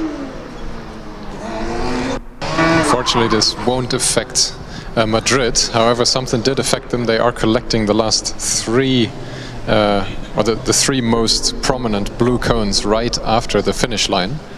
Actually stuck under the front wing of the car. That does count towards their time, which in their first run was a 91.63. Never mind, second run.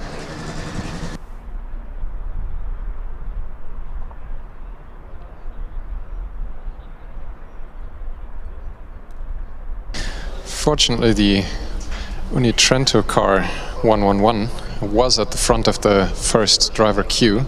It's now being removed again by the team. That means that Trondheim, number 63, is now next in line, as the Munich car is being pushed off track again, unfortunately, regenerating enough energy again to light up the T-cell in red.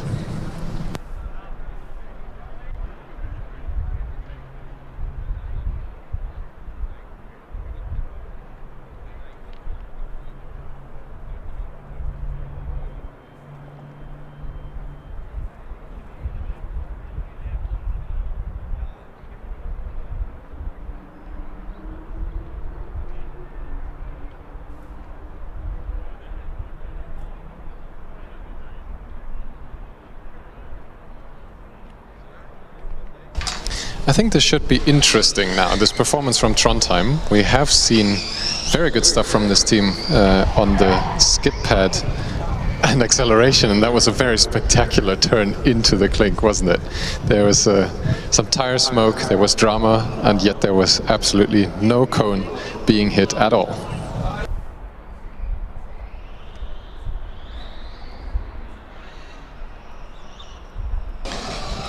Steve being ever so slightly nudged again by Wien.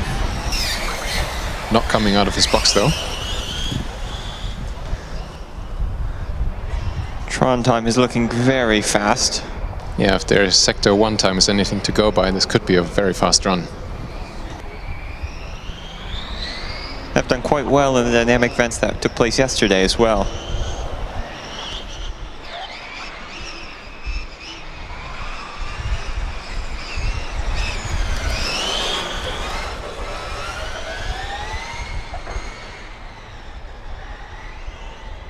Can hear the beautifully painted carbon scraping across the ground a few times here in the bumpier infield section again.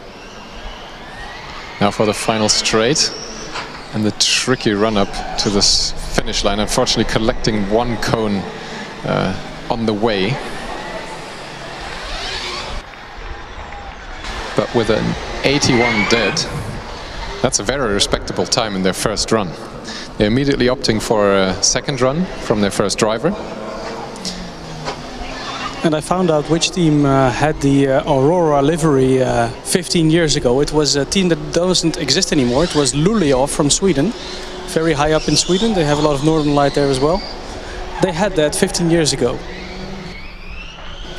And nobody knows this anymore, but still, I'm happy I found it. I was going to say, the memory of an elephant. Well, now everybody knows that, so thank you, Steph.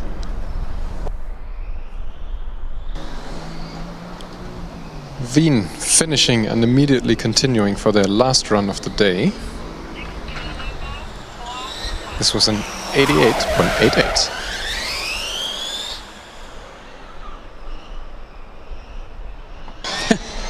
That's a quick start.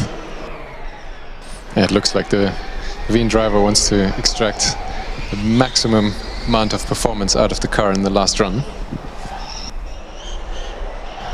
And why wouldn't he?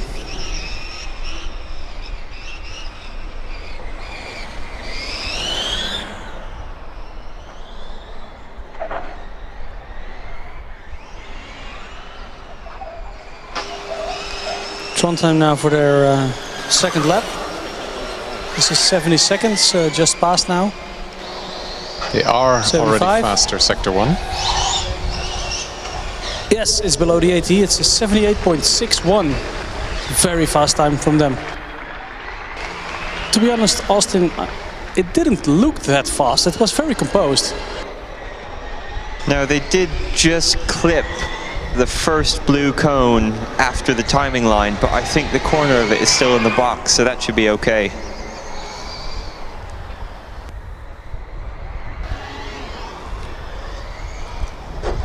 Official now checking it, putting it back.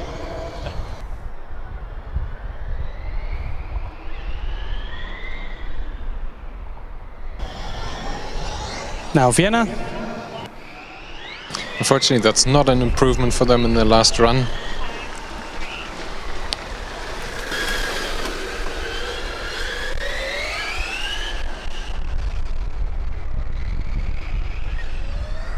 As Kiel is joining us for their last run of the day. Also, I've got to say that Trondheim did have a very good slide through the section of track we're trying to name, so we'll have to throw them in the hat for the renaming of the corner. We need to review the video footage later during the debrief. I think it's going to be a thorough debrief today. I've seen a lot of action.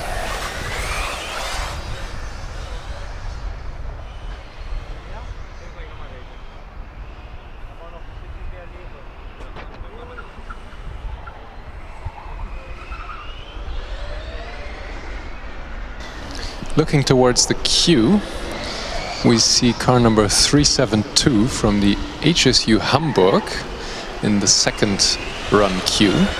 I think that is the car that takes the cake for the best sounding so far that we've heard from the test track. And in the first driver queue is car number 47, that's GFR. This is looking quite fast as well.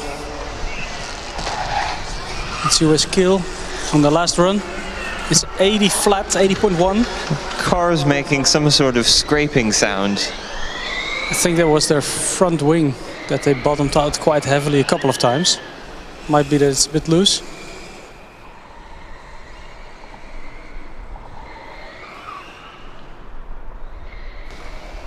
Now we have on track for their second run Uni Paderborn.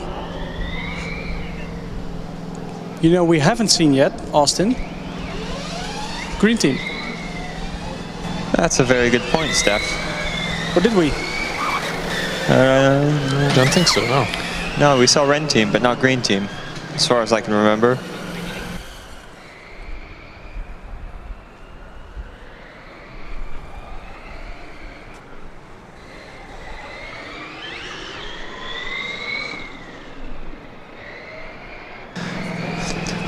We have seen a green team, and that green team, not the green team, is about to take the green flag. It's Kermit from HSU Hamburg. Yeah, actually, we haven't seen green team yet. We have seen red team with 2 laps, but green team is not been here yet.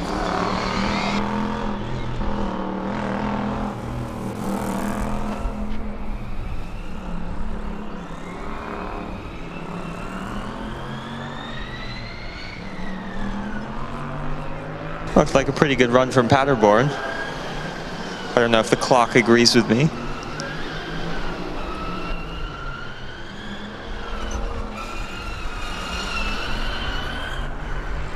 Paderborn had an 87.54, which was actually an improvement from them from their first run.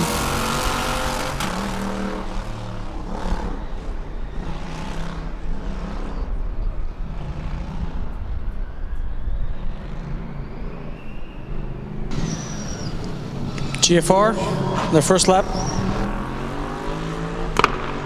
GFR with a 98.05. So Mickey, you just made a comment about the track really getting faster and faster over the day. We can not only see it on the times, but we can also see it on the behavior of the cars, right? Yeah, definitely. We've identified a couple of tricky portions of the track, And of course, the more rubber there is and the more people brake there or more cars brake there, the more grip there is. So less dust and more rubber. And I do think that, for example, the first turn into the clink already gives us a lot less problems than already in the beginning. So I would say this track is evolving a lot. Yep, definitely a lot less mistakes from everybody all around. That's one indication that it's improving quite a bit. Hamburg just completed their third run of the day, 109.26. Kermit, indeed. But I think from the auditory experience, you could also call it the Mercedes AMG. It sounds like a V8. Let's see if he can hop up the rankings now with a fast lap.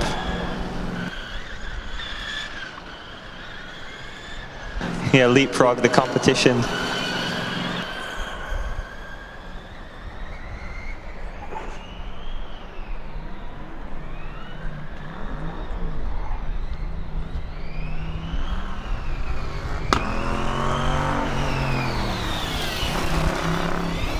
This last lap is going to be riveting. Meanwhile, GFR around to finish their second lap. With an improvement to a 90.41. That's drastic, that's over 10 seconds.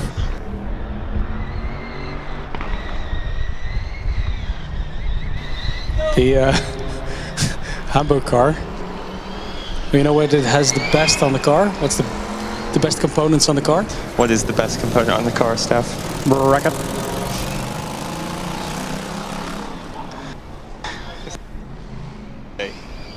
Frogs say bracket, right? I think only Dutch frogs. American frogs say ribbit.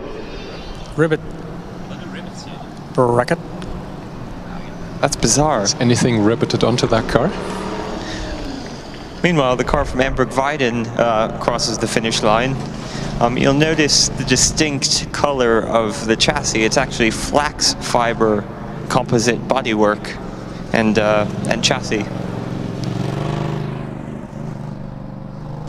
Yeah, they filled out the form as well. Let's see, Jonas, what we can find about Embrek-Weiden. They definitely seem to be having a little bit of a struggle moving away from the exit of the autocross track. The driver trying to discharge and charge the car. It looks like he's going to need some pushing assistance from the officials here.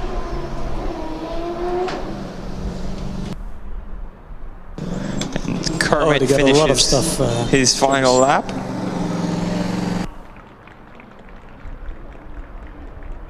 Yeah, Hamburg, after their last run, having to wait for Embrek-Weiden to be cleared from the exit here.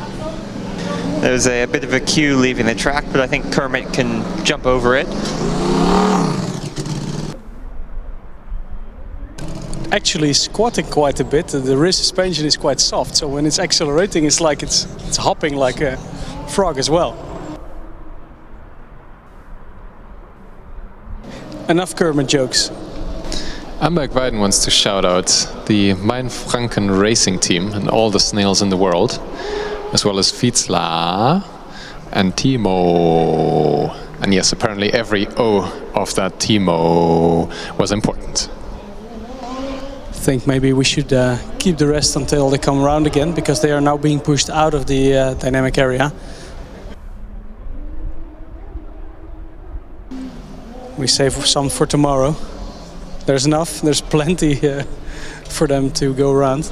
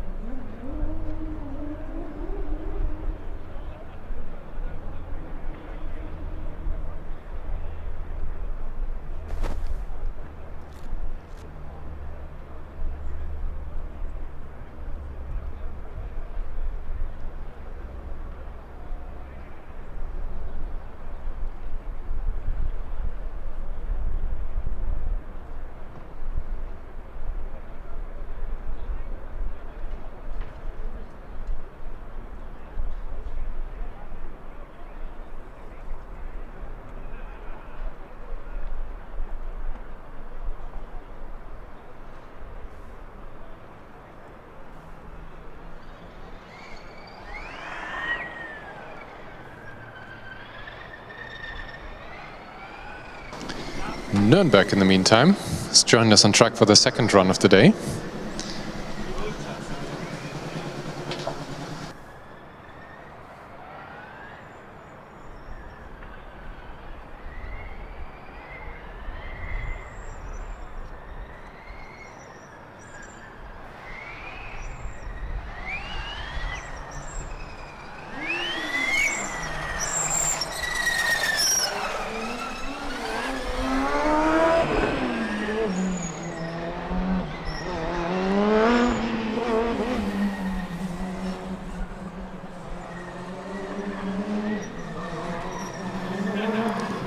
Coburg has apparently installed the second driver of the day into the car. They're now on their third run.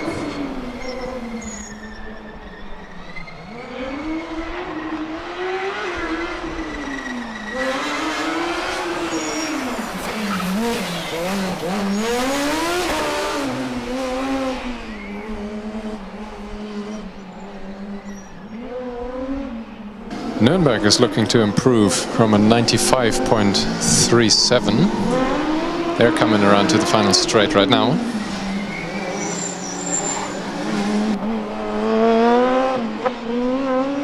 With squealing brakes across the finish line.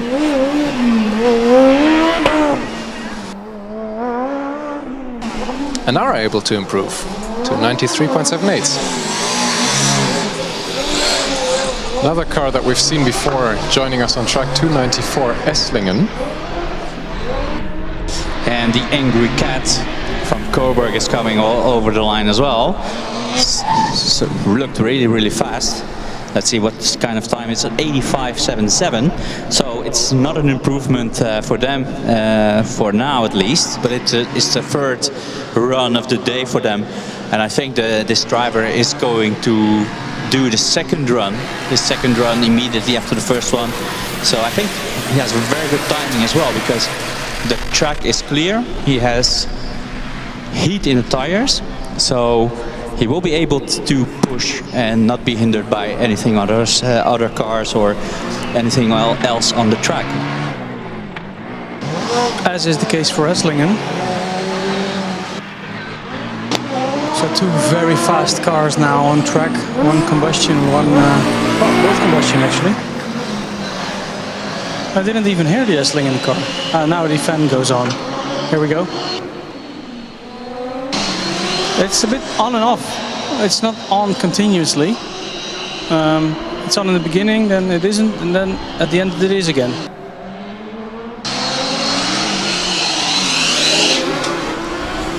Esslingen not able to capitalize the first run of the second driver to its fullest extent. Time being a little bit slower than their previously fastest time. I think they might go into the in the 70s on the next run if they can improve it. Well, it is nice to have a little bit of competition out here between the Cats and the Esslingen, the Jet, maybe even the Jet Fighter or the Jet assisted car, right? So it's nice to have the proper battle on track here. And I think we are joined by another combustion car number 225. Yeah, I think that is Manresa. Let me check. Yeah, it's UPS Manresa. Coburg, meanwhile, collecting the most prominent blue cone here just after the finish line. Not able to improve on their time, an 84.01. Is not faster than what they were able to do before. Esslingen now turned the vacuum cleaner on right from the start.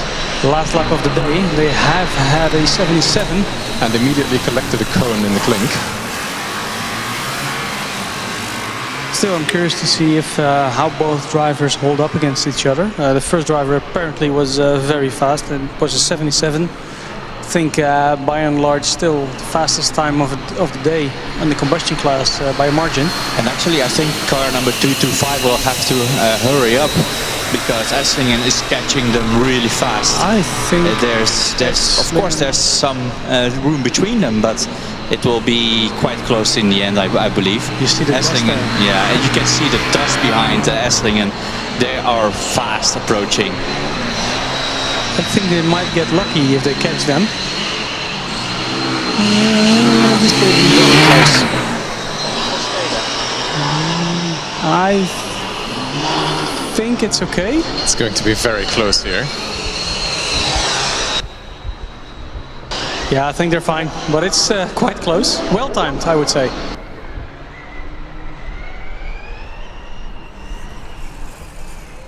And absolutely, Essling taking the fastest time of the day with a 75.74. My. Even faster than the electric cars. That's insane.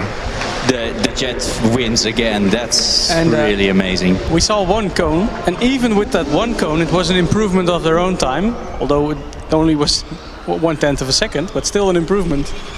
Yeah, obviously that's the cone that we saw from here. for sure. We can't be sure about any other cones that have been collected, but very impressive drive on the Esslingen car, and that Jet is just really amazing. This car sounds good as well. Sevilla 218. They were here before, I guess. Yeah, this is the third run of the day. Dresden also snuck up on us on their first run of the day.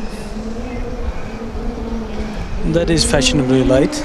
Sevilla, currently their fastest time of the day was at 87.6 in their first run. Their second run, if you remember, Austin, they had a DNF.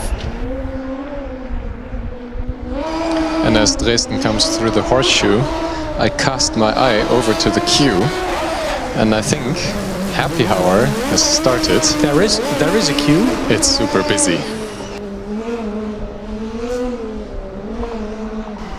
Dresden now crossed the finish line. I've got the filter on. It was filtered on Sevilla still. Dresden has a 91.58 on the board. Driver immediately going for the second run, which I think is the only strategy that's still left to employ, as the queue is now rapidly filling up with cars. I would suggest anyone that is still looking to make a run today to make it into the queue as fast as possible. Yeah, because we have less than an hour left in this Oh, competition. sorry to interrupt, guys. There is a car stopping beside track. 2 marshals running to it. Yeah, I think this would be Sevilla having some sort of issue. The engine is off. Yeah. And I think this will be a rerun for Dresden if the car doesn't get going anymore. There will be yellow flags. Yeah, it suddenly was very quiet. The car turned off, it sounded like. There is now quite a bit of movement in the queue. Lausanne and the Theo Freiberg car being pushed out of the first run queue. I'm not sure why that is. However, that means that car number 250 is probably up next. Sevilla got going again though. Car number 218 just crossing the line. But of course, being stationary on track for that long means that they weren't able to improve. Dresden fortunately unaffected by any disturbance from that car on the finish straight now.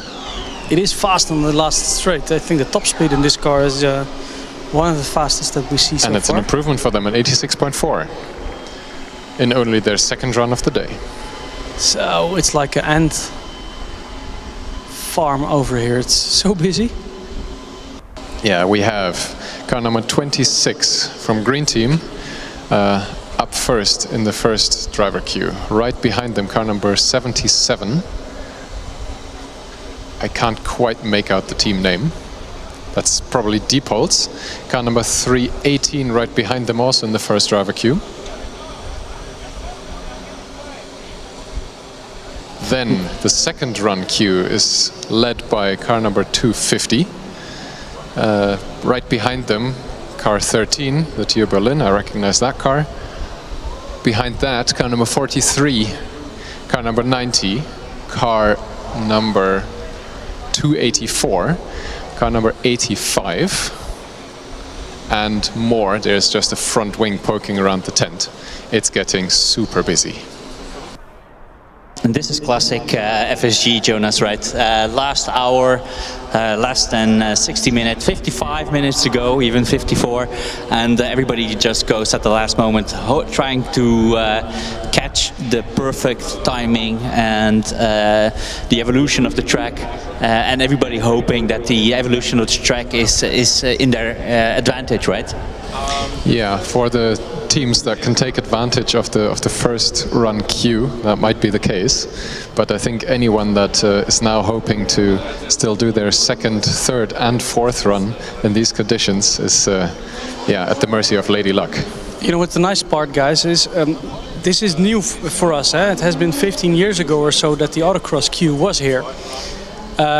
In recent years, we couldn't really see the action going on because it was near the main straight where the acceleration stops. But now, actually, I haven't seen a queue as busy as this one, except for the last 15 minutes in acceleration usually.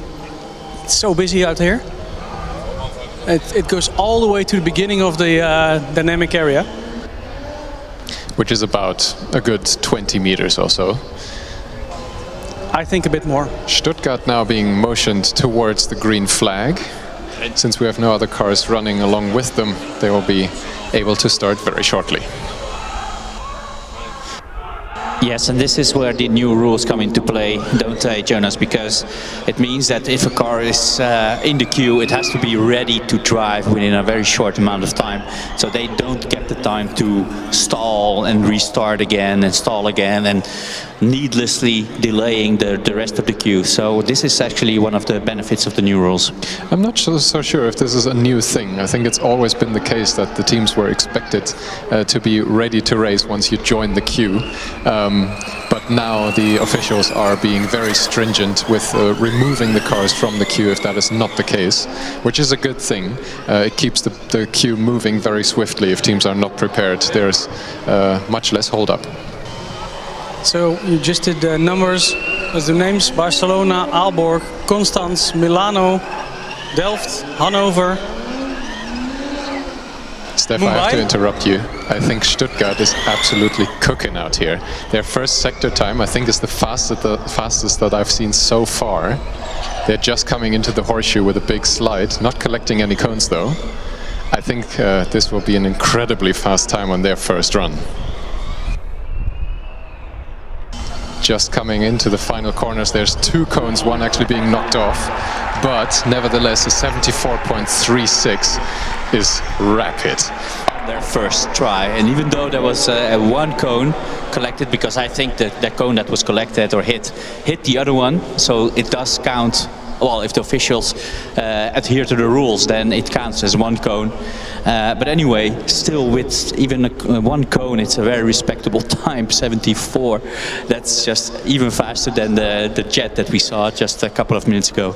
Yeah, unfortunately they weren't able to capitalize immediately on their second run from the first driver. Theo Berlin was actually able to sneak up to the green flag just before. So while we're waiting for next car to join, the lineup: Mumbai, we haven't seen them before, they passed scrutineering. We have Chemnitz here as well in the first run queue. Delft, of course, what I said. Then we have E-Force Prague. I'm going to run. Meanwhile, Diepholz has stalled on track. That's why Theo Berlin and the Stuttgart car are being held. After Gdansk we have Dürr, then we have Ingolstadt again, JWS Karlsruhe, ETH Zurich. Yeah, and this is the risk that these teams take, obviously, because if there's something out on track, or a car stalls like this and has to be pushed away, it takes time, and every minute that it takes time, then it means that you have less time within this hour that you can compete in the autocross. So this is the risk. We've been telling all the teams to come up and at least put in your first couple of laps to have at least a point on board. And still, we see the first driver queue. It's massive. It's huge. It's long. Mickey, I'm not done yet. We have Paderborn, and then we have Freiberg, then we have the HBW Stuttgart. Now I'm exiting the dynamics area, and here's the queue as well. So the queue starts already at the forum. It's ridiculous. And that's TU Bialystok in the queue. And behind that, it's Istal Esslingen. I think they might be through scrutineering. Let me check. The Diepholz car, meanwhile, is almost off the track.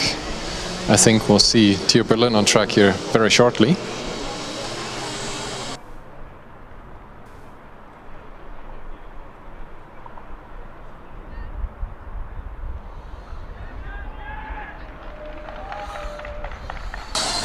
And we're off. The driver is definitely still wearing pants.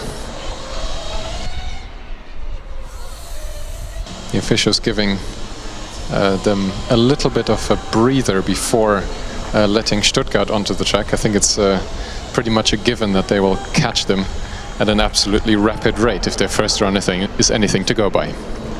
So I think UAS Esslingen, the electric car from Esslingen, is going to drive. I saw all the stickers on there. So supposedly they passed scrutineering. Also here with all the stickers on is UAS Mannheim, car 168. It's a long queue. It's starting at the swimming pool and the Finnish sauna. But does it finish at the Finnish sauna? Stuttgart is off.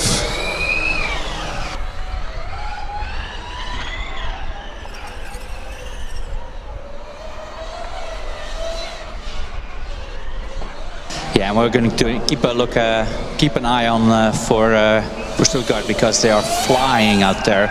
It's absolutely amazing to see them out on track. It looks so good and so quick. The acceleration is just ridiculous. So in the meantime, another car, 318, also joined the track. That's Aalborg, arguably the loudest car that we've heard here at this year of FSG so far. Stuttgart, in the meantime, able to undercut their first sector time by 6/10. I think if they manage to keep this a clean run, this will be very hard to beat. Yeah, so before the start of the Autocross, we cared to take a wager or a little of speculation about the fastest time of the day. And we said something about 75 seconds around there. That would already be a bizarrely good time. Let's see what this is. Not quite able to improve on their 74.36 from before, but a 74.46 with what I believe is a completely clean run. Yes, as far as we could see. So that's actually 2 seconds faster, right? So than the previous run. So well done by the green team and very, very impressive time indeed. Berlin now on their last run for the day. While we were talking about Stuttgart, they completed their third run with a 90.62. Not an improvement for them.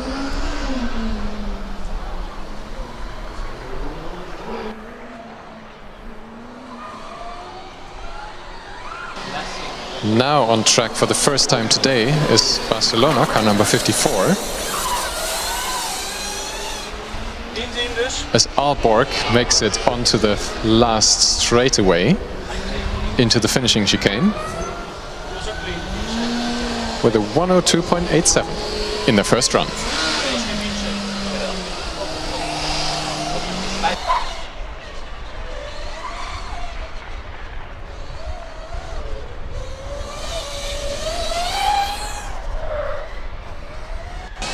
Milano is back with their second driver installed. Car number 90 now headed into the clink. Yeah, and Constance finishing in a time of 97.14. Yep, there we have it. And another one coming over the line as well, which is Berlin. Actually very decent, 83.57. That's actually very, very good from the Berlin team. Well done. Aalborg now on their second run of the day. And Constance immediately turns around for their last run as well. That's an extra advantage if you drive a bit earlier, when there's not so much cars around, then we have more time for your commentator form.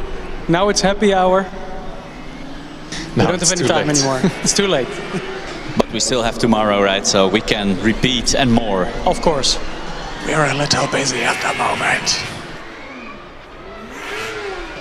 Okay, car number 54. Across the line now. I do want to point out car number 27 now lining up the green flag. I think this is the first time for them that we're seeing them in a dynamic event here this year. Yep, that would be the team from Mumbai. Freshly made it through scrutineering with an electric car. Good effort, guys.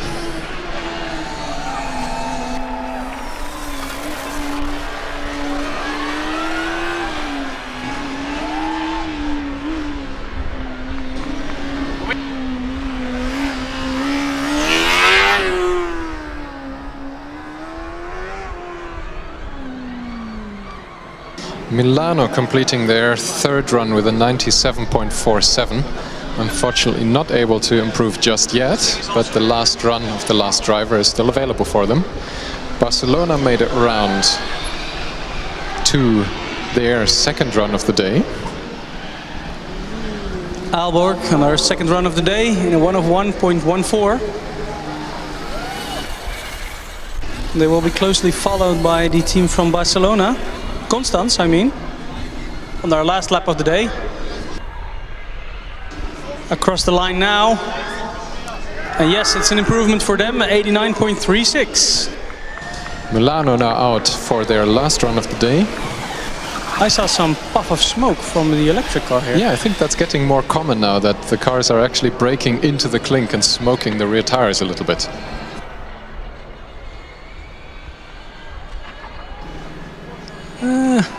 We're now speculating whether the Mumbai car is going to be caught by car number 54 from Barcelona. I think it's going to be almost as tight as between Esslingen and the car that they had in front. I believe that was Coburg. Theo Chemnitz now on track. We haven't seen them before either. Great cheers from the team members here on the side of the track.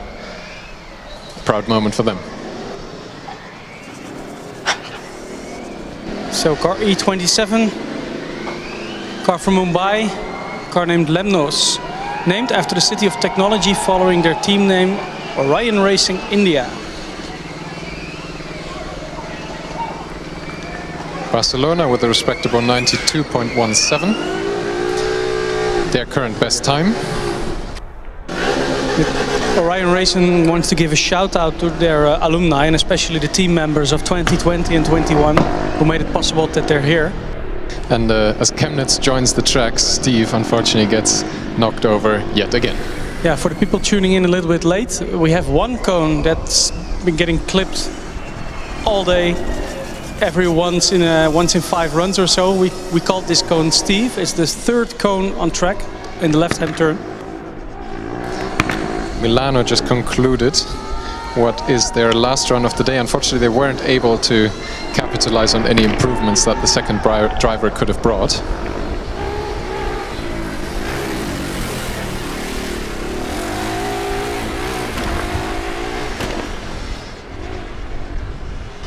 Yeah, and actually this is the advantage of having a longer circuit, right? Because they are able to run 4, even 5 cars simultaneously on autocross. Of course, the speed difference should not be too big, because then cars will catch each other. But at the moment, that goes pretty well. Yeah, a car that might need a little bit more space, since they are making their way around the track very cautiously. It's car number 111 from Trento. I don't think we've seen them in the dynamics either, so a lot of teams making it through scrutineering and coming out here to still drive.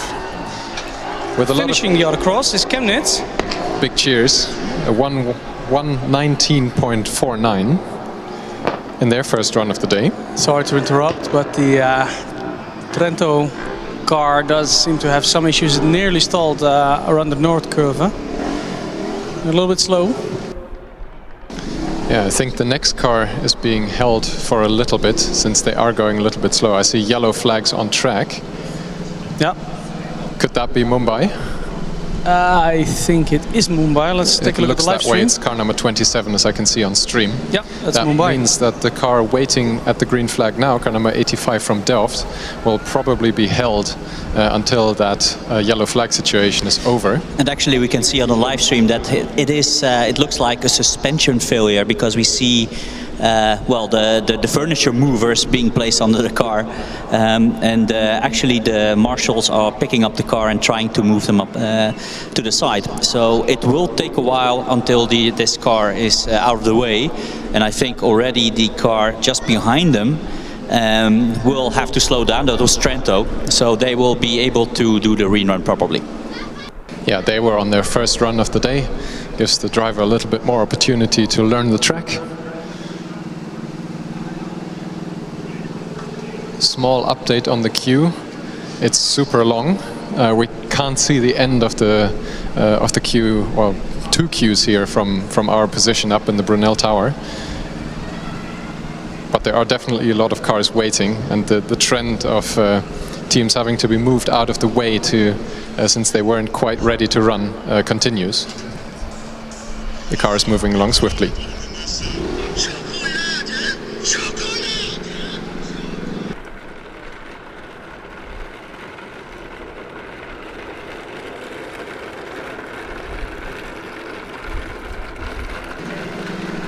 Finishing the lap, the car from Trento.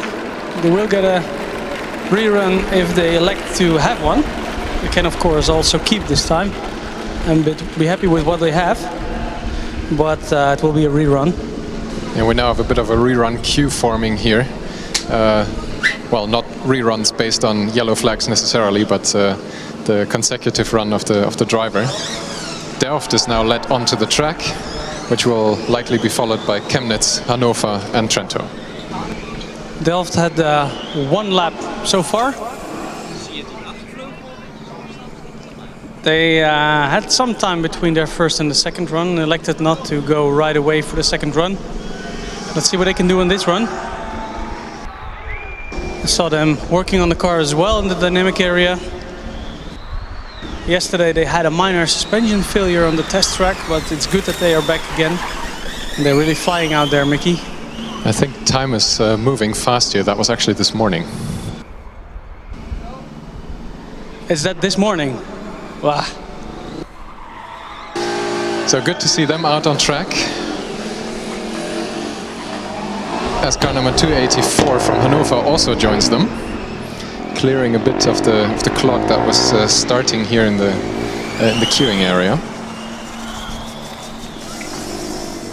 Delft is looking to be moving quite a bit faster than in their first run so far. The Sector 1 time is below 40 seconds, which is usually a good indicator, especially for the electric cars. Now getting the shimmies on and crashing out the timing equipment as they cross the finish line. I think the tire is flat as well. Yeah, it looks like there's a front right flat tire. Yes, exactly. We saw that. That's why during the last braking area in the last at the end of the straight, that's why already he couldn't hold the car and he went straight. Yeah, so this was a bit of a calamity, especially for all the teams that are still waiting. Since the timing equipment needs to be reset, that will be quite a bit more downtime. And of course a huge bummer for the Delft team. A flat tire on track is never a good thing. The furniture movers now being brought out again to be able to clear the car off of the track. Chemnitz will of course be offered a rerun since their run was disturbed. However, I think they will have to wait quite a considerable amount of time to be able to take advantage of that. Hannover also one of the cars affected by the situation. We'll literally have the Delft car stranded right after the finish line. There's actually pieces of rim being thrown away clear of the car. That's a big chunk.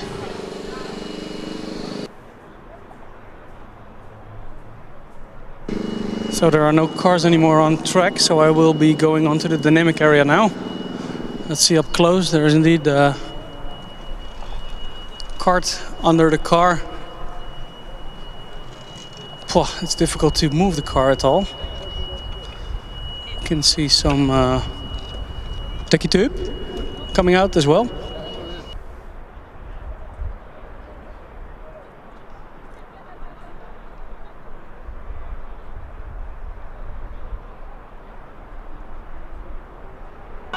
Yeah, the tire definitely came off.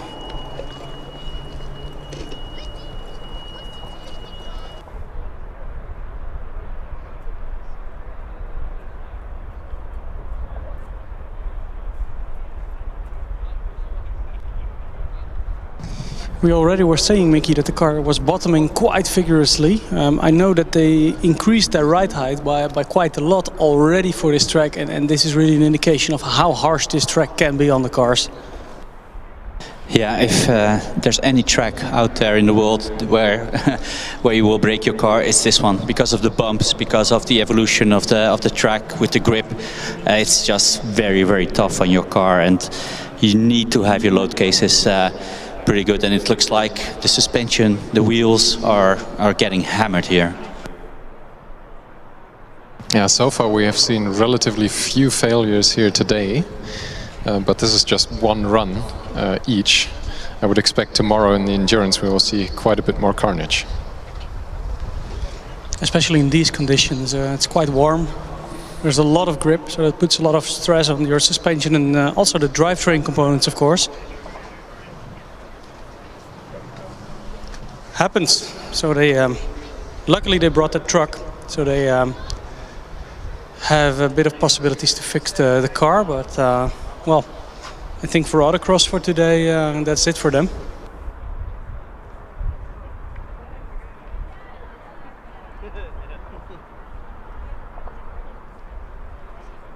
Now the officials are signaling for readiness on track again. Resso is the next car up on the green flag.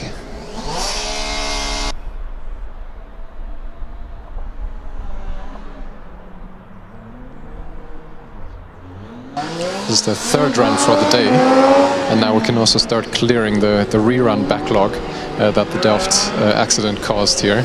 Trento is up next.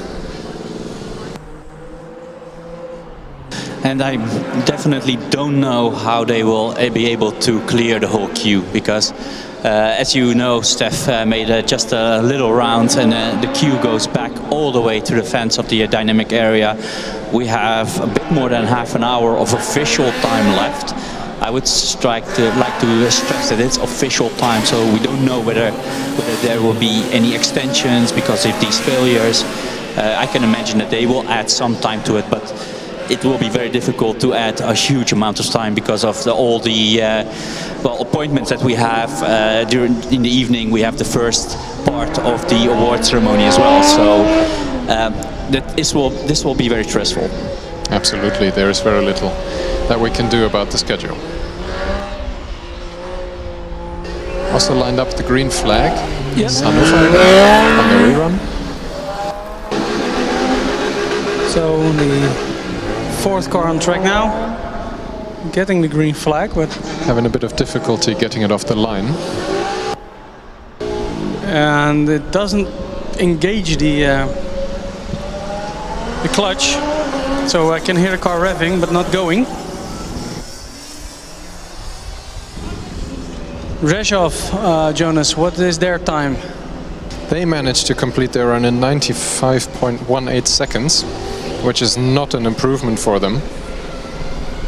Then again, this was only the first run of the second driver. They have one more Hanover run now to go. stalling the car. It's back on, but doesn't move. I think the 30 seconds are up, unless it goes right now. No, it's done, so they will be pushed back. The 30 seconds were over. Yeah, that unfortunately means that their rerun opportunity is being forfeited here. They technically still would have their second driver available, but I think given the length of the queue, that is not really feasible. Trento, meanwhile, finishing their second lap, but their first official lap in a 109.81, so it was also an improvement, and I think they will get a second run for this driver because they had the rerun because of the yellow flag situation for the Indian team from Orion Racing. Up next, again, Rzeszów. And then Trento will come again, and then I think it will be Augsburg or GFR. CTU, sorry. Cars look a bit similar. Well, actually they don't, but it's orange and black, so forgive me a little bit.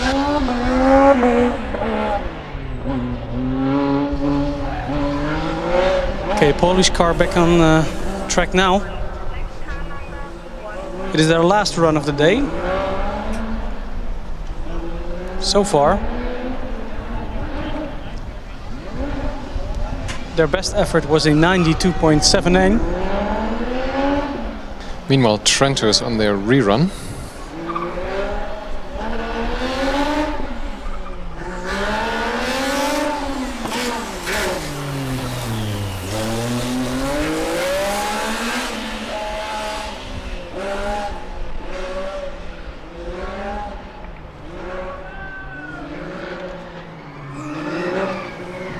Augsburg now on track for our second run of the day, so they have after this run 2 runs left, which I don't think they will be able to make in time, to be honest. They have to go all the way to the back of the second run queue. And possibly also scrutineer the first driver first. Yep, exactly, so this might be their last run of the day.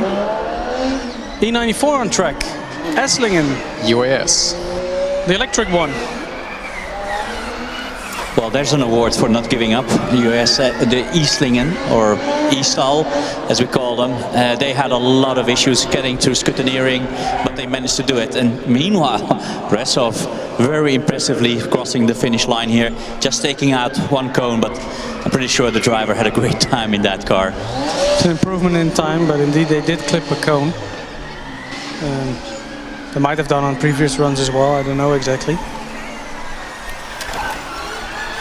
Also a new car now at the green flag position. It's car number 55, the Ben Gurion University, while Trento completes their last run of the first driver. A 94.73, which is an improvement. Well done, guys. The cheers that we're currently hearing, though, are probably for the Ben Gurion car number 55. We did see them yesterday at the acceleration event already, struggling quite a lot, and I think this morning on the test track they were still having the same issue. Now that the car is on the autocross track here, though, it looks like they're running a lot smoother. So whatever they did to the car and whatever the issue was, it looks like they managed to fix it. Now on track, car number 127 from Lausanne as well. I think this is another one of those cars that we haven't seen in dynamic events here at FSG just yet. The Eastal Esslingen car number 94 bottoms under braking, so whenever they hit the brakes, their front wing hits the ground. That's quite uncommon. Indication of a soft suspension on the front end or a very low wing, or both. Or a combination of both stuff. Yep, that's exactly. Yeah, so Steve got abused again a couple of times in the meantime. We lost count of how many times Steve got abused, but exactly. No worry. He will be erected every time again. So, hey, an interesting part. We have a couple of new cars on track. We have the Israeli team Ben Gurion Racing from the University of Be'er Sheva, if I pronounce it correctly. We also have Lausanne on track. I don't think we've seen them before either.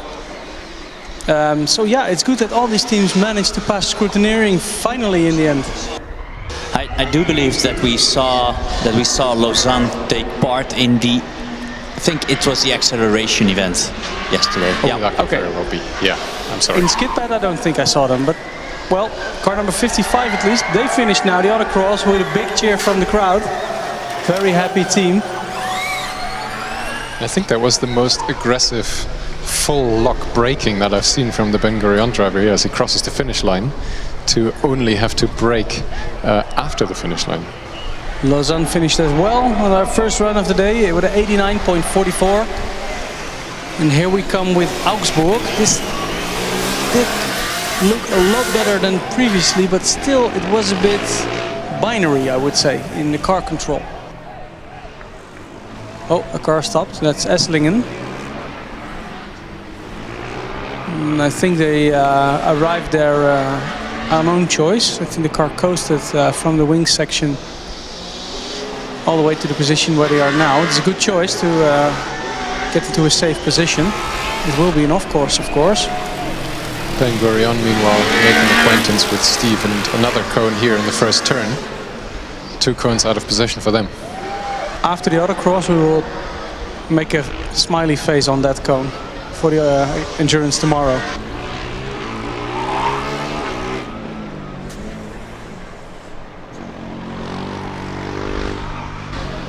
Lausanne has been clipping at least 1 cone as well. Haven't been able to see their full run, of course. Lausanne wants us to say that Baptiste has a really beautiful red mustache. He lost a bet at FS East and had to cut and dye it.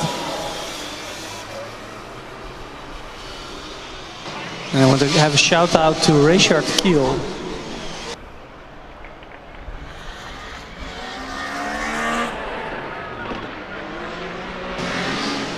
Now that we actually have 4 cars consecutively running on track, Gjør snuck up on us. They were on their 3rd run of the day with an 84.68, immediately going for their last run as well. Now we actually see a car being held up. Yeah, exactly. That's what I tried to tell you guys, but I didn't want to interrupt you, but it's not a big deal. But at least one of the cars is being held up by another one. So there's no overtaking. Just to remind everybody, you cannot and you're not allowed to overtake another car out on track. But of course the second car will be able to get a rerun, so it will not be, but also now a third car is joining the queue. It will be 2 reruns, I'm quite sure, because the last car will be held up by Lausanne as well. Yeah, Lausanne already has a rerun entered into the timing system here. Yeah, and Ingolstadt is now joining the queue as well, and will probably get the same treatment as well.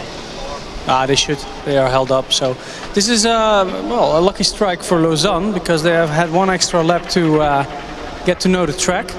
By the way, both cars, exemplary behavior, keeping the distance. We have seen in recent years crazy stuff with impatient drivers. There's no point. You will get a rerun in autocross. In endurance, it can happen. And if you're way faster than other cars on track, yeah, you should have done a better autocross. It's quite harsh, but it's quite simple as well. Meanwhile, there's a minor disaster for car number 306 from Gdansk on track. It looks like they've outright stopped. It sounds like the engine is just shut off. So about 35 cars in the queue, Austin, with about 20 minutes to go.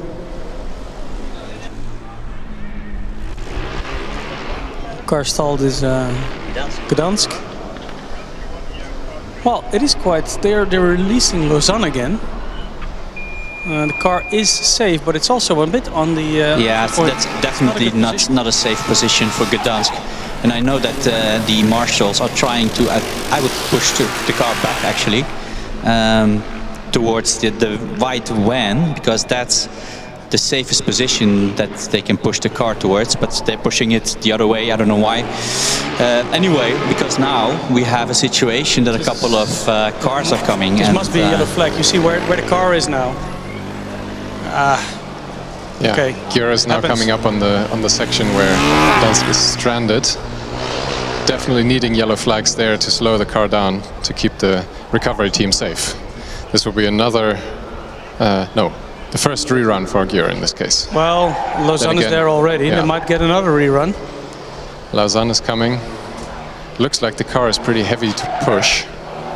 Yeah, and also it's in your peripheral view. So regardless of whether it's really close enough to slow down, you're distracted. He's slowing down now. Yeah, he's doing the right thing, to be honest.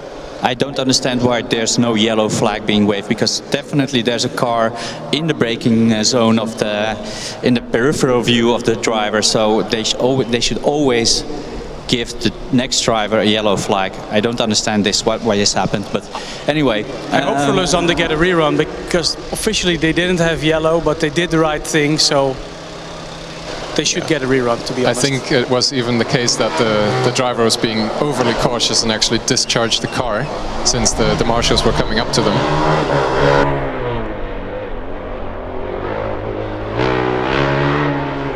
Now out on track on their third run of the day is UAS Karlsruhe.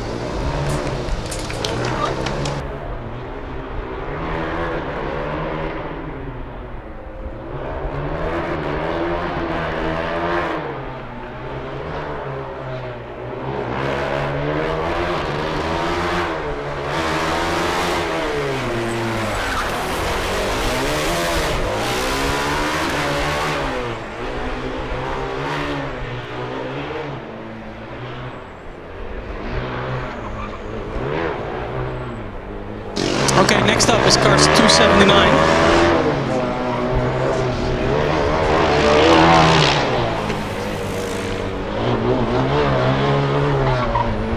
Also joining us on track now for their last run of the day. We have seen them spread over the day right from the beginning of the session. ETH Zurich, car number 33.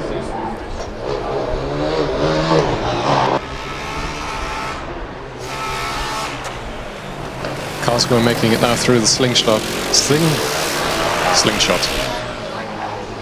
And towards the finish line, it looks like the driver was struggling there in the last couple of turns a little bit. But they were able to improve on their time with an 84.16. 58 on track. Oh, this is a loud car. Which one is it? This is UAS Karlsruhe. Ah, nice.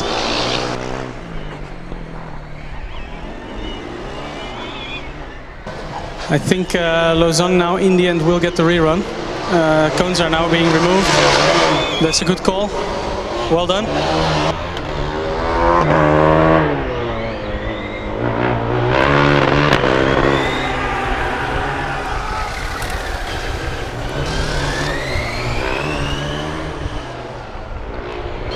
Yeah, we can now see the Lausanne car actually being pushed into the rerun queue. So Zurich now across the line with 81.46, so that's very good for them. On their last lap they made an improvement.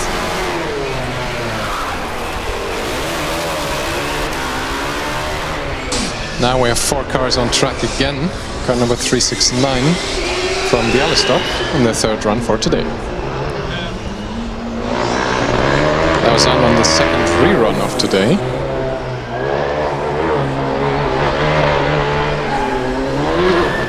Showing the green flag as well.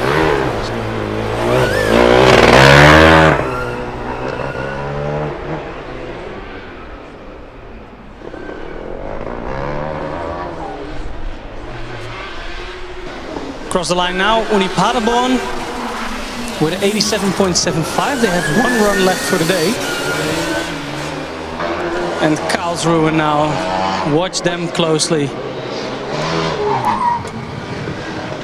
So Karlsruhe was extremely rapid in the first sector, with 38.81, but the overall run time in 81.84 is an improvement for them. Not the fastest time we've seen today. So they were losing time in the second infield section here. So we have now the case where Lausanne has another rerun. So I hope he knows the track by now. DHBW Stuttgart has also joined us alongside with the team Munich for both of their third runs of today. Freiberg now improving their time marginally with a 101.53. Yeah, and let's not forget Munich was very, very quick, and they were very quick early on. So I'm actually very interested to see what Munich can do. There's a car stalled on track. 127, that's Lausanne. This will be a yellow flag for DHBW. So rerun as well for them. We're now seeing quite a number of stranded cars out on track more regularly. But to come back onto your point, Mickey, you were absolutely right. Munich was very fast, very early on. But I think since there is still a car stuck in the infield, Munich is now also shown the first yellow flag slowing down. So we have again the scenario that 3 cars were affected on track and will be short-circuited in front of the ever-growing queue that we have accumulating here. There is a huge number of cars still waiting in the first run queue. So that's the unfortunate case, Mickey, there, where Lausanne had the rerun, then had another rerun after a bit of a difficult situation, but okay, they judged to give a rerun. That was good, and now they stalled on track. That's quite harsh for them. Yeah, I mean, that's just bad luck. I mean, that's something that they can't influence. There are a couple of cars that stall out on track, and this is, of course, as we told everybody earlier, this is the risk that you take if you wait that time. And we've had hours of time that nobody was here, the queue was empty, so if you take the risk and you don't get to do your runs, well, that's, you know, unfortunate. Yeah, we've just crossed the last 15 minutes on the clock here for the Autocross event.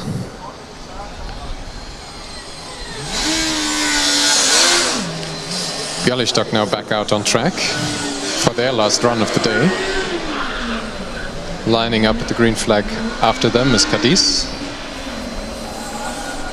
They will be followed up by DHBW Stuttgart as well as Munich.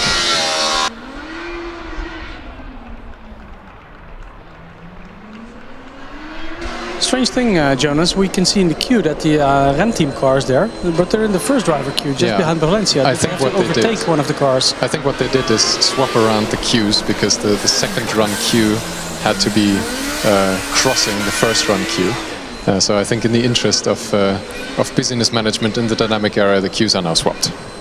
Ah, that could be the case, you're right.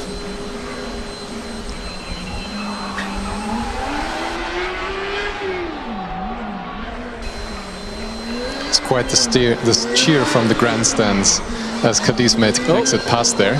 That's a car spinning with a couple of cones. That could be Cadiz as well.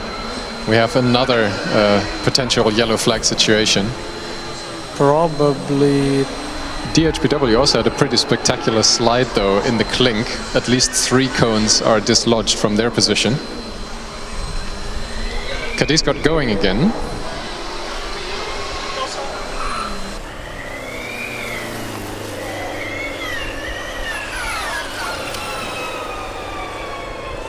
Yeah, now there are yellow flags for DHBW Stuttgart. Cadiz is slow in front of them.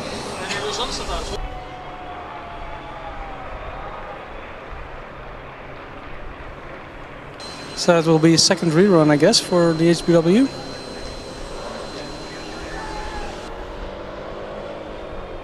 Whoa, action-packed last half hour, guys.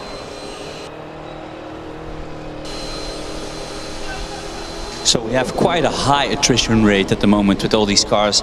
Not sure whether it's temperature-wise or grip-wise. There's so many cars not being able to even complete Autocross, right? It's remarkable. You can see it if you look up the teams. Every year I prepare with all the statistics of the teams, historical performance here in FSG and also at other events, and you can see that the endurance finish rate is, well, the track is harsh. Let's put it like that. It's I think 90% of the years it was this weather. It's always warm. There's always a lot of grip.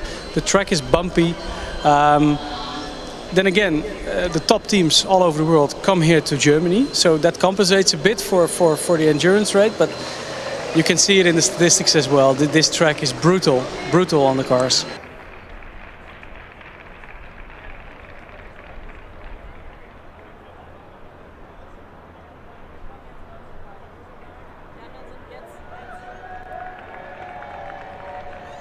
So, Munich.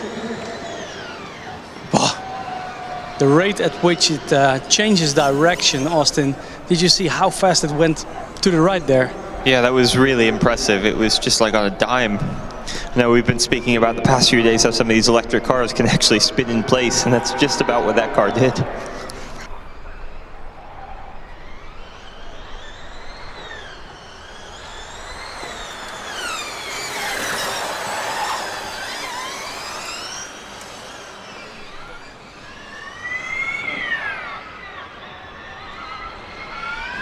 DHBW Stuttgart back on track as well. So two very fast four-wheel drive aerodynamic package all over electric cars. I think this could be a contention for a very fast time again from Munich. 38.46 in Sector 1. If it's sub 39 seconds, that's usually an extremely good sign. This might be the fastest FS car we've ever seen from Munich. It's so fast. But of course, Stuttgart, the green team, were ridiculously fast as well. Let's see who will take it. It's going to be close. 77.8. But they have another run left. They have another run, and of course the timekeeping also doesn't show any potential cones that they might have hit that we didn't pick up on. So who knows what their fastest time ends up being. Well, we do know that the 74 from Stuttgart, the fastest time, there we did see a cone from our position. So yeah, it will be very close one way or another. Stuttgart now coming close to the finish. This is fast as well. 78.65. Whoa, way to go. Or two. Or three. Yeah, definitely knocking out four? the three blue cones sort of in the way of the finish line here. It was their fastest time, but unfortunately it won't be their fastest scoring time for today with those 6 extra seconds added. In Valencia, it's going into the low 80s. It's 82.5 for them. It's already an improvement in the first lap of the second driver. The driver still has a run left. Well, we'll see Ren Team Stuttgart on track as well. Ah, that Sevilla car does smell nice, Mickey. Okay, Ren Team Stuttgart. 78, 79, 80, 82. 82.59, 900ths of a second slower as Sevilla. But also they get an extra run. Or the regular run, but the last one. Munich out on track for the last run of the day. This is really spectacular. They have a good time under their belt. This is the time to give it all.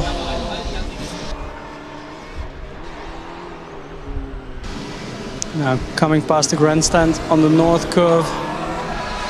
Into the shade. That might affect the driver as well a little bit, the shade from the north curve. And DHBW Stuttgart setting off as well. Also car 250 is now approaching the finish position. Lübeck it's coming Lübeck. close through the slingshot.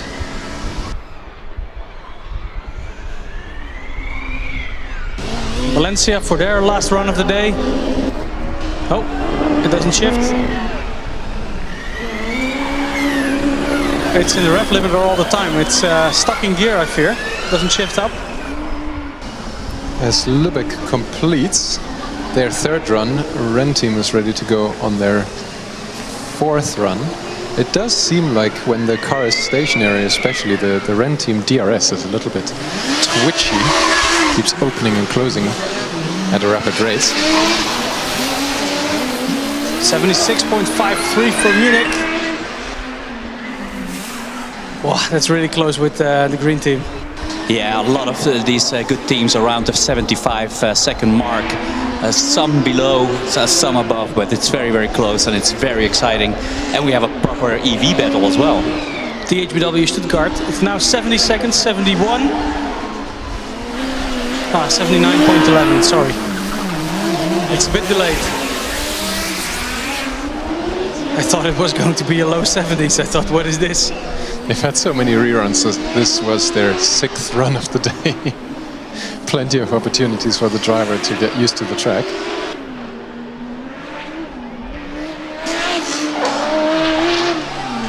Valencia now making it across the line with an 81.58 for their last run, and actually the fastest time of the day. It does surprise me because here it was in the rev limiter for a long time. So it really had some issues. So potentially it could go into the 80 flat or maybe into the 70s, but this is it for them. It's a good time. They did improve. So well done.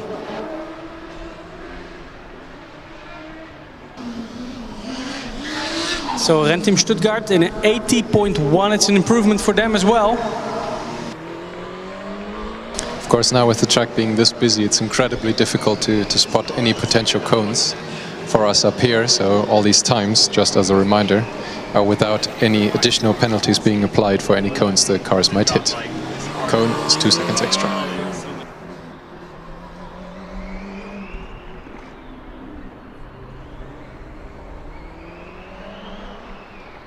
So Lisbon on track now. Austin, you noticed something on the Ambeck-Weiden car. Yeah, the car from Ambeck-Weiden has some interesting bodywork, I think, to direct the flow of the air. Ooh, we got a spin. That's Lübeck spinning around after the slingshot. It was a 270, I think. Almost a full 360. Yeah, we've seen a similar thing happening earlier today. I don't remember which car it was, but it was exactly the same spot. Yeah. So on the Ambeck-Weiden car, Austin.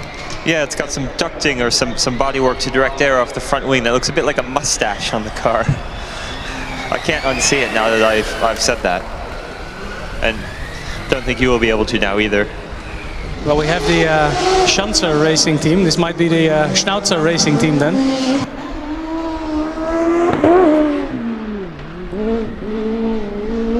Lübeck completing the last lap of the day with a 1:30.31. Unfortunately, no improvement for them. But yeah, you're absolutely right about the Ambeck-Weiden car. The time they set was 84.89, so it's an improvement for them.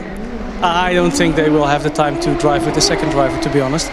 No, I don't think so. And they also struggled after their first run. They immediately left the area also with some pre-charging issues.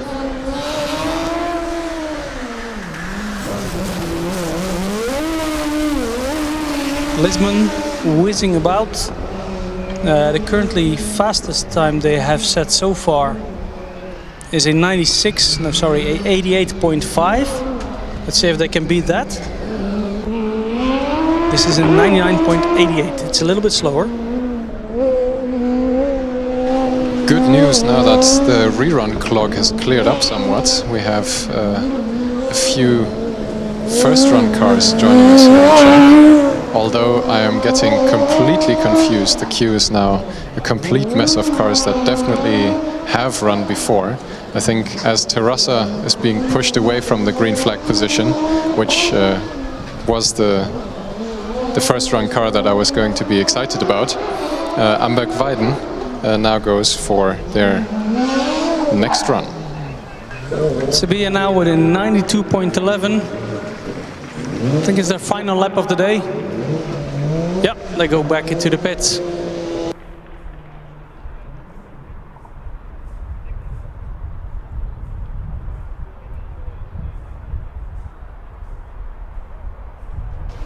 It's all so quiet, Jonas.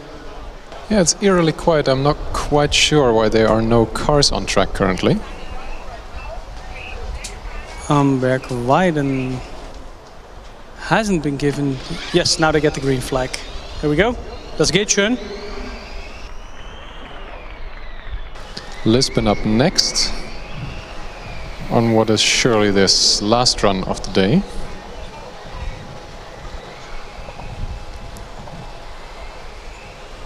Ambeck-Weiden clearly making use of their second driver, since they were able to do their immediate second. Oh, yes, he got it. Wow, that was, I don't know what that was, but that was impressive, spectacular. From right and he to held left, it. to right to left, to right to left, and he got it. Big tank slapper here, right after the start line, basically. The tank slapper with an electric car, that's actually quite impossible. Oh, we got a stall. Crunchy noises from Stuttgart as they are being shown the green flag. They haven't. Green team is not. Something's wrong with the car. Definitely not working right. They crossed the timing beam now. I can see all sorts of rainbowy colors on the dashboard. It's now red, green. Now it's off. I saw purple as well. Yeah, and blue I saw as well. Now the dash is completely shut off. Ooh, a lot of cones here. We should give these cones names as well. Yeah, let's call them Bert and Ernie. Yeah, there's a sort of couple of cones here that are popular as well. Yeah.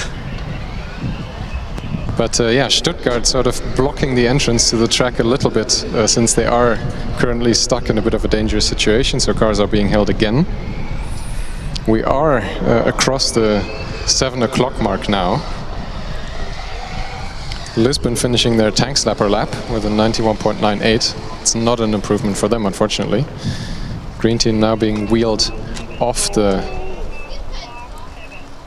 track. From Weiden, it was unfortunate that they clipped the cones named Bert and Ernie, because it was 80.74. It was a huge improvement for them. As GFR makes it on track for their third attempt, which is one of the cars that confused me as to what the organization of the queue here behind us is all about. I think at this point it's just more or less a free-for-all. It's quite tense in the electric field, because we can see Trondheim doing well, Delft doing well, Stuttgart doing well, and of course Munich doing very well. But all of them seem to have some sort of thingies going on this weekend, or is Munich fully pain-free? That's the only car I can't recall any incidents with. Well, at least in the manual categories anyway, they did struggle a little bit in the driverless categories, but nevertheless they were able to complete the runs. Another electric car joining us on track from Ulm. Only their second run of the day. Trondheim being hurried to the green flag position as well.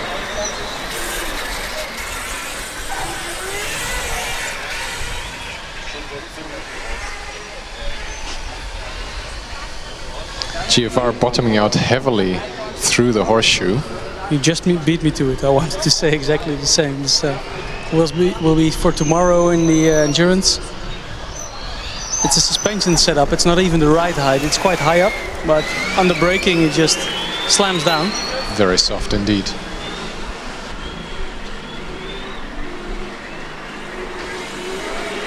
Trondheim currently being held for what I think is extra spacing towards Ulm. As Ulm is also slowly but surely catching Sevilla. The electric car from Sevilla is in their third run of the day. Let's see if they can beat their previous time of the day. When it's green, it's good. It's not green though, a 99.05. GFR on track again, as well as Stuttgart lining up, car number 26. Heavy wiggle on the braking from GFR, driver really pushing it. And if you observe the car closely, you can clearly see when it accelerates and when it brakes, it bumps and squats a lot. So it goes up and down at the front and the back end of the car. And now they are slowing even. Is that GFR? No, this is Trondheim coming towards the infield now. Not there. No, that's definitely GFR stuck. Car did briefly move forward though.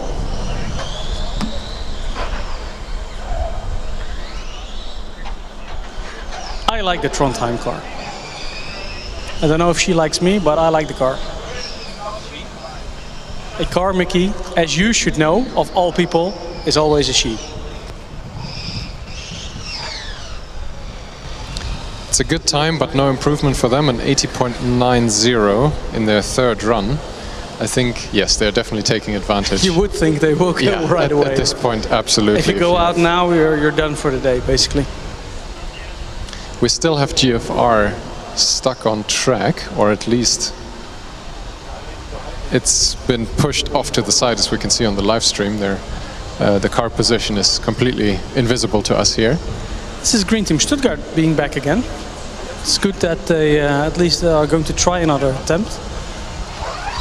This looks a lot better than previous time round. Much less crunchy noises being emitted from that car now. Yeah, so it's last lap of the day. This driver, They are slowing. Yeah.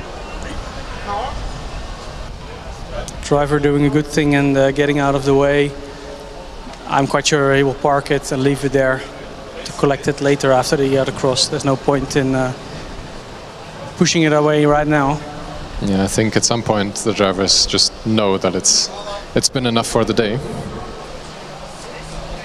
I'm a bit worried for the endurance tomorrow for some of the top teams, to be honest. Well, it's anybody's game now. We've seen so many good top teams or previously historically good teams actually fail or standing still, as we can look at Green Team very fast in the first runs, but now somehow some technical gremlins, and I don't know what it is. Maybe it's the time of the year or something, but it's very, very difficult for these cars. Now the electric car from Sevilla is back on track for the last run of the day.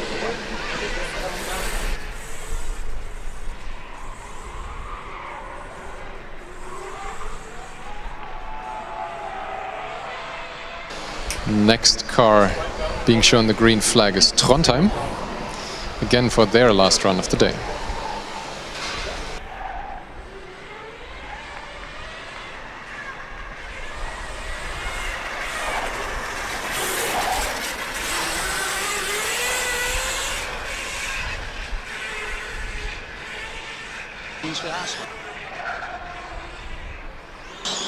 Trondheim for the last lap. Oh, that was exactly the limit of the breaking point. This was really the limit. It was maybe a little bit too late even. Unbelievable. Now they are really pushing it.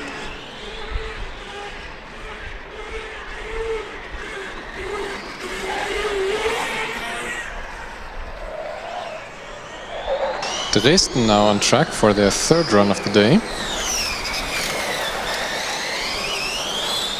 Next up at the green flag position is Darmstadt. One of the cars that we've seen previously in the driverless events quite a lot. So we just got information from the officials that the extension of the Autocross is about 10 minutes. So that means that we have about 3 minutes left in this session. This is probably due to the high rate of DNFs and high rate of... and just as I'm looking at the car, the Trondheim car it's very, very aggressive. Power slides there through the slingshot. Yeah, it's very, very spectacular. I don't know if it's really fast, but it's very spectacular. It's a 76.6. It is very fast. And I think, Mickey, if it were to be a little bit cleaner, I think it might have even been a little bit faster even. But this was so cool to watch. Well, heck with the fastest time. This was spectacular. This was very nice. It is their fastest time, so they did a good job. As Dresden makes it through the horseshoe and out of the slingshot, I did see at least one cone being clipped for them. Another cone just as they're crossing the finish line. Bernie and Urt are still safe though, for now. Terrassa now being shown as a DNF in the timing sheet. They were wheeled to the green flag position. They were stuck here in the queuing area for quite a while, having just made it out of scrutineering, I believe. But are now, in fact, being wheeled back, unfortunately. They were trying a couple of times to start a valid autocross run here. Looking at the time, though, I think that's it for them.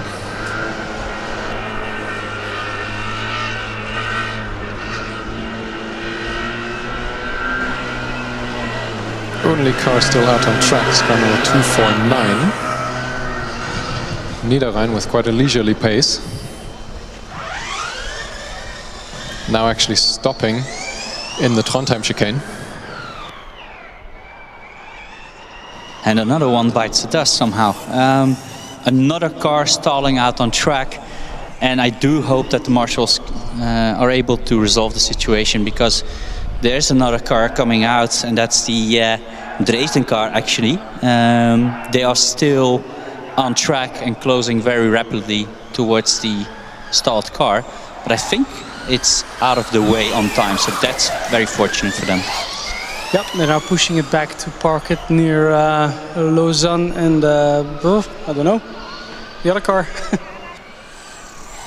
Darmstadt now released as well. Next up at the green flag, Hawk Göttingen.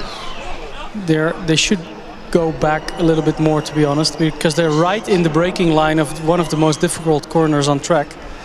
So, let's see.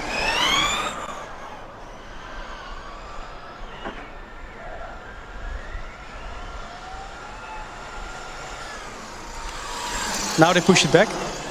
So That's okay. It's clear now. No harm done. Lining up for their last run of today is Aalborg, as Dresden finishes with an improvement for them, an 81.58.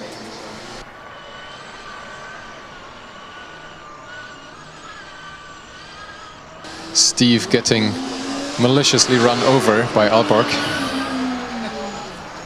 The cone named Steve.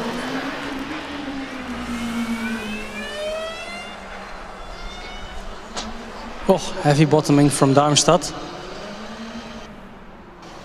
And I think in this case the car is set up quite low, whereas some other cars, it's just because of the soft suspension on the front end, but this car is low all around.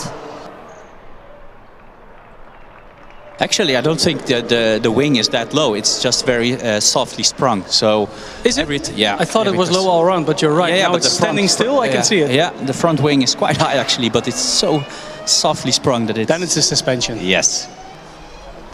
Judging by the fact that the green flag position is empty and that there are cars waiting in the queue and they're not being called forward, I think what is happening here is that we will be awaiting the return of Hawk Göttingen and Aalborg. They will be given their last runs of the day, and then that might be it in terms of running on the autocross track.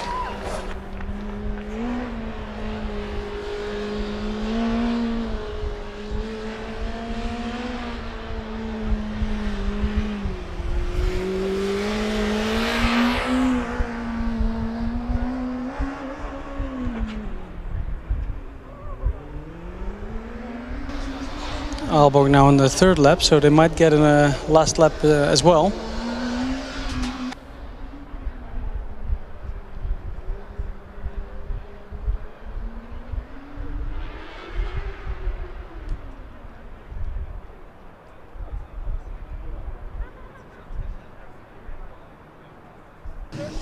Yeah, indeed. Hawk Göttingen now lining up at the green flag again. And Aalborg also being motioned forward. So I think indeed Aalborg will be the last car that we will see out on track for today. Well, that's a 180 for Hawk Göttingen. Recovered it quite good, and they're back on track. He didn't even hit any cones or go off track, right, Austin? Yeah, no, that's correct. That's amazing.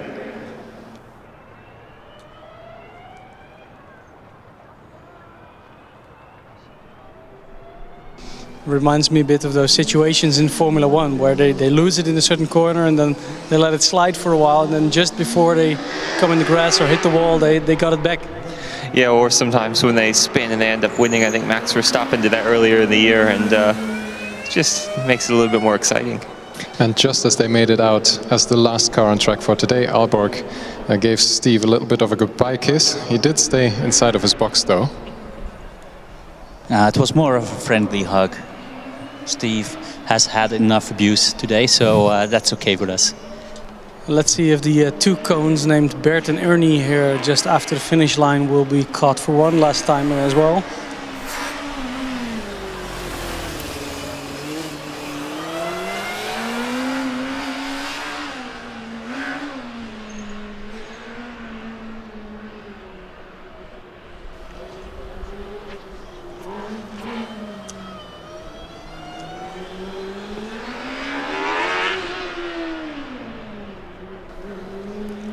Here we go, last lap of the day for Hawk Göttingen.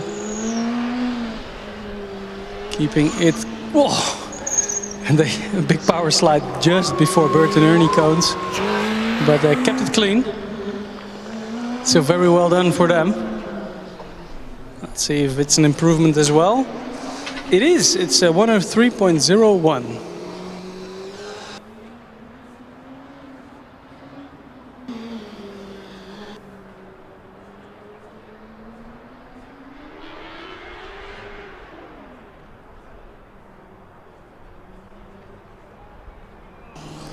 Bert and Ernie are staying safe. Unfortunately, Aalborg not being able to improve on their previous time, 101.7 this time around. That was it. The last car of the Autocross at FSG 2022. The results from this Autocross driving will of course determine the running order of the endurance tomorrow. What are the standings, Steph? Yeah, of course this is first of all unofficial. Secondly, we don't know if teams have passed the scrutineering after the event. And thirdly, without cones or of courses. Just the sheer speed, basically. Fastest car of the day was Green Team Stuttgart with a 74.36. Second fastest, immediately combustion car, was Esslingen, a 75.74. Then we have Munich, TU Fast, with a 76.5. Trondheim, 76.6. Then a couple of Münchens again. Esslingen, then we have Trondheim with a 78.61. DHBW Stuttgart, 78.65.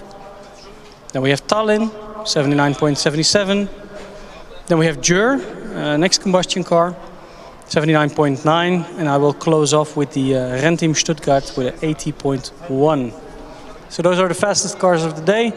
Thank you so much for watching us from the grandstands and on the live stream via YouTube. I think we'll see you tomorrow. We'll have some dinner.